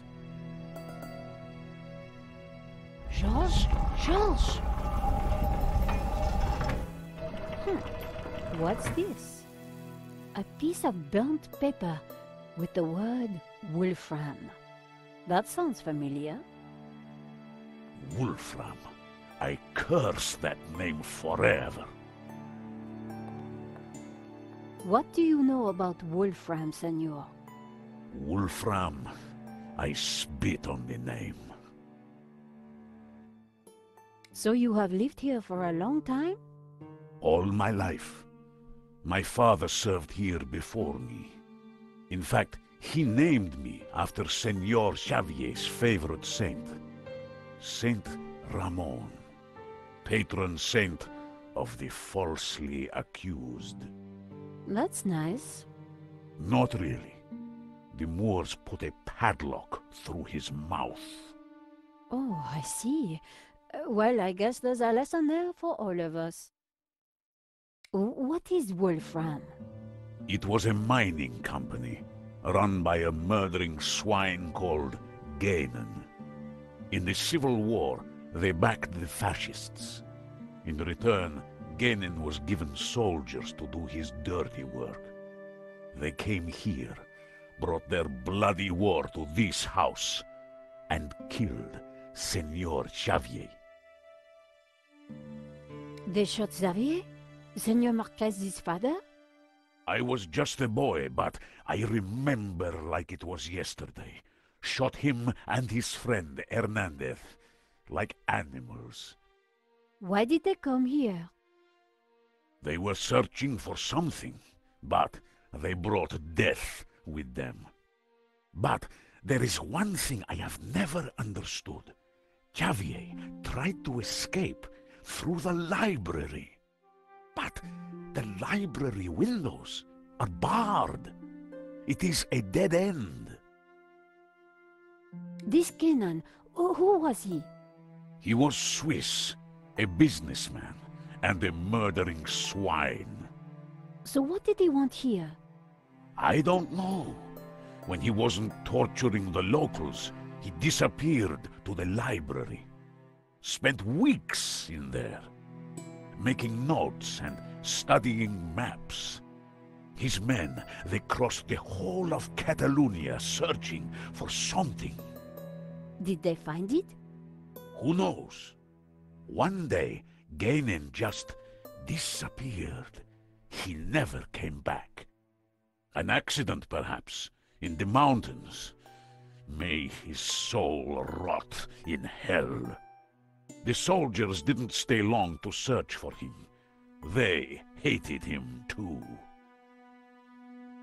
The name Ganon was familiar. He was the person who had tried to buy La Maledicción. A coincidence? Perhaps. There is no such thing as coincidence. So, when the soldiers left, you took back the house? Yes. A few years later I returned and cleaned the place up. It broke my heart.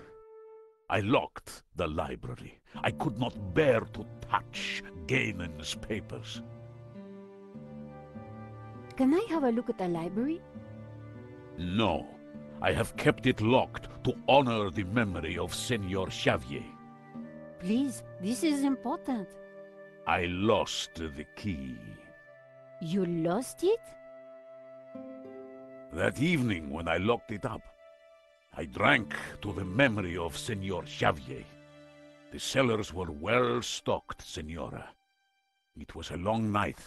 I hid the key, then forgot where I hid it, so it is lost. That was all that was left in the morning. I haven't touched a drop since. I needed to find out what Ganon had been working on in that library.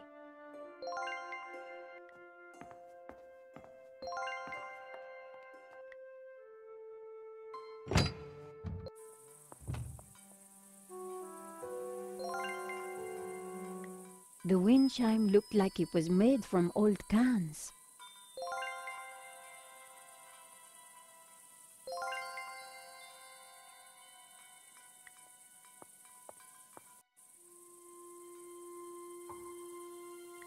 A heap of old brandy bottles. Ramon must have been in the car on that night all those years ago.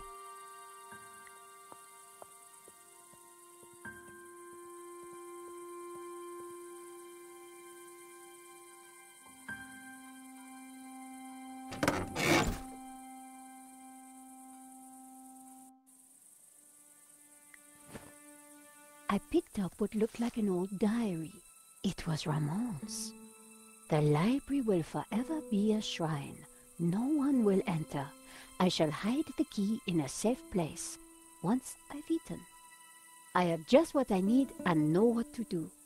Oh, beautiful lady, your eyes are so blue.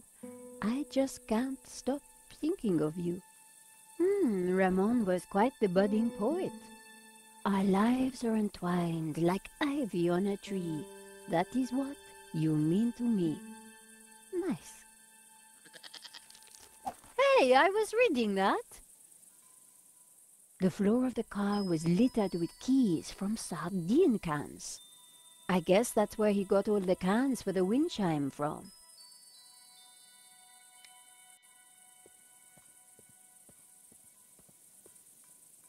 Have you no respect for great art? Pretty indigestible, huh?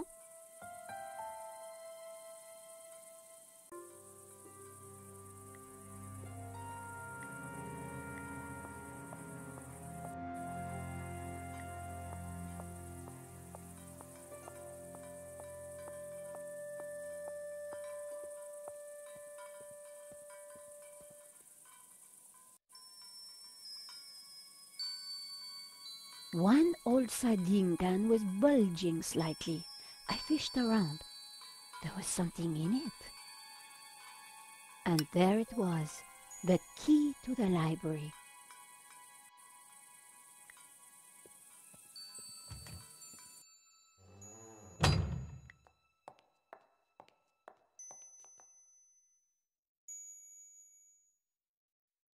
I found your key.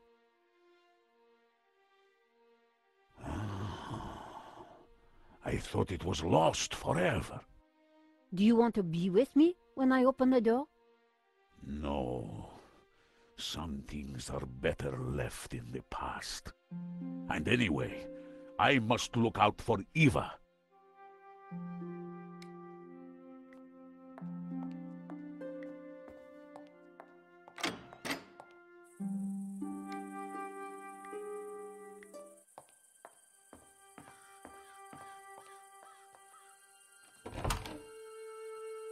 Ramon had been true to his word. This place was like a shrine.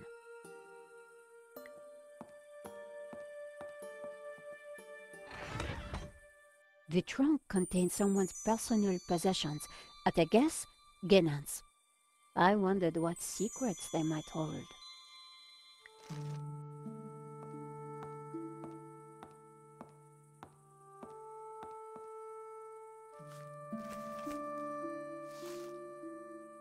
The map had interesting markings and scribbles all over it.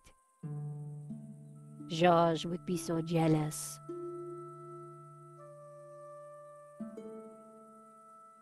So, what is this place, Senor?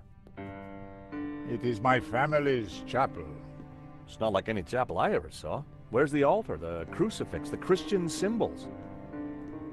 And this fresco, what's that? How extraordinary. It tells a story.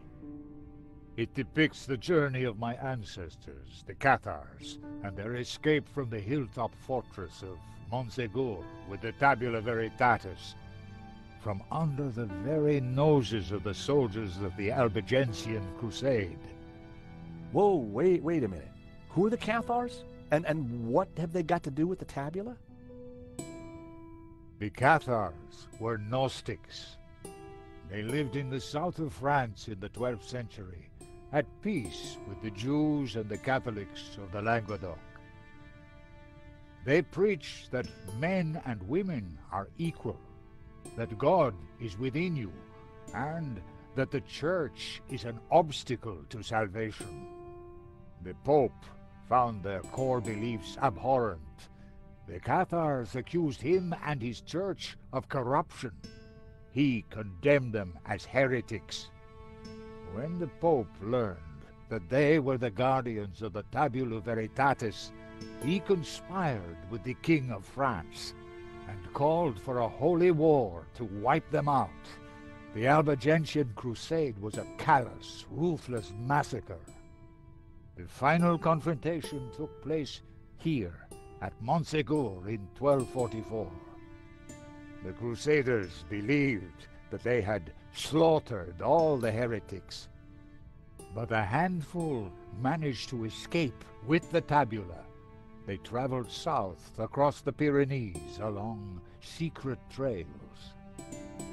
They brought the tabula here to Catalonia to be hidden once more.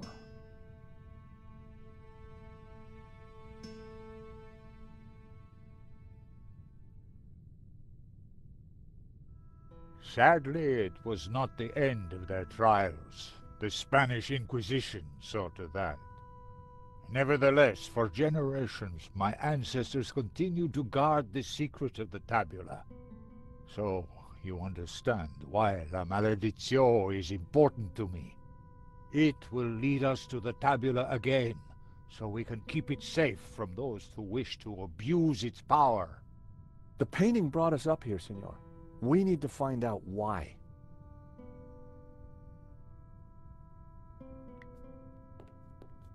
It was a large marble statue of an old man with a beard. The statue held aloft a colored glass lens. These statues... What of them? They're just like the figures in the painting, and on the fireplace. Indeed. They are the two pillars of the Gnostic faith in harmony. And the bearded one is Yahweh, Jehovah, God of the physical world. The other is known by many names. Hillel, Ishtar. He is the bearer of light, Luxfere, Lucifer. Lucifer? So you guys are devil worshippers? No. When he is in balance with Jehovah, Lucifer is the god of desire and ambition, driving humans to be inquisitive, to discover, to advance. Just as Jehovah, when he is in balance with Lucifer, is the god of order. Jehovah stands for selflessness and altruism. Gnostics worship the harmony of both gods in balance. But what if one were to rule without the other? If Jehovah ruled without Lucifer, then individuality would be surrendered. Mankind would be wholly conformist, mindlessly dependent, mere pawns of a controlling power. And what if Lucifer ruled without Jehovah? Ambition and desire would be transformed into unbridled greed, and man would lust only for wealth and power. Society would descend into chaos, disorder and war would prevail. Then Lucifer would be the devil indeed.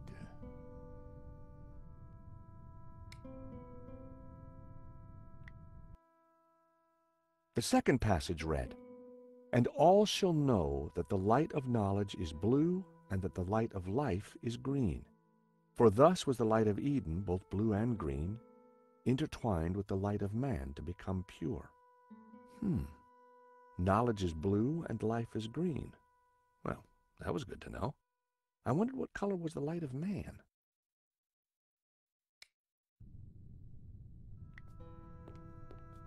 It was a glass wheel divided into 6 colors, and it looked like it could be rotated. Part of the lens was covered.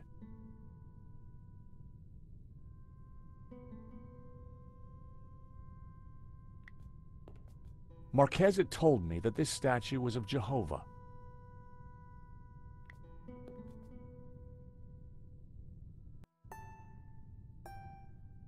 I removed the small leather cover to reveal a crude crystal lens. Colored light streamed through and shone onto the fresco.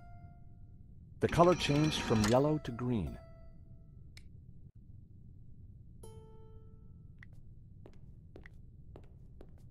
It was a glass wheel, just like the one held by the other statue. Part of the lens was covered.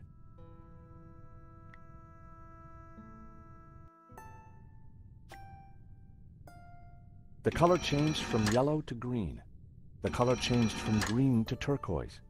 The color changed from turquoise to blue.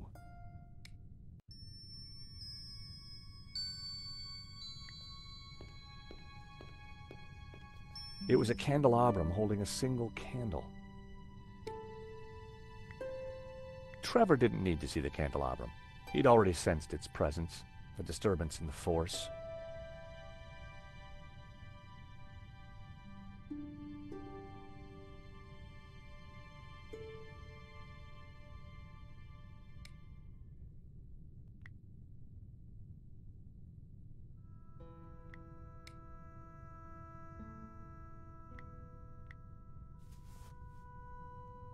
Nothing happened.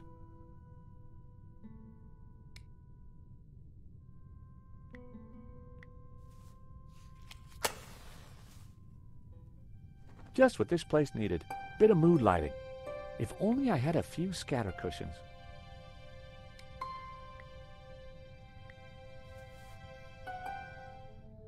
Amazing. The light is showing the path of the Bonzom. The what? The sacred trail my ancestors took across the Pyrenees, carrying the Tabula Veritatis, from Montségur across the mountains to this town. And which town is that? I don't know.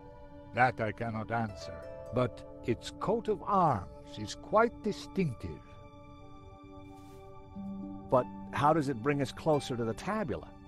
It tells us the route the Tabula took 800 years ago. I think that's all we're going to find up here. You're right. We should return to the hall. Eva will be getting worried.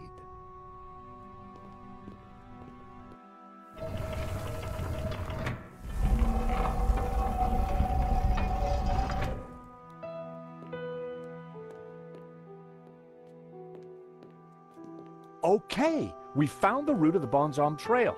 How does it help us? It must somehow relate to the painting. Papa, are you crazy? What are you doing? I'm fine, don't fuss. You got me out here to look after you, so let me do it. Ramon is outside keeping watch. Georges, I'm glad you're safe. What did you find? There's a secret chapel above the fireplace. But it's not your average everyday chapel. It's a Gnostic chapel. All laid out for worshipping not one god, but two. What? I'll tell you when we have more time. You know, I found some things too, which might connect with all that. Come to the library. Oh, could you bring the painting? I think we're going to need it.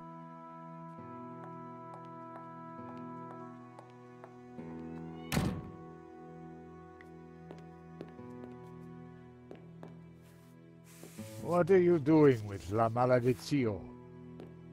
Nico found something and asked me to bring the painting.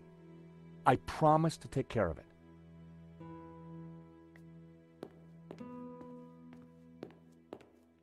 The coat of arms was exactly the same as the one depicted on the fresco.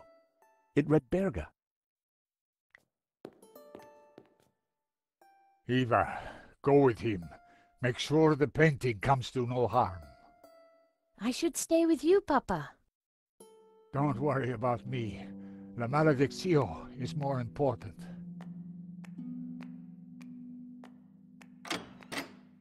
Have you brought the painting? Sure, why do you want it? Because I found out what Guénon was up to. The Guénon who tried to buy the painting from Medovsky? No, Guénon who led the fascists here during the Civil War. Guénon, who then spent months here searching for something, and who vanished one day, leaving that trunk full of goodies over there. You think he's connected to the Guénon who wrote the letter to Medovsky? It seems likely that they were related. Maybe. So what's the plan you've uncovered? Take a look at this. It's Guénon's map. He was searching for something. Searching for what exactly? The Tabula Veritatis, I guess. You think he found it? I doubt it. If he had, then people wouldn't still be chasing after the painting. So why did you want me to bring it? See this scribble in the sea? It's the same shape as the circles around the Ouroboros. Yes. Guénon thought that pattern in the painting had something to do with a map of Catalonia. So, I guess we try to finish what Guénon started. I'd put money on those circles around the Ouroboros being places in Catalonia. But which places? Maybe the painting can give us some more clues.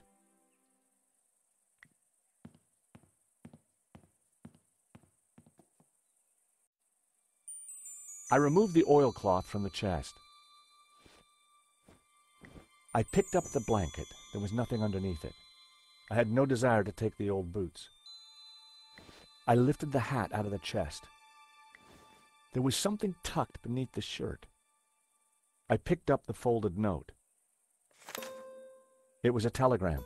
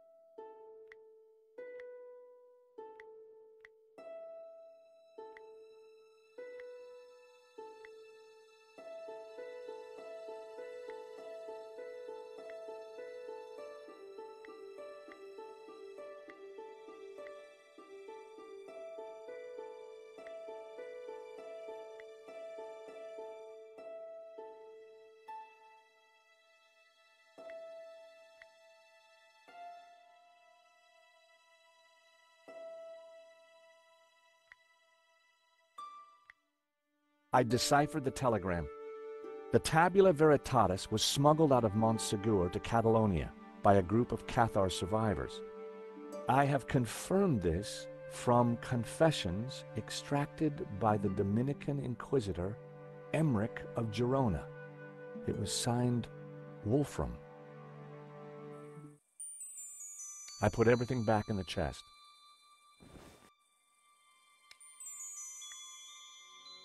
There was a tower within the ring.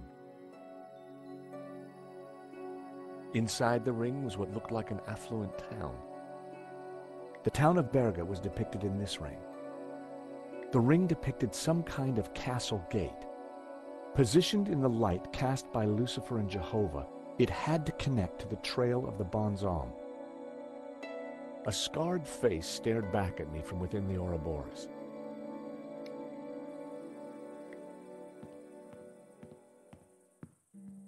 The map had to be the key.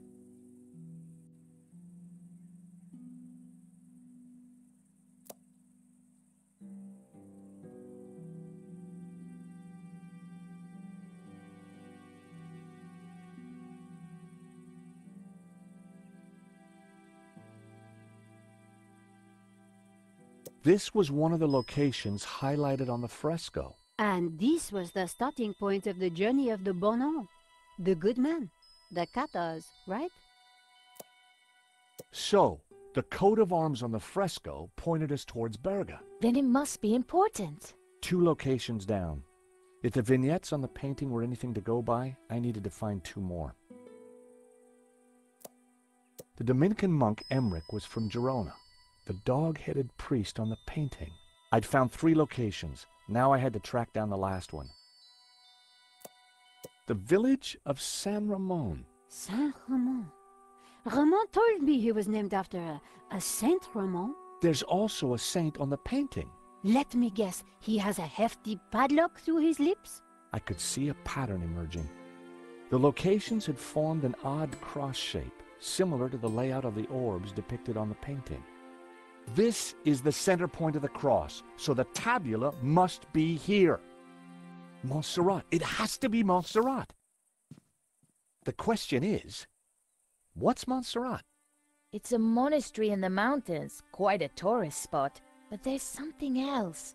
I think it used to be a Gnostic refuge, hundreds of years ago. Bravo, my friend. Medovsky? No, Langham. No, it's Genan, isn't it? Very good, Miss Collard. So, what happened to the real Langham? He went for a long swim in the Seine. Now, I was expecting to have to rip this place apart and retrace my grandfather's steps, but I do believe you have saved me quite a lot of work. The tabula is at Montserrat. Who would have thought it? The old man will be coming with me. No, please, take me instead. He doesn't know anything. And you do? I think not. But he is old. Eva, hold your peace, child. You can't do this. Oh, but I can. I will. Man is weak, servile, controlled. He must be freed, freed from all constraints, free to fulfill his desires. And you plan to raise the devil to achieve that? Not the devil. Lucifer. Now, if you don't mind, we have a long journey ahead of us.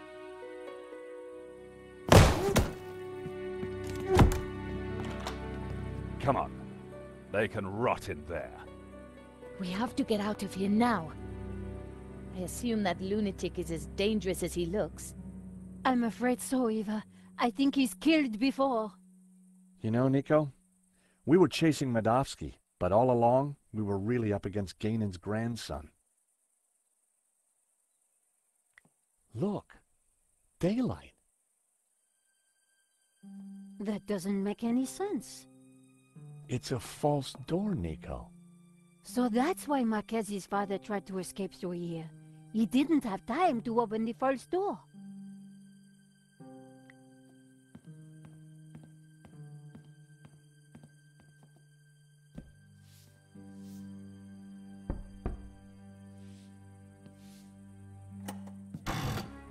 Aha! Great work, George. Come on, Eva, let's go. We need to rescue your father and stop Langham before he gets the tabula. Eva, I think you'd better stay here. Are you kidding? You'll need me, especially if there's a fight. Eva, it'll be very dangerous. Signora, you do not understand. It is my duty. Okay. We'd better check up on Ramon first. Sure. Then we will go and kick some ass. Couldn't have put it better myself.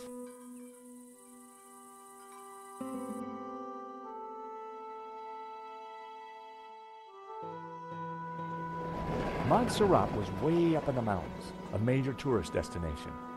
But we went there as tourists. We had an old man to rescue and an ancient tablet to find. And standing in our way was a cold-blooded killer. Why would the tabula be hidden up here of all places? For hundreds of years, the mountain has been kind of a sanctuary. There's an old Benedictine monastery up the hill. Well, I guess that's where we need to start looking.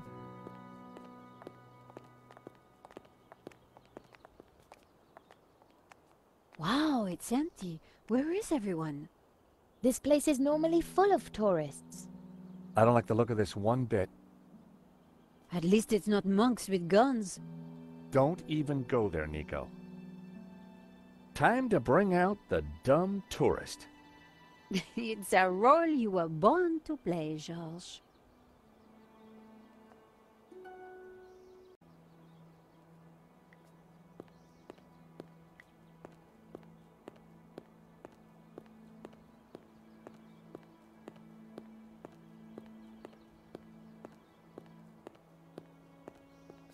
Hi there, buddy. Sorry, we got a virus loose. Whole place is locked down.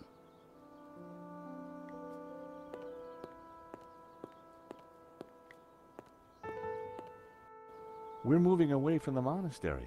Yes, but with those goons in the way, we have to find a different approach.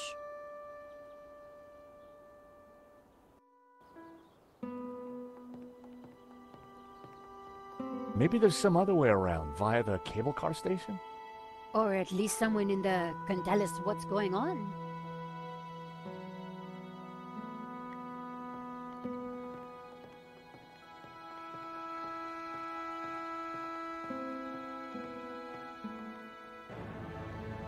Someone's coming out. Quick, we need to hide. I think it's Langon.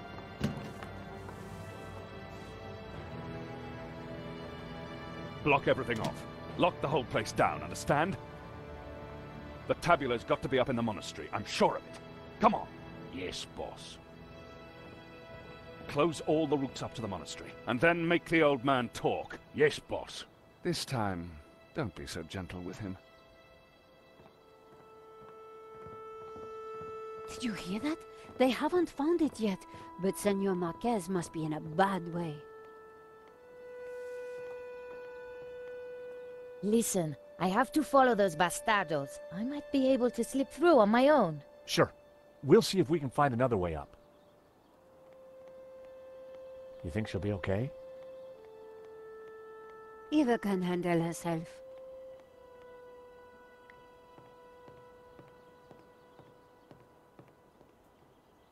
It was locked. There was a keypad, but I didn't know the code.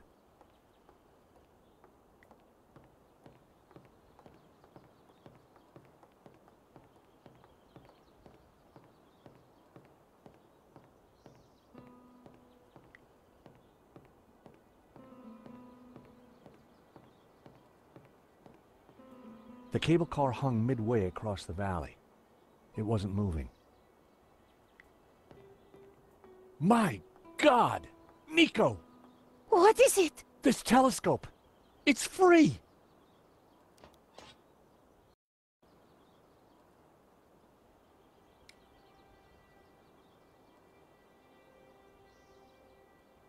It was the other station for the cable cars.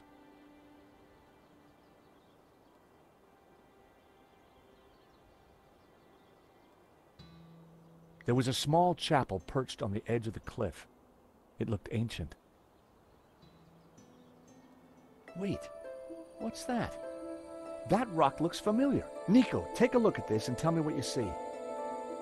You're right. That rock looks like a head. I've seen that shape before. Take a look at this.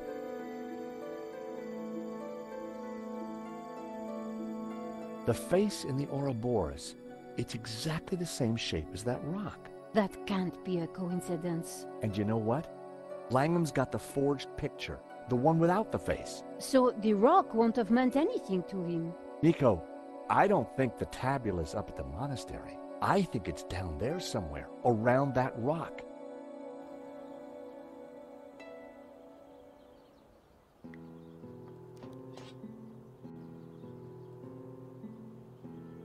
There were a couple of people stuck in... They looked kind of familiar. Then I realized it was my old friends Dwayne and Pearl Henderson. The Hendersons had an uncanny way of showing up wherever I went. I signaled them back. I wasn't sure they'd seen it. Pearl was mouthing something and gesturing. Pearl seemed to be writing something on the window. It said, "Help, stuck. Door code 0797. I wondered how Pearl came to know that. Come on, Nico. Pearl's giving me the code to the door. What? Pearl? Who? How? Trust me, Nico. I've got friends in low-hanging places.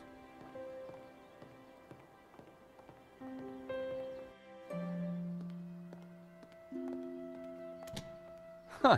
There's no one here. Looks like everything has been shut down. Help!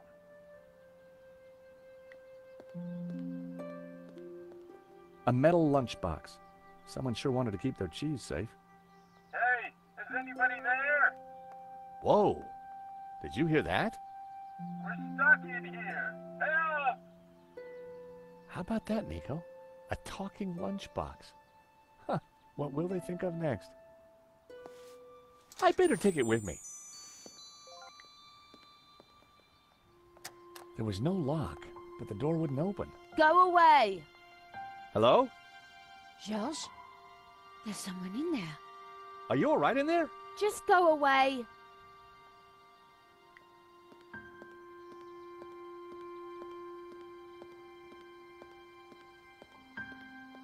The control panel looked complicated.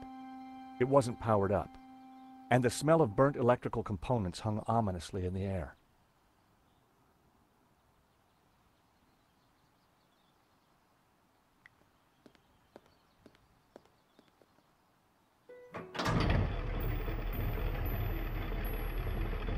The cogs turned, but the rest of the mechanism didn't seem to be engaging.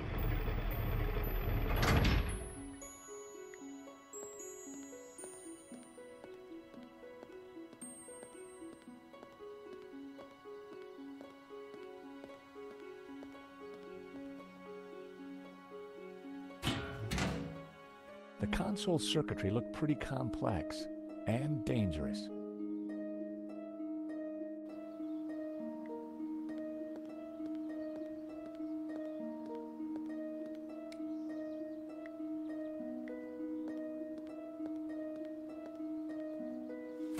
The box was now wedged in the cogs, or rather, the giant can opener.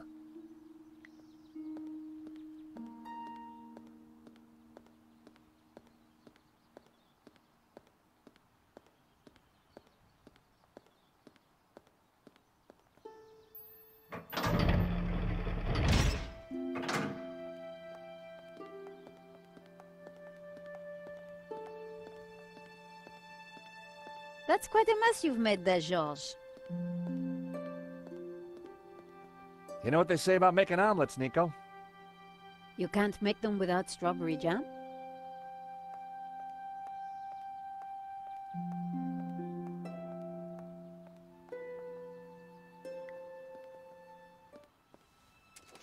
Just as I thought, it's a two-way radio. Can anyone hear me? Dwayne, this is George. George Stobart. Holy cow! George! Just the fella I need. How you doing, buddy? I'm good, Dwayne, and don't you worry. I'll have you out of there in a minute. You reckon you can get the cable car running again? No, the console isn't working properly. I've got no idea why not. George, this is Pearl. Get Kat to help you. She knows everything about that place. Kat? Is she the girl in the closet? Has she locked herself in? Oh, dear. Let me talk to her, darling.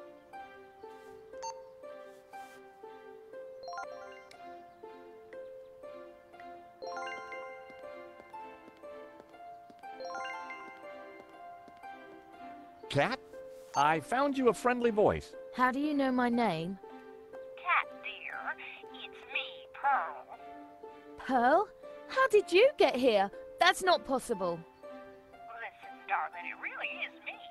But I'm talking on the radio. George here is a very decent guy, and you should open the door. I'm not going to fall for that. Prove it's you. All right.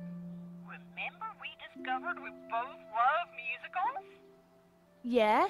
And my favorite one is? How does it go now? Help me out. I am the very model of a modern major general. Of information, vegetable, animal, and mineral. I know the kings of England and I quote the fights historical. From Marathon to Waterloo in order categorical. I'm very good in integral and differential calculus. I know the scientific names of beings and homunculus. In short, it matters vegetable, animal, and mineral. I am the very model of a modern major general.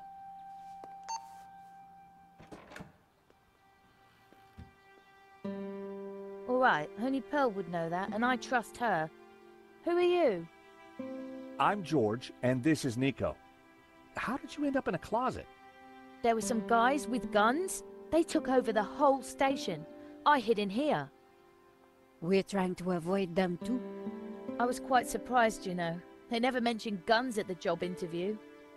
Really? We need to use the cable car.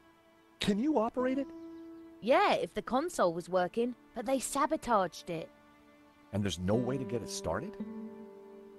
There might be. Let me see. See that burned out fuse down there? In the back by the prongs? Yeah. The idiots stuck a spanner in there and blew the fuse. They wanted to make sure no one could use the cable cars. Connect those two prongs somehow, and the console should restart. How on earth are we going to reach that? I don't know. But don't stick your arm in there. You'll get fried.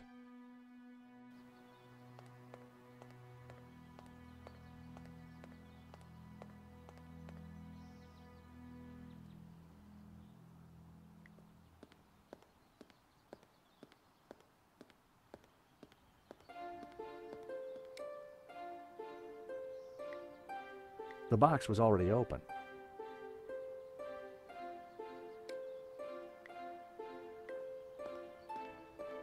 Well, I'd done stranger things in my life. The paperclip was now all sticky.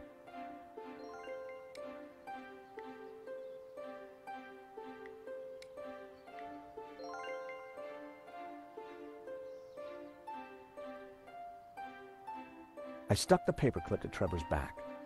I bet he could work in an office now.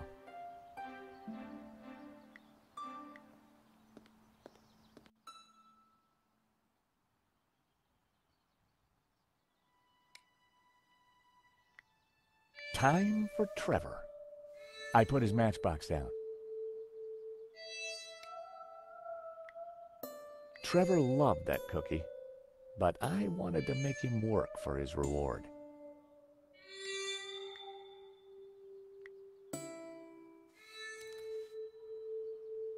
Go, Trevor, go!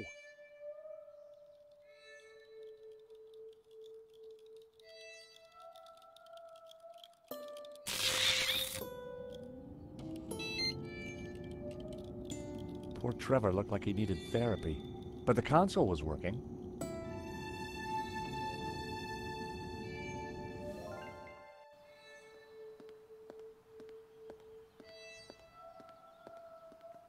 The console, it's working.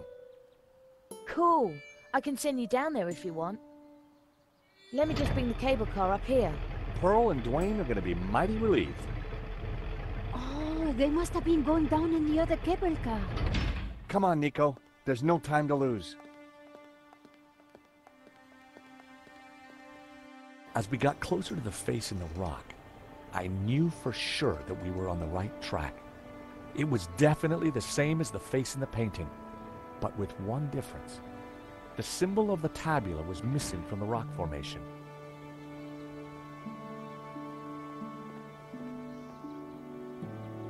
Well, here we are. But no way to reach the face.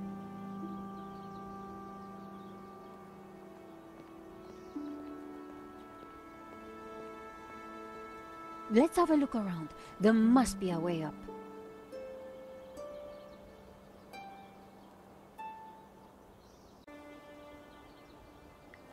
The door was locked with a high security padlock.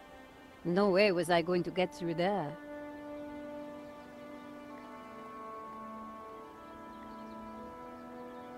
Georges, the chapel looks like it's been built right into the rock. You're right. We should take a look inside. I wonder, how old do you think the chapel is? I'm guessing the exterior's a couple of 100 years old, but the inside? Who knows? Some parts could be much older.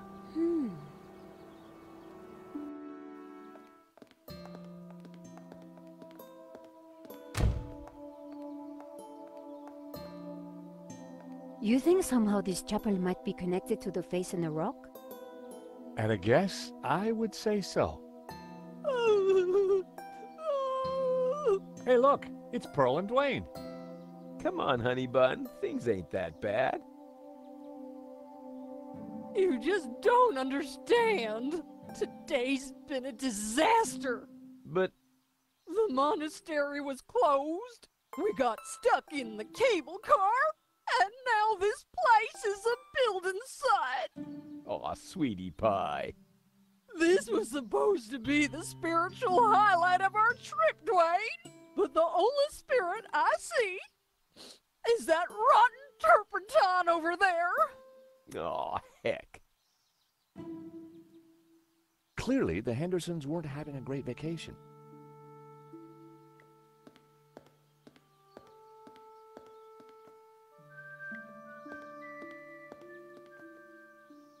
Great to see you again, Mr. Henderson.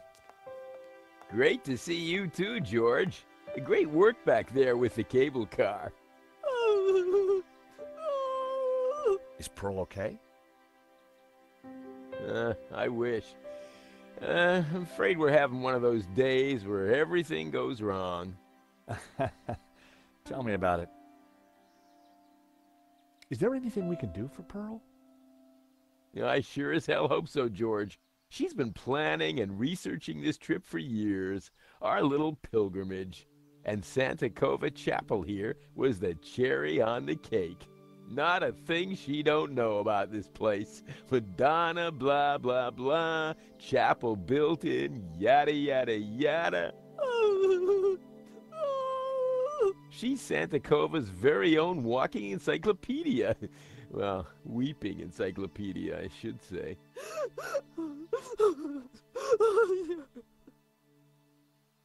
So what brings you to Santa Cova? Pearl's idea from the get-go. Ever since the unfortunate car accident back home, she's been scouring those pilgrimage brochures. Gotta be full of wonder and life-changing imagery. Got to have penance potential. Got to offer a real spiritual experience. Well, I'm sure this place will be very spiritual once it's finished.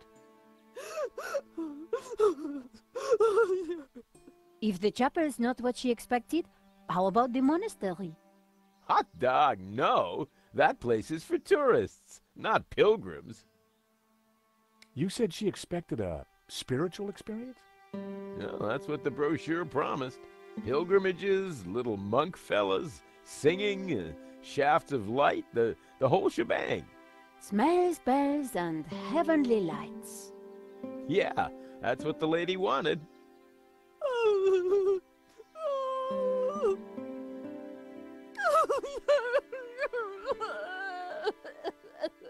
Oh, excuse me.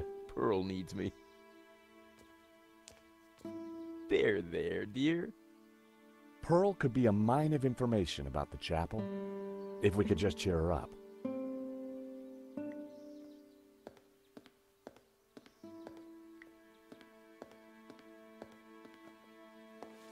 My mother always said cleanliness is next to godliness. It was a handful of aromatic sandalwood shavings.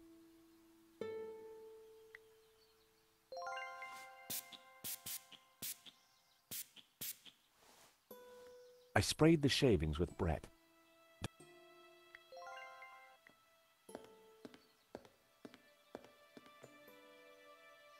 An empty, coffee-stained mug had been left by the altar.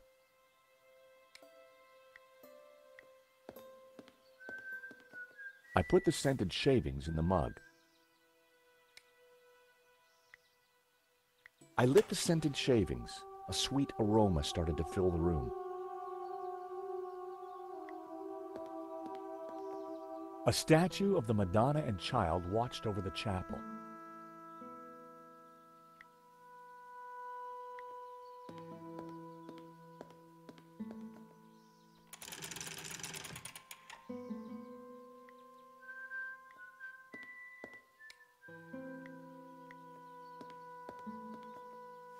I lit the candles on the candelabra.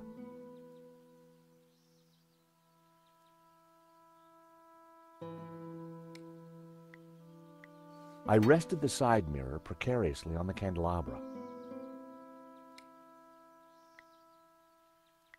I secured the mirror in place with some yarn.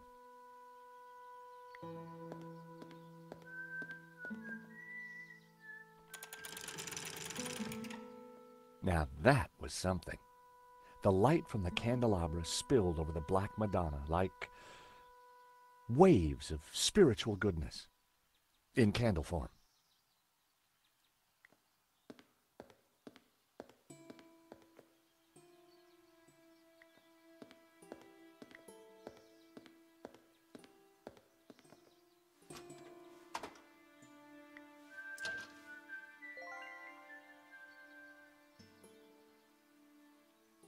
A paint can hung from the scaffolding. It looked just like its neighbor.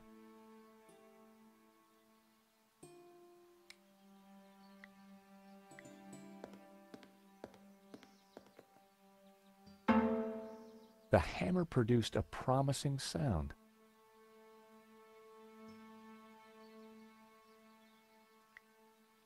A. What are you up to? Look, I made a Churchenspiel. B, if I wasn't mistaken. G. Well, that was fun.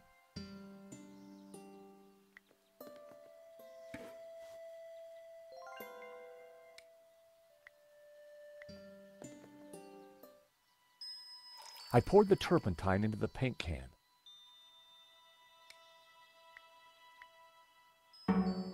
The hammer produced a promising sound. An F sharp. That sounded like an A.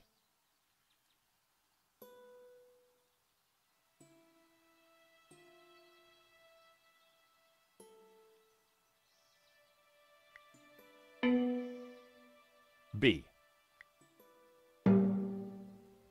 G.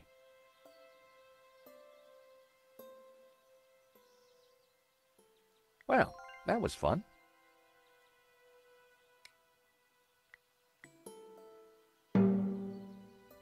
The hammer produced a promising sound. G. F sharp. G. A. That wasn't it. G. F sharp. G. B. A. G. I had it. It was the tune Dwayne was humming. Georges, that's Ave Maria. Let me have a go.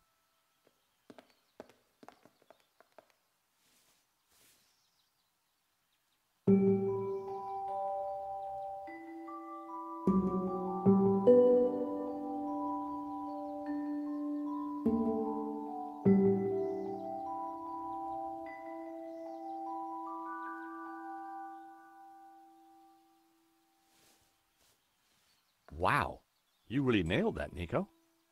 Yep, this mop really is pretty special. Leave this to me.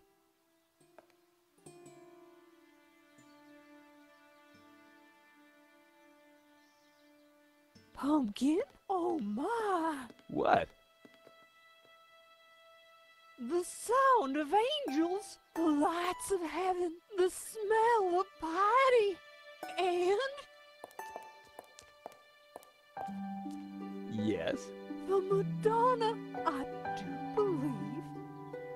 Tears. She's crying, Dwayne. The Madonna's crying.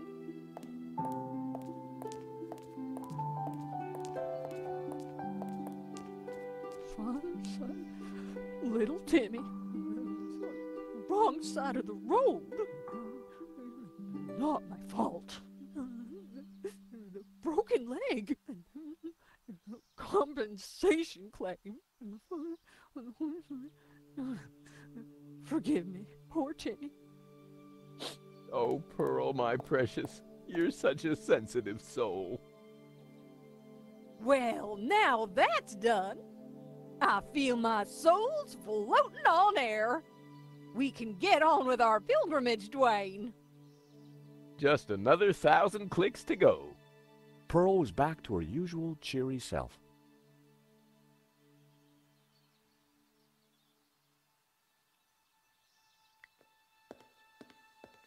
Mrs. Henderson, George, dear boy. how you feeling? Oh, just fine, thank you. I have just seen a miracle, George. It's all gonna be all right from now. I'm sure it is, Mrs. Henderson. I'm sure it is. What can you tell me about the statue? I read that the Black Madonna has been here since the 9th century. She's called the Virgin of Montserrat. Some say the original was moved to the cathedral. But Dwayne and I know that's just a bluff, don't we, honey? We sure do. This one is the real McCoy. What can you tell me about Santa Cova? Well, dear, they call it the Chapel of the Holy Grotto. It was built directly into the mountain itself in 1696. It survived the Napoleonic Wars, mudslides, Civil War. But the chapel is still standing today. It's a miracle. Or a restoration. What was that, dear? Yes, a miracle. What do you make of this? It looks like an Ouroboros. Oh, you recognize it? Let me show you something else. Can you tell me anything about this painting? Oh, nothing, dear. Apart from the obvious Gnostic connotations, of course. What? You know, the Dominicans. All those Gnostic saints. Doubting Thomas, Judas. And you see the woman in the red cloak? The infamous Mary Magdalene herself. A lady in red. That's enough now, Dwayne. You know my feelings about her. Pearl knew her Gnostic onions, all right. Then there's the Ouroboros, of course. Something special about it? Well, if I remember rightly, there was an Ouroboros right here in this chapel. Back in the 30s and 40s, the chapel was renovated. The workmen uncovered numerous symbols carved in the rock. Amongst them was a fine Ouroboros. But that's amazing. So, where is it? Oh, it's not there now. Oh. It was considered blasphemous, so they plastered over it. Sweetheart, I think it's time for us to go. The road to enlightenment waits for no woman. 'Tis the pilgrim's lot, George. It was so nice to see you again. And meet your girlfriend. We're not... Take this radio, Nico. Never know when you might need it. Keep an eye on our boy George here. Poor little lost lamb. I'm not... Don't worry, this little lamb's in safe hands. Bon voyage. Bye-bye, dears.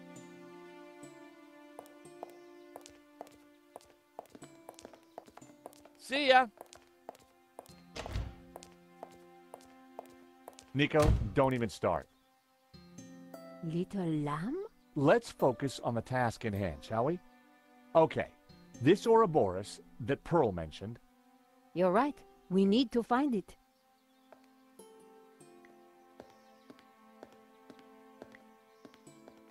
A modern plaster altar had been built against the rock.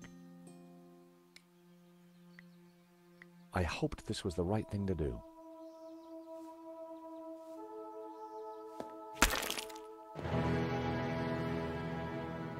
Hey, Nico, I found the Ouroboros.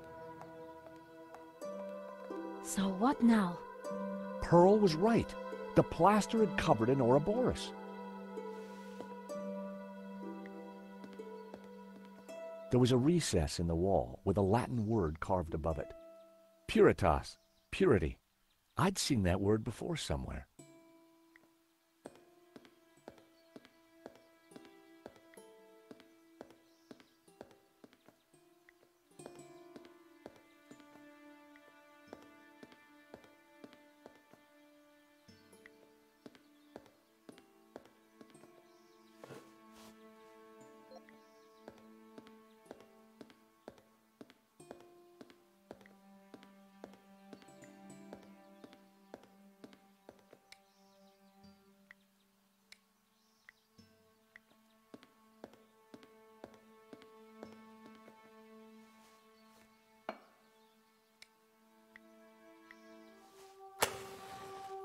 What was that noise?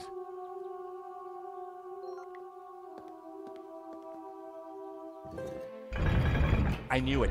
Another secret passageway. Amazing, George. How did you do it? Just another case of the old Stobart magic, I guess, Nico. It looks a little dark in there. Are you scared, George? Of course not. Just worried about you tripping, that's all.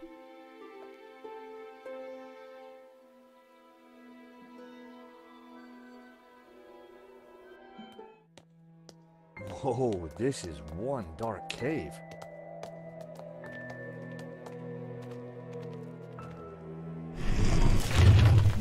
It's the door that worries me, George. Well, I'm sure the door will open again if we give it a minute. No need to panic.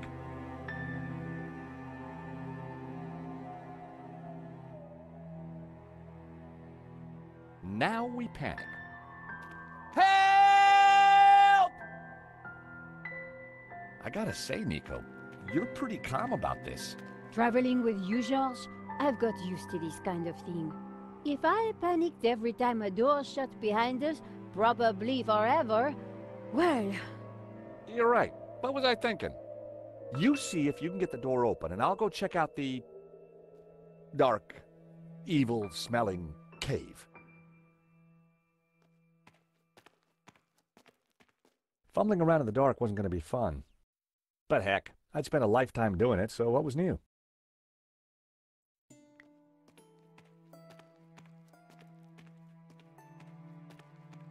It was cold to the touch and felt like carved rock.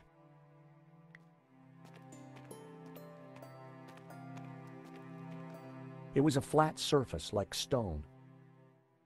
It was a small stuffed animal of some kind. Short-haired. I guessed it was a tailless squirrel. Or perhaps a small badger?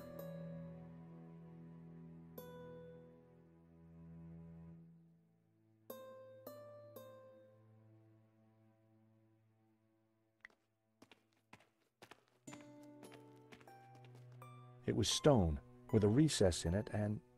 an oily liquid in it. There was some kind of thin twine in the middle of it, too.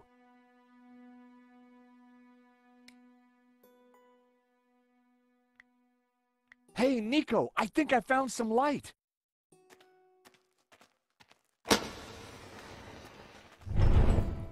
Whoa! It must be Ganon.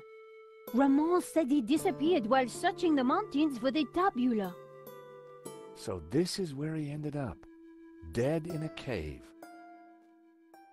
And on closer inspection, I'd even say blown your own brains out dead.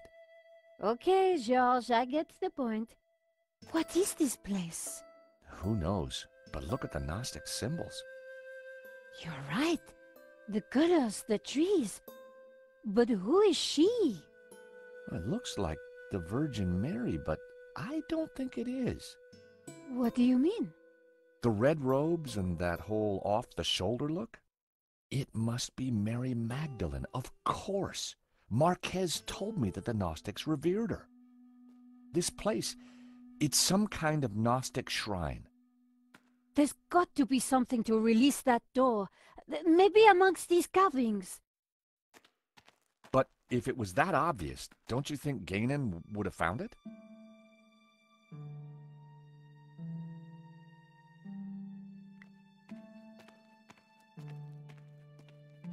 A group of figures looked up towards the tabula.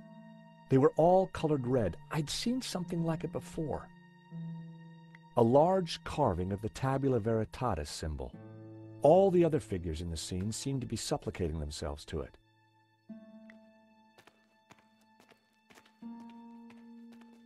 Getting up close and personal to Ganon's leathery corpse wasn't pleasant, but we had to figure out how to get out of there.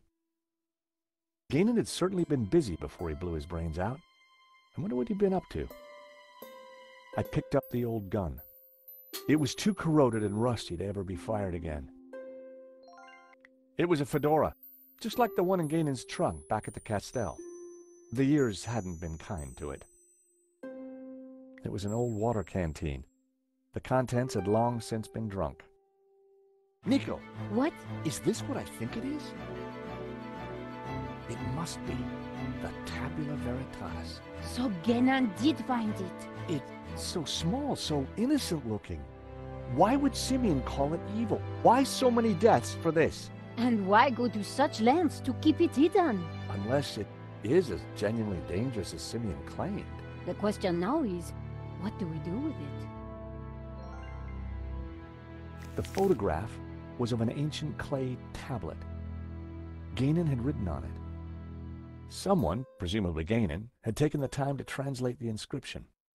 At a glance, the inscription seemed to relate to the exploits of someone called the Sun King. The symbol on the tablets looked similar to the ones etched into the face of the Tabula Veritatis.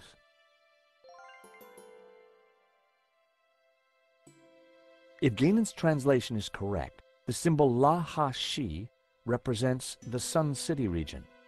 Ganon had marked this symbol in red with the letter A. Shi translates as Mountain Kingdom. Ganon had marked this symbol with the letter B. Du-A-Shi apparently means the Two River region.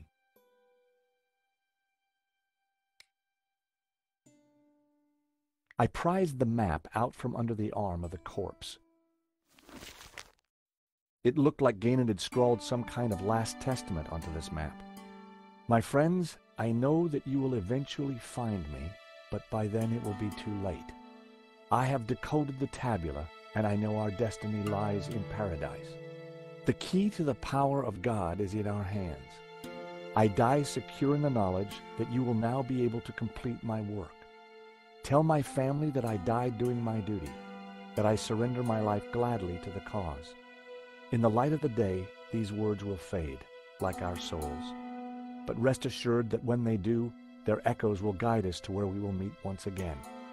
I'm not sure, but it looks like crafty old Ganon left a secret message in his testament.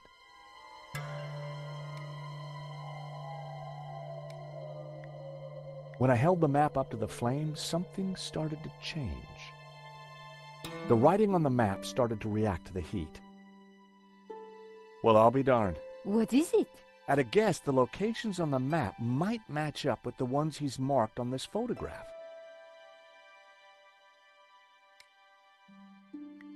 Nope, I needed to try something else.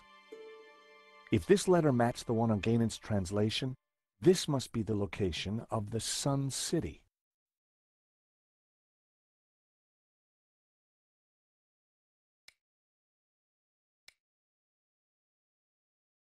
I wondered if Ganon's notes on the photograph might help me decode the tabula.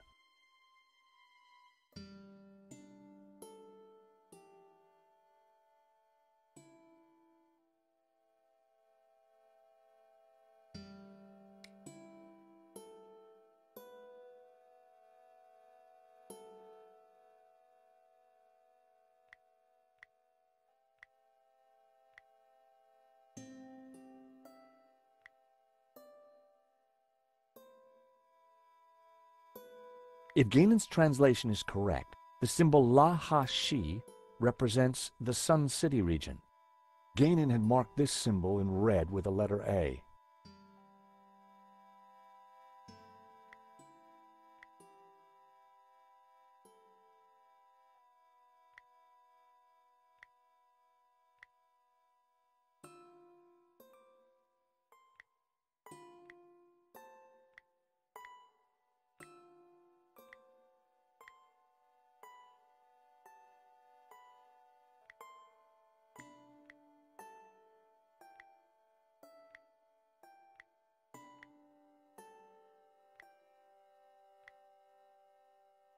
That was the first row of symbols cracked.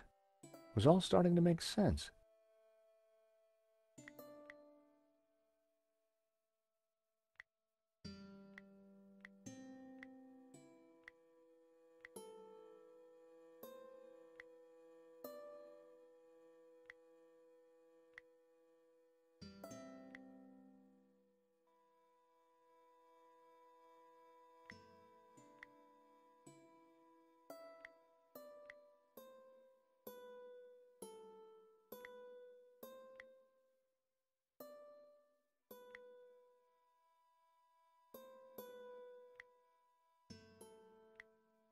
So, these are directions.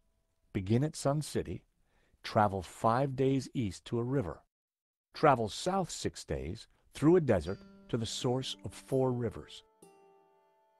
Hey, Nico, I've cracked it! Fantastic! The Tabula Veritatis, it's a set of directions. Take a look at this map. The inscription says to start here at Sun City. Ganon hid the location in his map. It then says to travel 5 days east to a river, then turn south and travel 6 days through a desert to the source of 4 rivers. And what is that? I'm not sure, but it must be important, right? Right. Important enough for the Gnostics to try and keep it a secret for thousands of years. And guess what? I think I may have found a way out. You have? Look, while you were busy playing Ancient Scholar, I found this. What did it do? I'm not sure. It didn't open the door. Perhaps we're missing something. Must be. If Ganon died looking for a way out, there has to be more to it than just a hidden button. Then let's keep looking.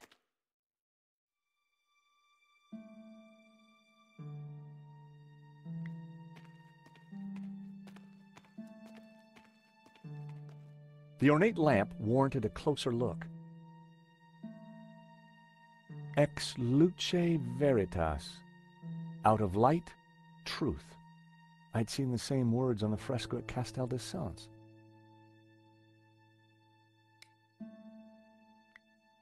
That was almost a great idea. Almost. The medallion fitted snugly into the socket. Whoa, would you take a look at that? This could be our ticket out of here. If you're right, that explains why Ganon never got out of here. He didn't have the medallion.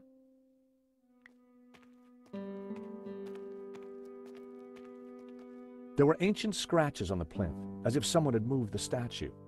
I'm sure that this is Mary Magdalene. The red robes. It all makes sense. The Madonna would be wearing blue. So, who's the child? Well, according to the Gnostic Gospels, when Mary kissed the lips of Jesus, she, Oh, I see. Yep, So the Gnostics think that the suckling child is... I guess so. I gave the statue a push, and it turned anti-clockwise.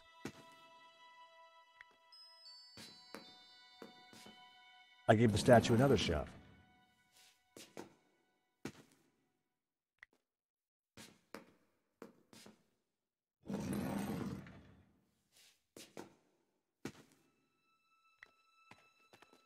The pillar had been carved into the shape of a tree and painted green.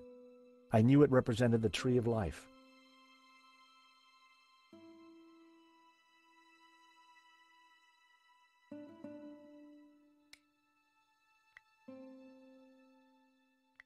That wouldn't work.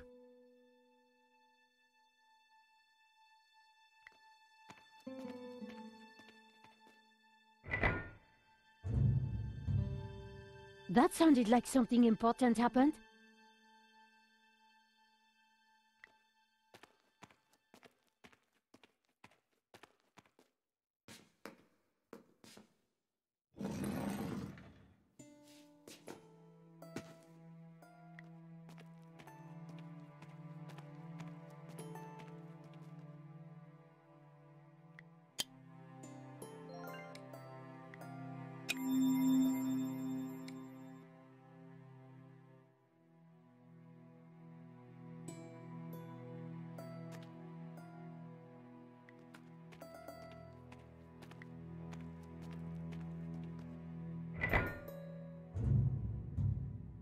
That sounded like something important happened.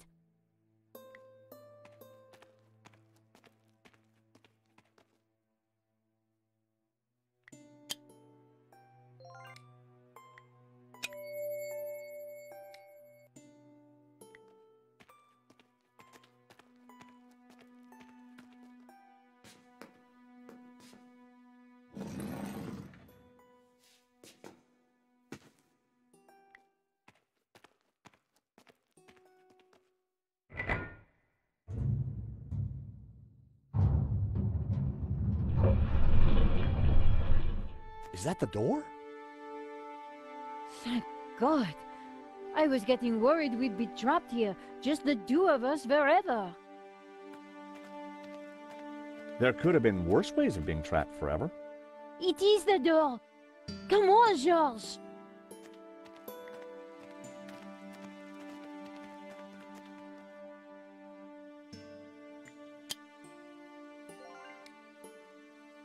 Nico and I had the Tabula Veritatis at last. Now all we needed to do was to find Eva and rescue Marquez. And make our getaway. Don't die on me now, old man. Georges, it's Langdon. Stay back.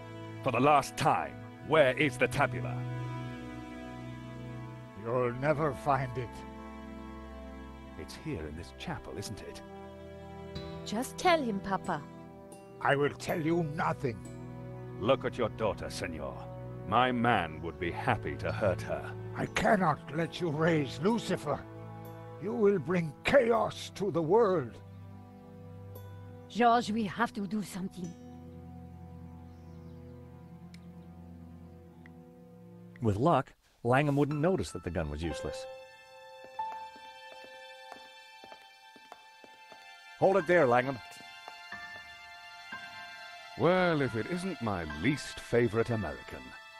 Where is the tabula? Even if I did have it, why would I give it to you? Because you don't have a choice. For God's sake, shoot him, George. Yes, go on. Shoot me, why don't you? Don't push me. That gun would never fire. Give me the gun before you hurt yourself. I didn't rate my chances with just a rusty old pistol. Now, do you have the tabula?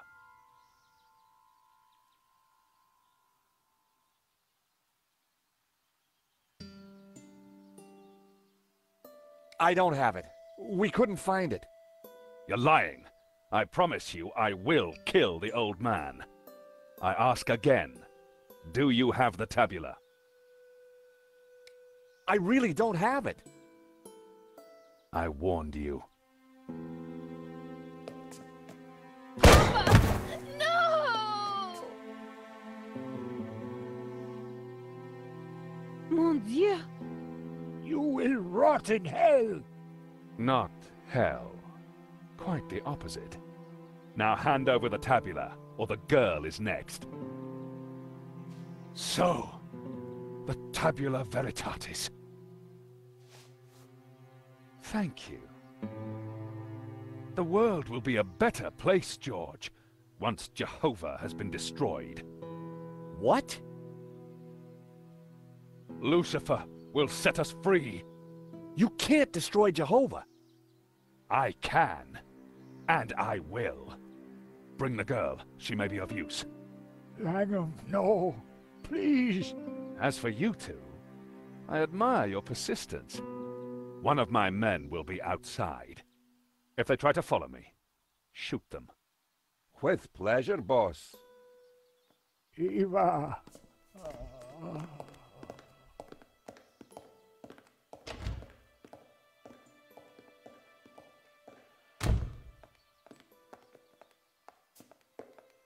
Senor Marquez, I'm so sorry. You must get the tabula back. We don't even know where he's going. All we know is that it's somewhere in the Middle East. Nothing else? There was a note, something about our destiny lies in paradise? And we found a map. It shows the source of 4 rivers, but that's all we have. Can it be?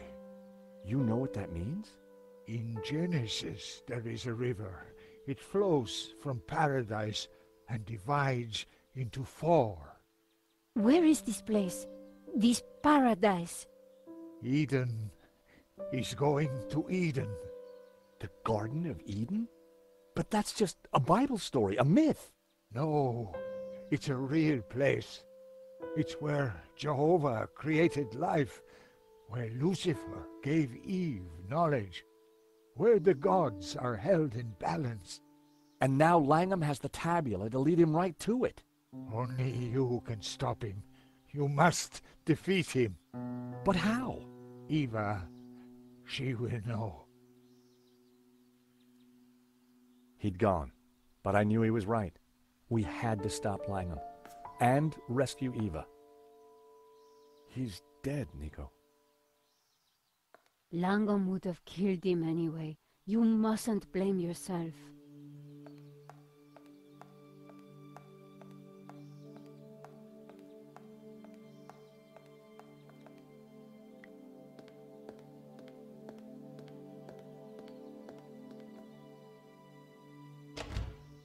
Listen, this is a big mistake. You have to let us out of here.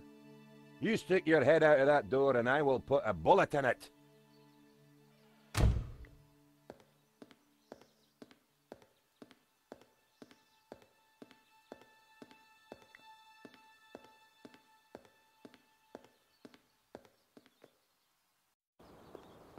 There was a door at the bottom of the steps, but I would never have managed to reach it.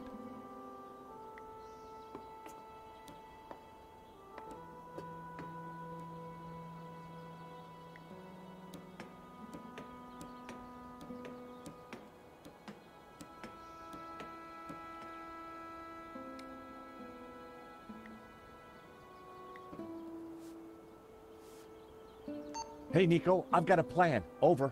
Roger, George, what are you thinking? Over. I'm gonna place the radio out here. Maybe it'll be enough to distract the guard. Give me a second to set this up, then start talking. Got it.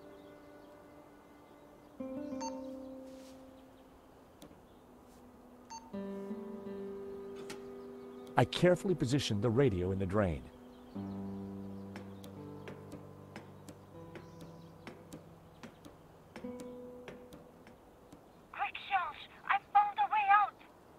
I'm warning you, I will shoot.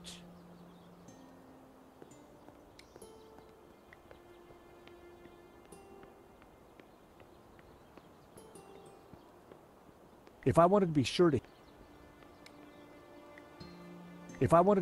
hit him, I needed to wait till the guard was close.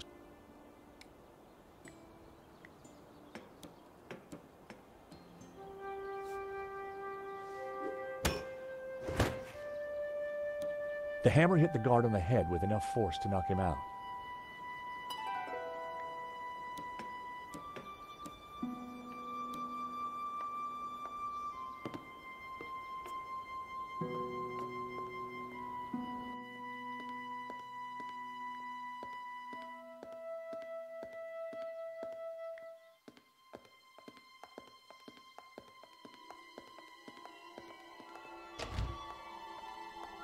What did you do to the guard? Those steps must have been slippery. He took a little tumble. Nico, look! There's a cable car ready to go. Quick, before Langham locks down the system.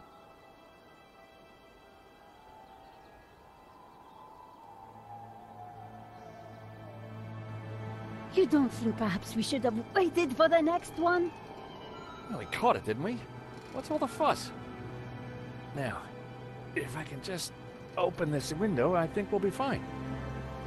Okay, maybe not. Don't panic just yet. I'll think of something.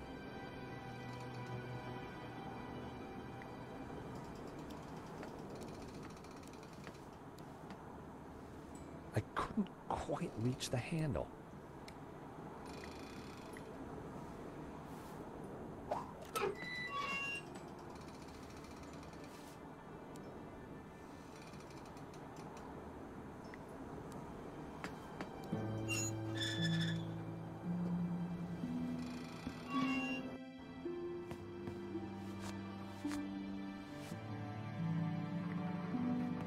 Hang on in there. I'm hanging on, George.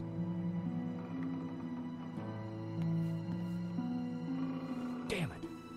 It's a little stuck. Just give me a second. Just hurry up. Nico!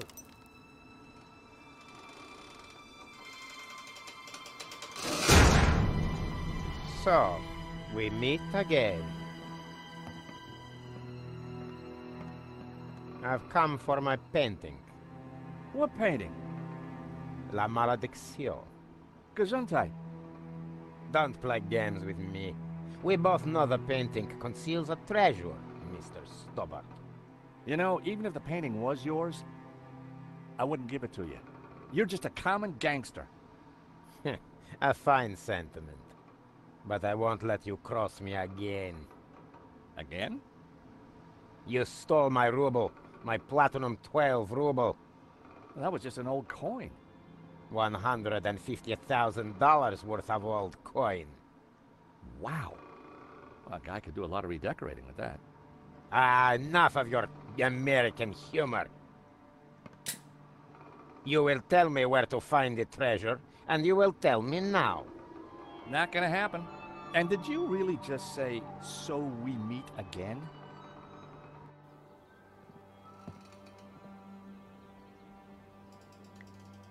Hello?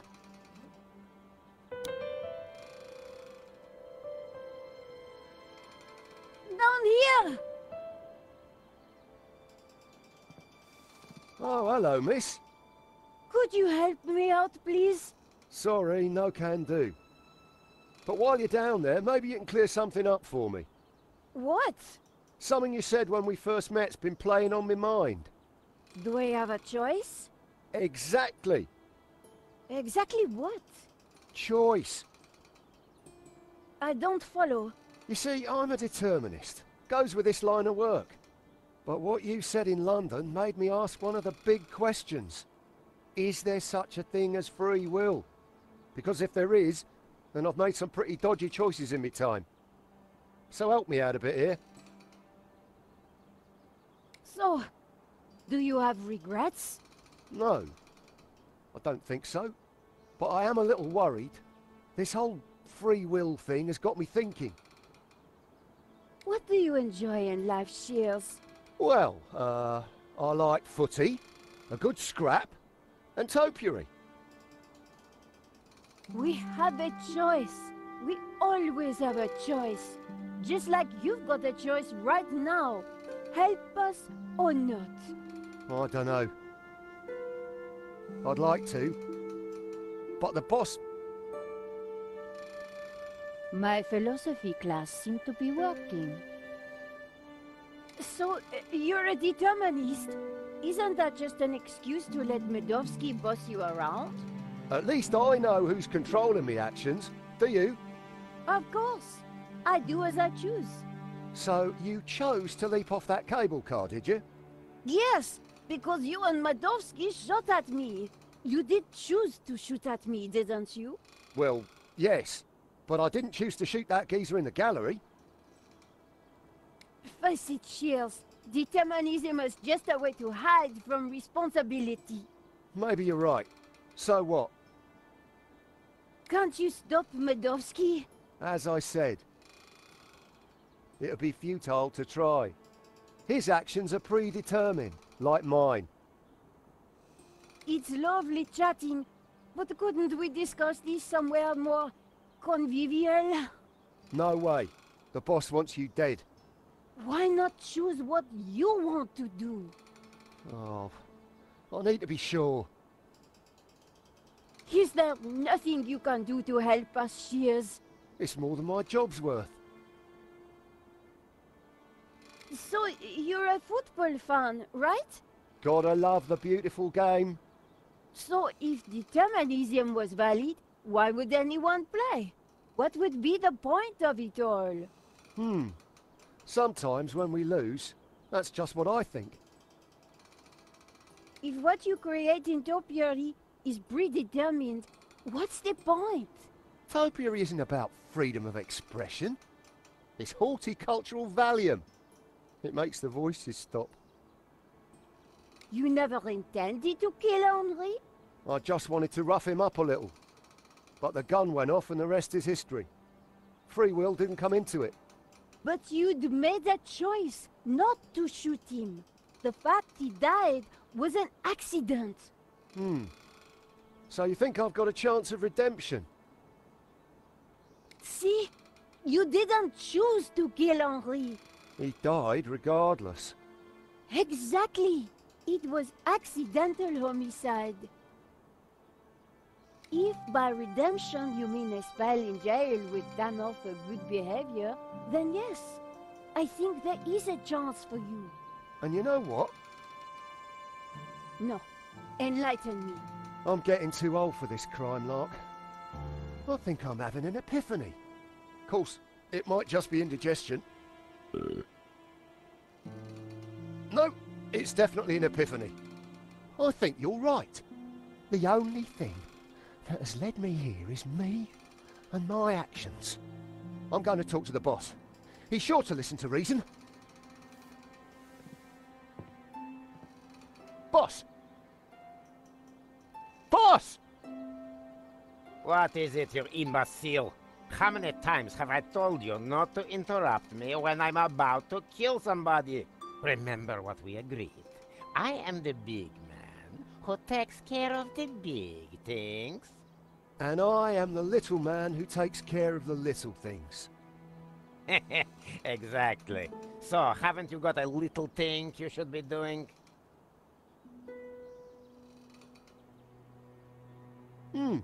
There is one little thing, now you mention it. Well, don't let me stop you. Get on with it, you big baboon. If you say so, boss. Oh dear. There you go. Free will under orders. Now that is what I call a real paradox.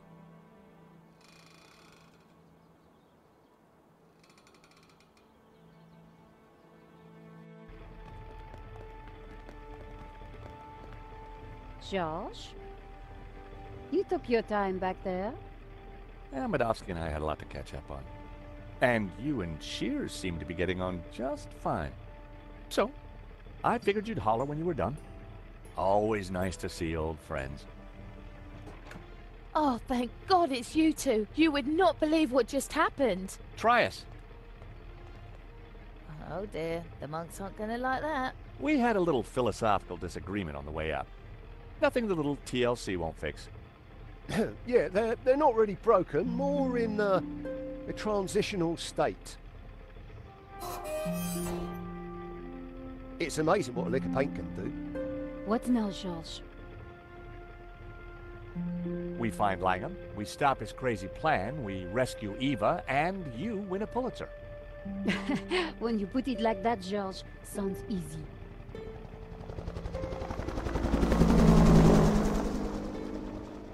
So, how are we going to catch Langham now? Well, we've got a pretty good idea where he's going. True, Mesopotamia. Or Iraq, as it is now. Not exactly a prime tourist spot. Need a lift? I don't think we'll catch Langham in a limo, but thanks. I'm not talking limo, mate. I'm talking Medovsky's full-on, fully fueled tax and ticket Learjet 60. You think you can get us to Iraq? Wouldn't be the first time, if you know what I mean. I've got the keys, the contacts, and a full drinks cabinet. How about it? It's the least I can do. The last thing I remembered was getting on board Medovsky's jet and accepting a cocktail from Shears. Hello? Anybody there? What happened to the lights? Is that better? Whoa! Senor Marquez? Indeed. Hello, George. But you're dead. Does death worry you? You bet. I got a nasty feeling it's coming my way. You have no choice. You cannot allow Langham to destroy Jehovah. Lucifer and Jehovah must rule in harmony, or chaos will prevail. Don't listen to him, George.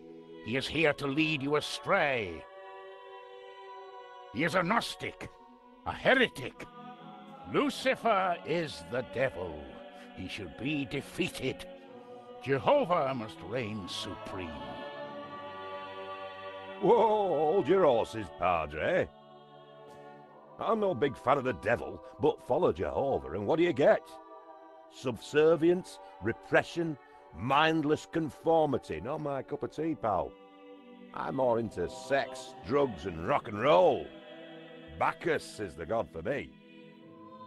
Ah, see what you get when you turn from Jehovah. A paint-spattered hedonist. Don't listen to either of them, George. A heretic and a lazy drunk.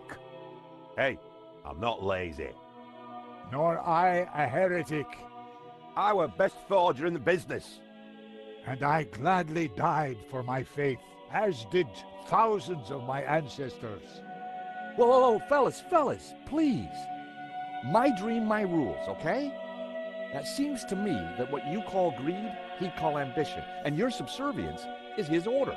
In just about an hour's time, I'm going up against a guy who intends to destroy God. I need advice. Practical advice. Have a stiff drink and go down fighting. You're a dead man walking anyway. Nonsense. Put your faith in God, and he will be your shield. Don't listen to them, George. They're both wrong. Maintain the harmony. Protect the balance. But how do I... You have the answer in your hands, George. In my hands? What do you mean? George? George, wake up. You were dreaming.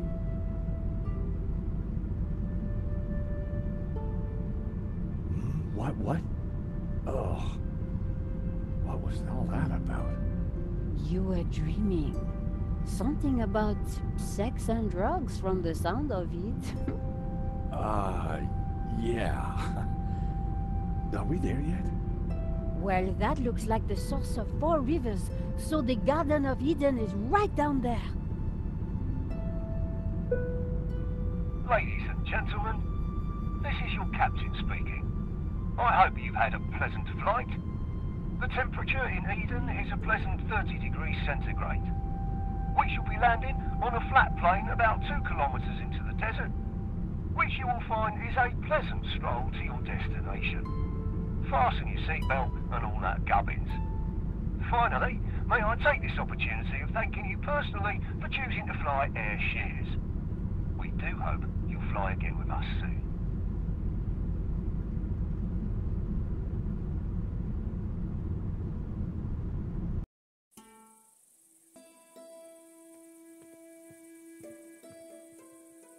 Come on, I think we're nearly there.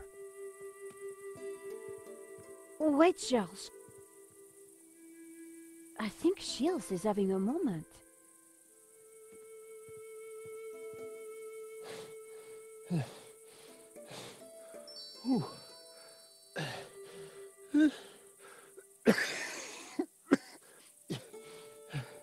Bleeding hellfire.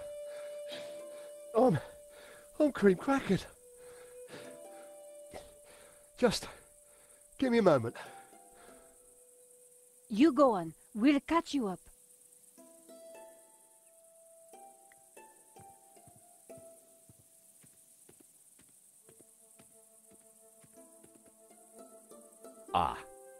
Guys, there's a small problem.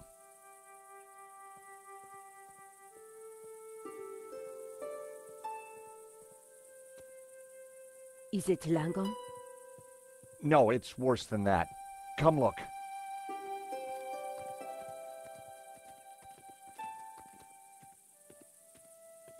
Oh, George, stop being so overdramatic. Oh, look, a goat. You like goats? Love 'em. Hey, we could call it Donna. Oh, what a lovely name. Isn't it, Princess? Are you hungry, my lovely?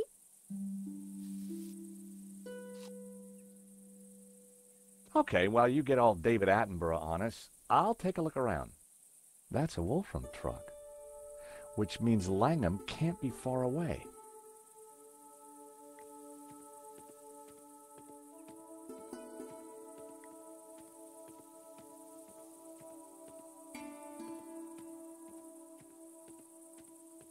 There you all are.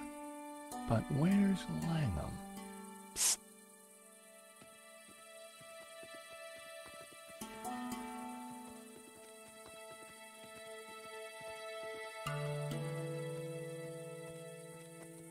What have we got here then?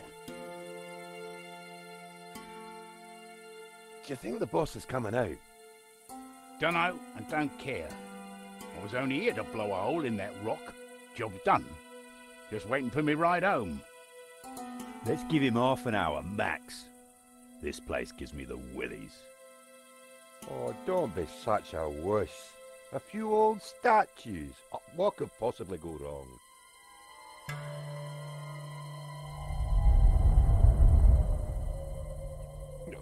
All right. Like you said, 30 minutes. We need to get past these idiots and stop Langham. Tricky. They've got some tasty-looking shooters. Besides, I'm a reformed man. I've given up senseless violence. Miss Collard is leading me out of the darkness and into the promised land. One day at a time. Oh, that's great, Shears. Great. Terrific timing. I guess we're going to have to find a way past them.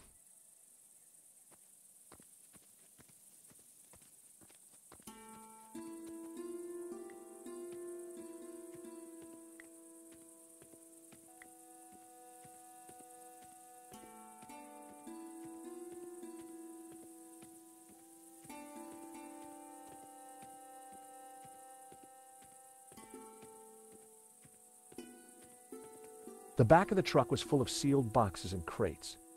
A knapsack had been thrown on top.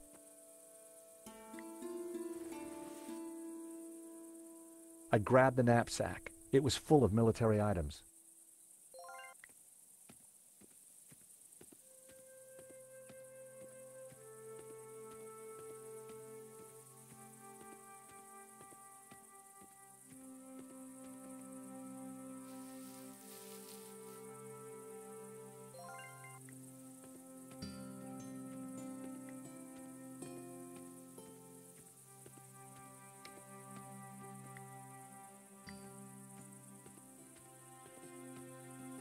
Hey, Shears.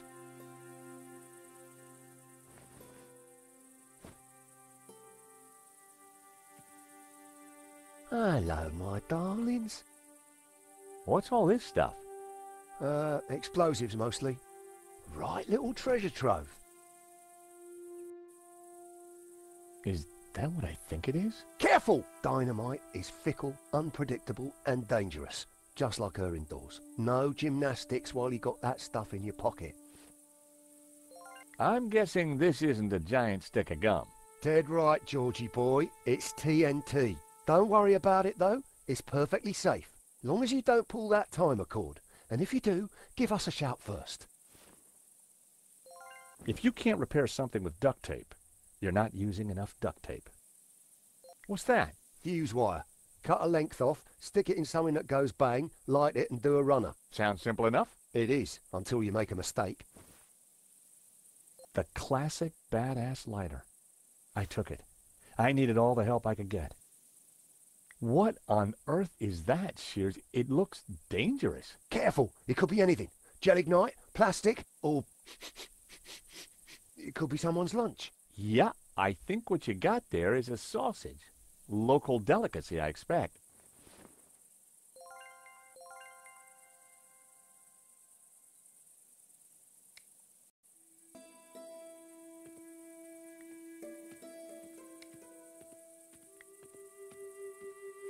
I had an idea. I wonder just how much that goat liked figs.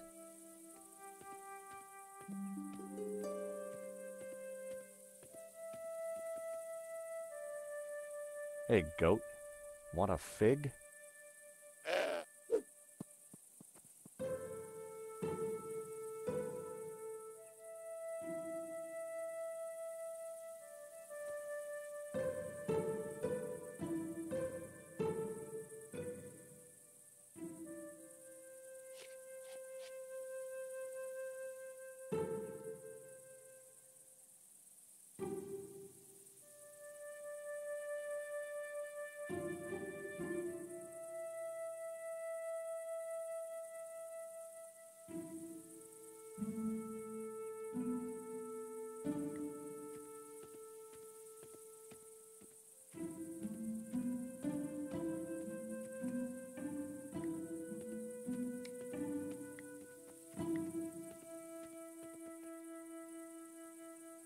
With my best throw, I tossed one of the ripe figs. It landed close to the group.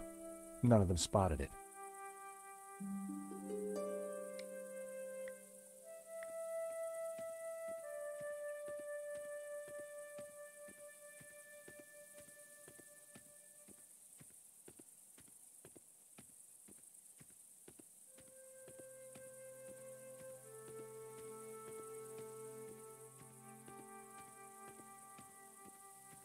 I casually tossed a fig to the bottom of the path.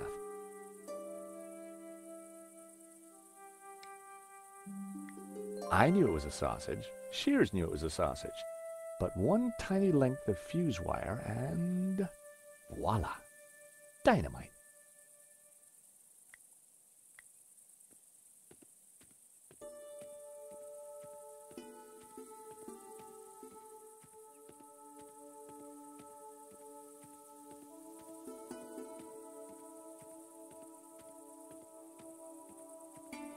Nico, a hand, please.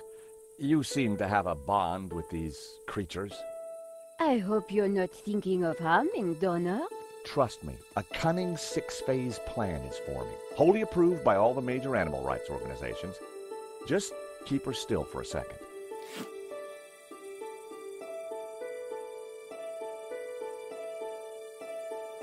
Why have you attached the sausage to Donner? That's phase one. Now, watch as the others come together. If it's all the same to you, I'll watch from over there. I had a fake piece of dynamite strapped to the goat. Phase one of my plan, complete. Now, I just had to figure out phases 2 to 6.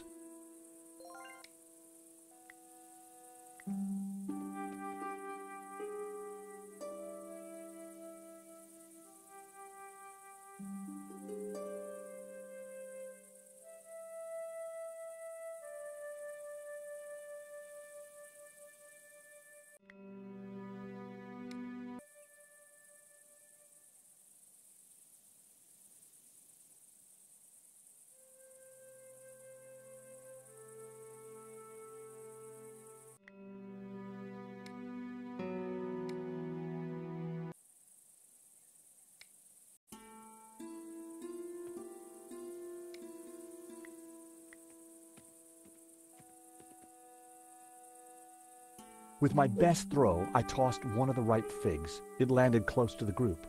None of them spotted it.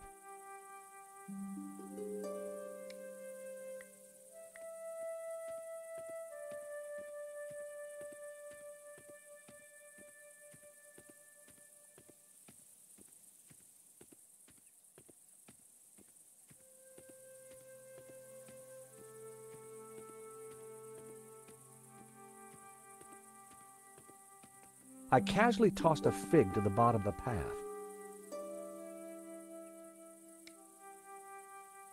I knew it was a sausage. Dynamite.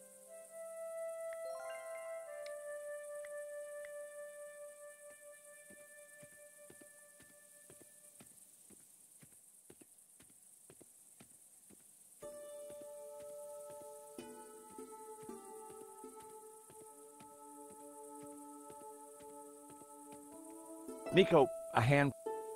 I hope. Trust. Wholly approved. Just.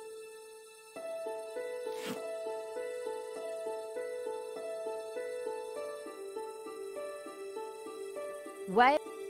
That. I. Phase. Now.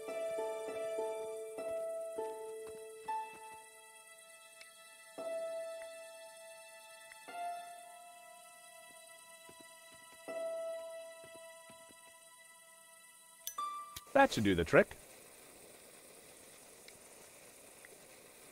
I had an idea. I wonder just how much that goat liked figs. Hey, goat, want a fig?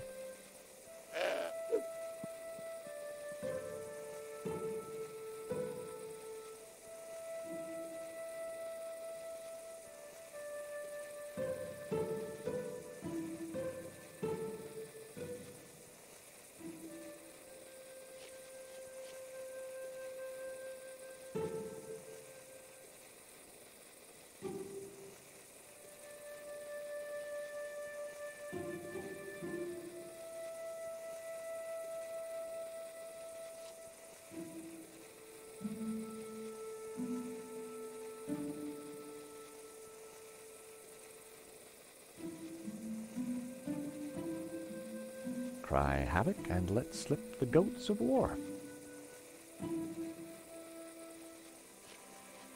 Oh, hello, Goatee.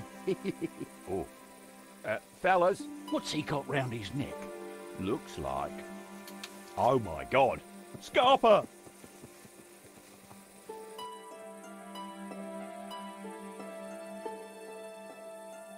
Langham's guards must have been spooked. There was no sign of him.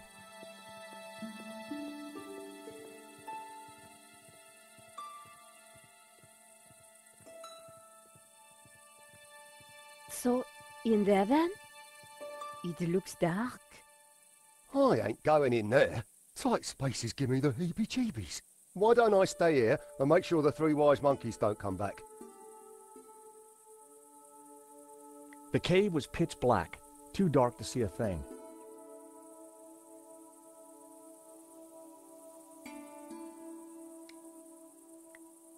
Come here, George.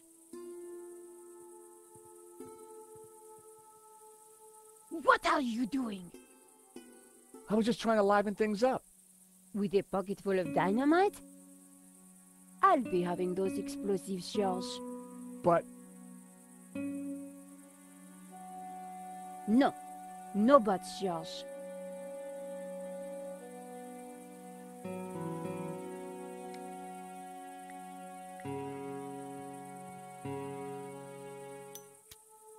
Through the gloom, I could just see stairs leading down. Come on, Nico. We need to find Langham.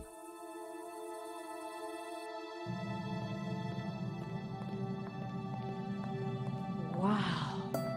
This place is extraordinary. You think this is really Eden? Well, if you see any apples, think twice before you eat them.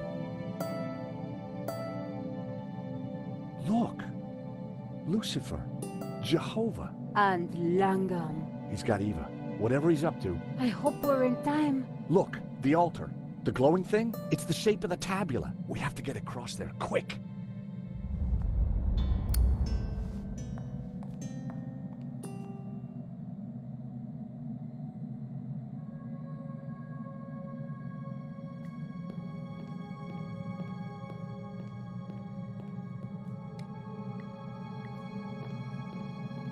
The lighter had run out of fuel, but the flint could still make sparks. Charles, what are you doing? I kind of have a plan. Well, I hope it works. I love the smell of Brett in the morning.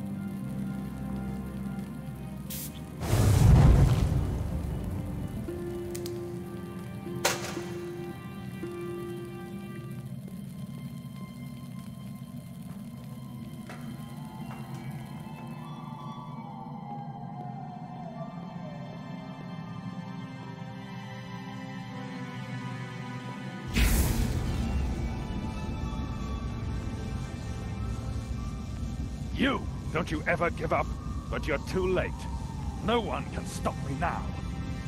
Do something, George! He's crazy!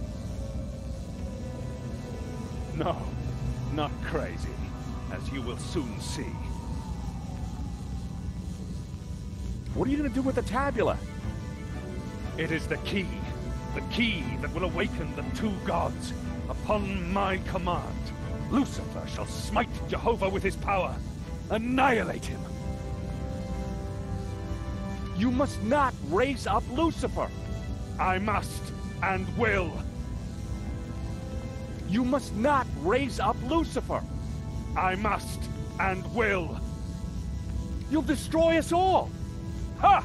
The ancients who built these statues feared their powers, but soon I shall control them. You can't destroy Jehovah. You'll shatter the balance. You'll plunge the world into chaos.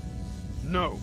Ruled by Lucifer, man will be liberated to realize his greatest ambitions, to realize his full potential. But this isn't the place to discuss these things. Where do you suggest? How about eternity? George!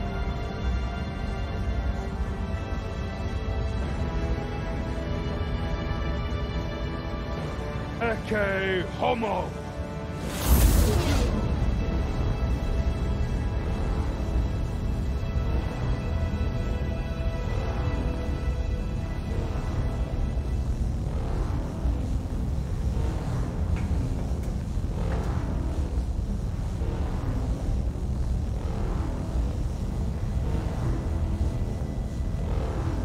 Nico, you must stop him. Eva, what do we do? I don't know. But your father said you had the answer. He used to talk about pure light. Pure light? What does that mean? I don't know. That's what he said. Pure light, white light, will conquer. Charles!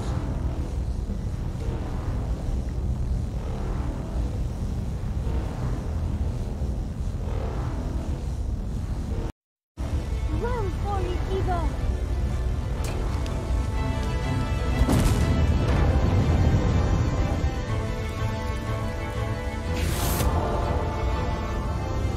That's it, Nico. Rise up, Lucifer. Smite Jehovah. Just got it. Focus the light. Pura, lux, pictura est. Jehovah must be destroyed. The world will embrace Lucifer. What gives you the right to stand in his way? Free will. That's what we bring. Humanity brings free will. The final piece of the Trinity.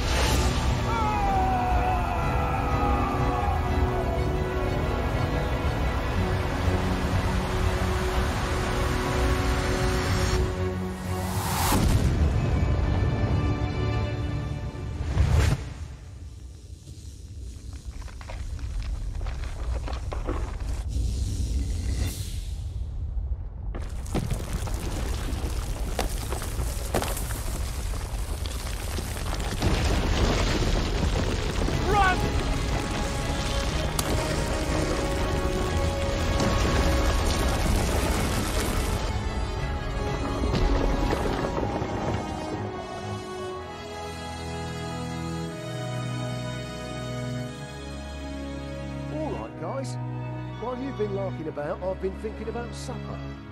How does a nice barbecue tickle your fancy?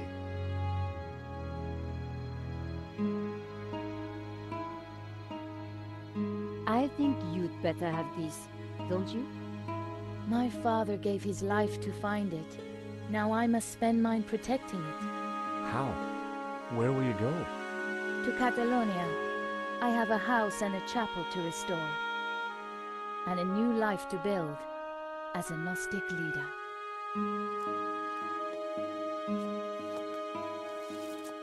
You know, Nico, this time I really wasn't sure if we were going to make it.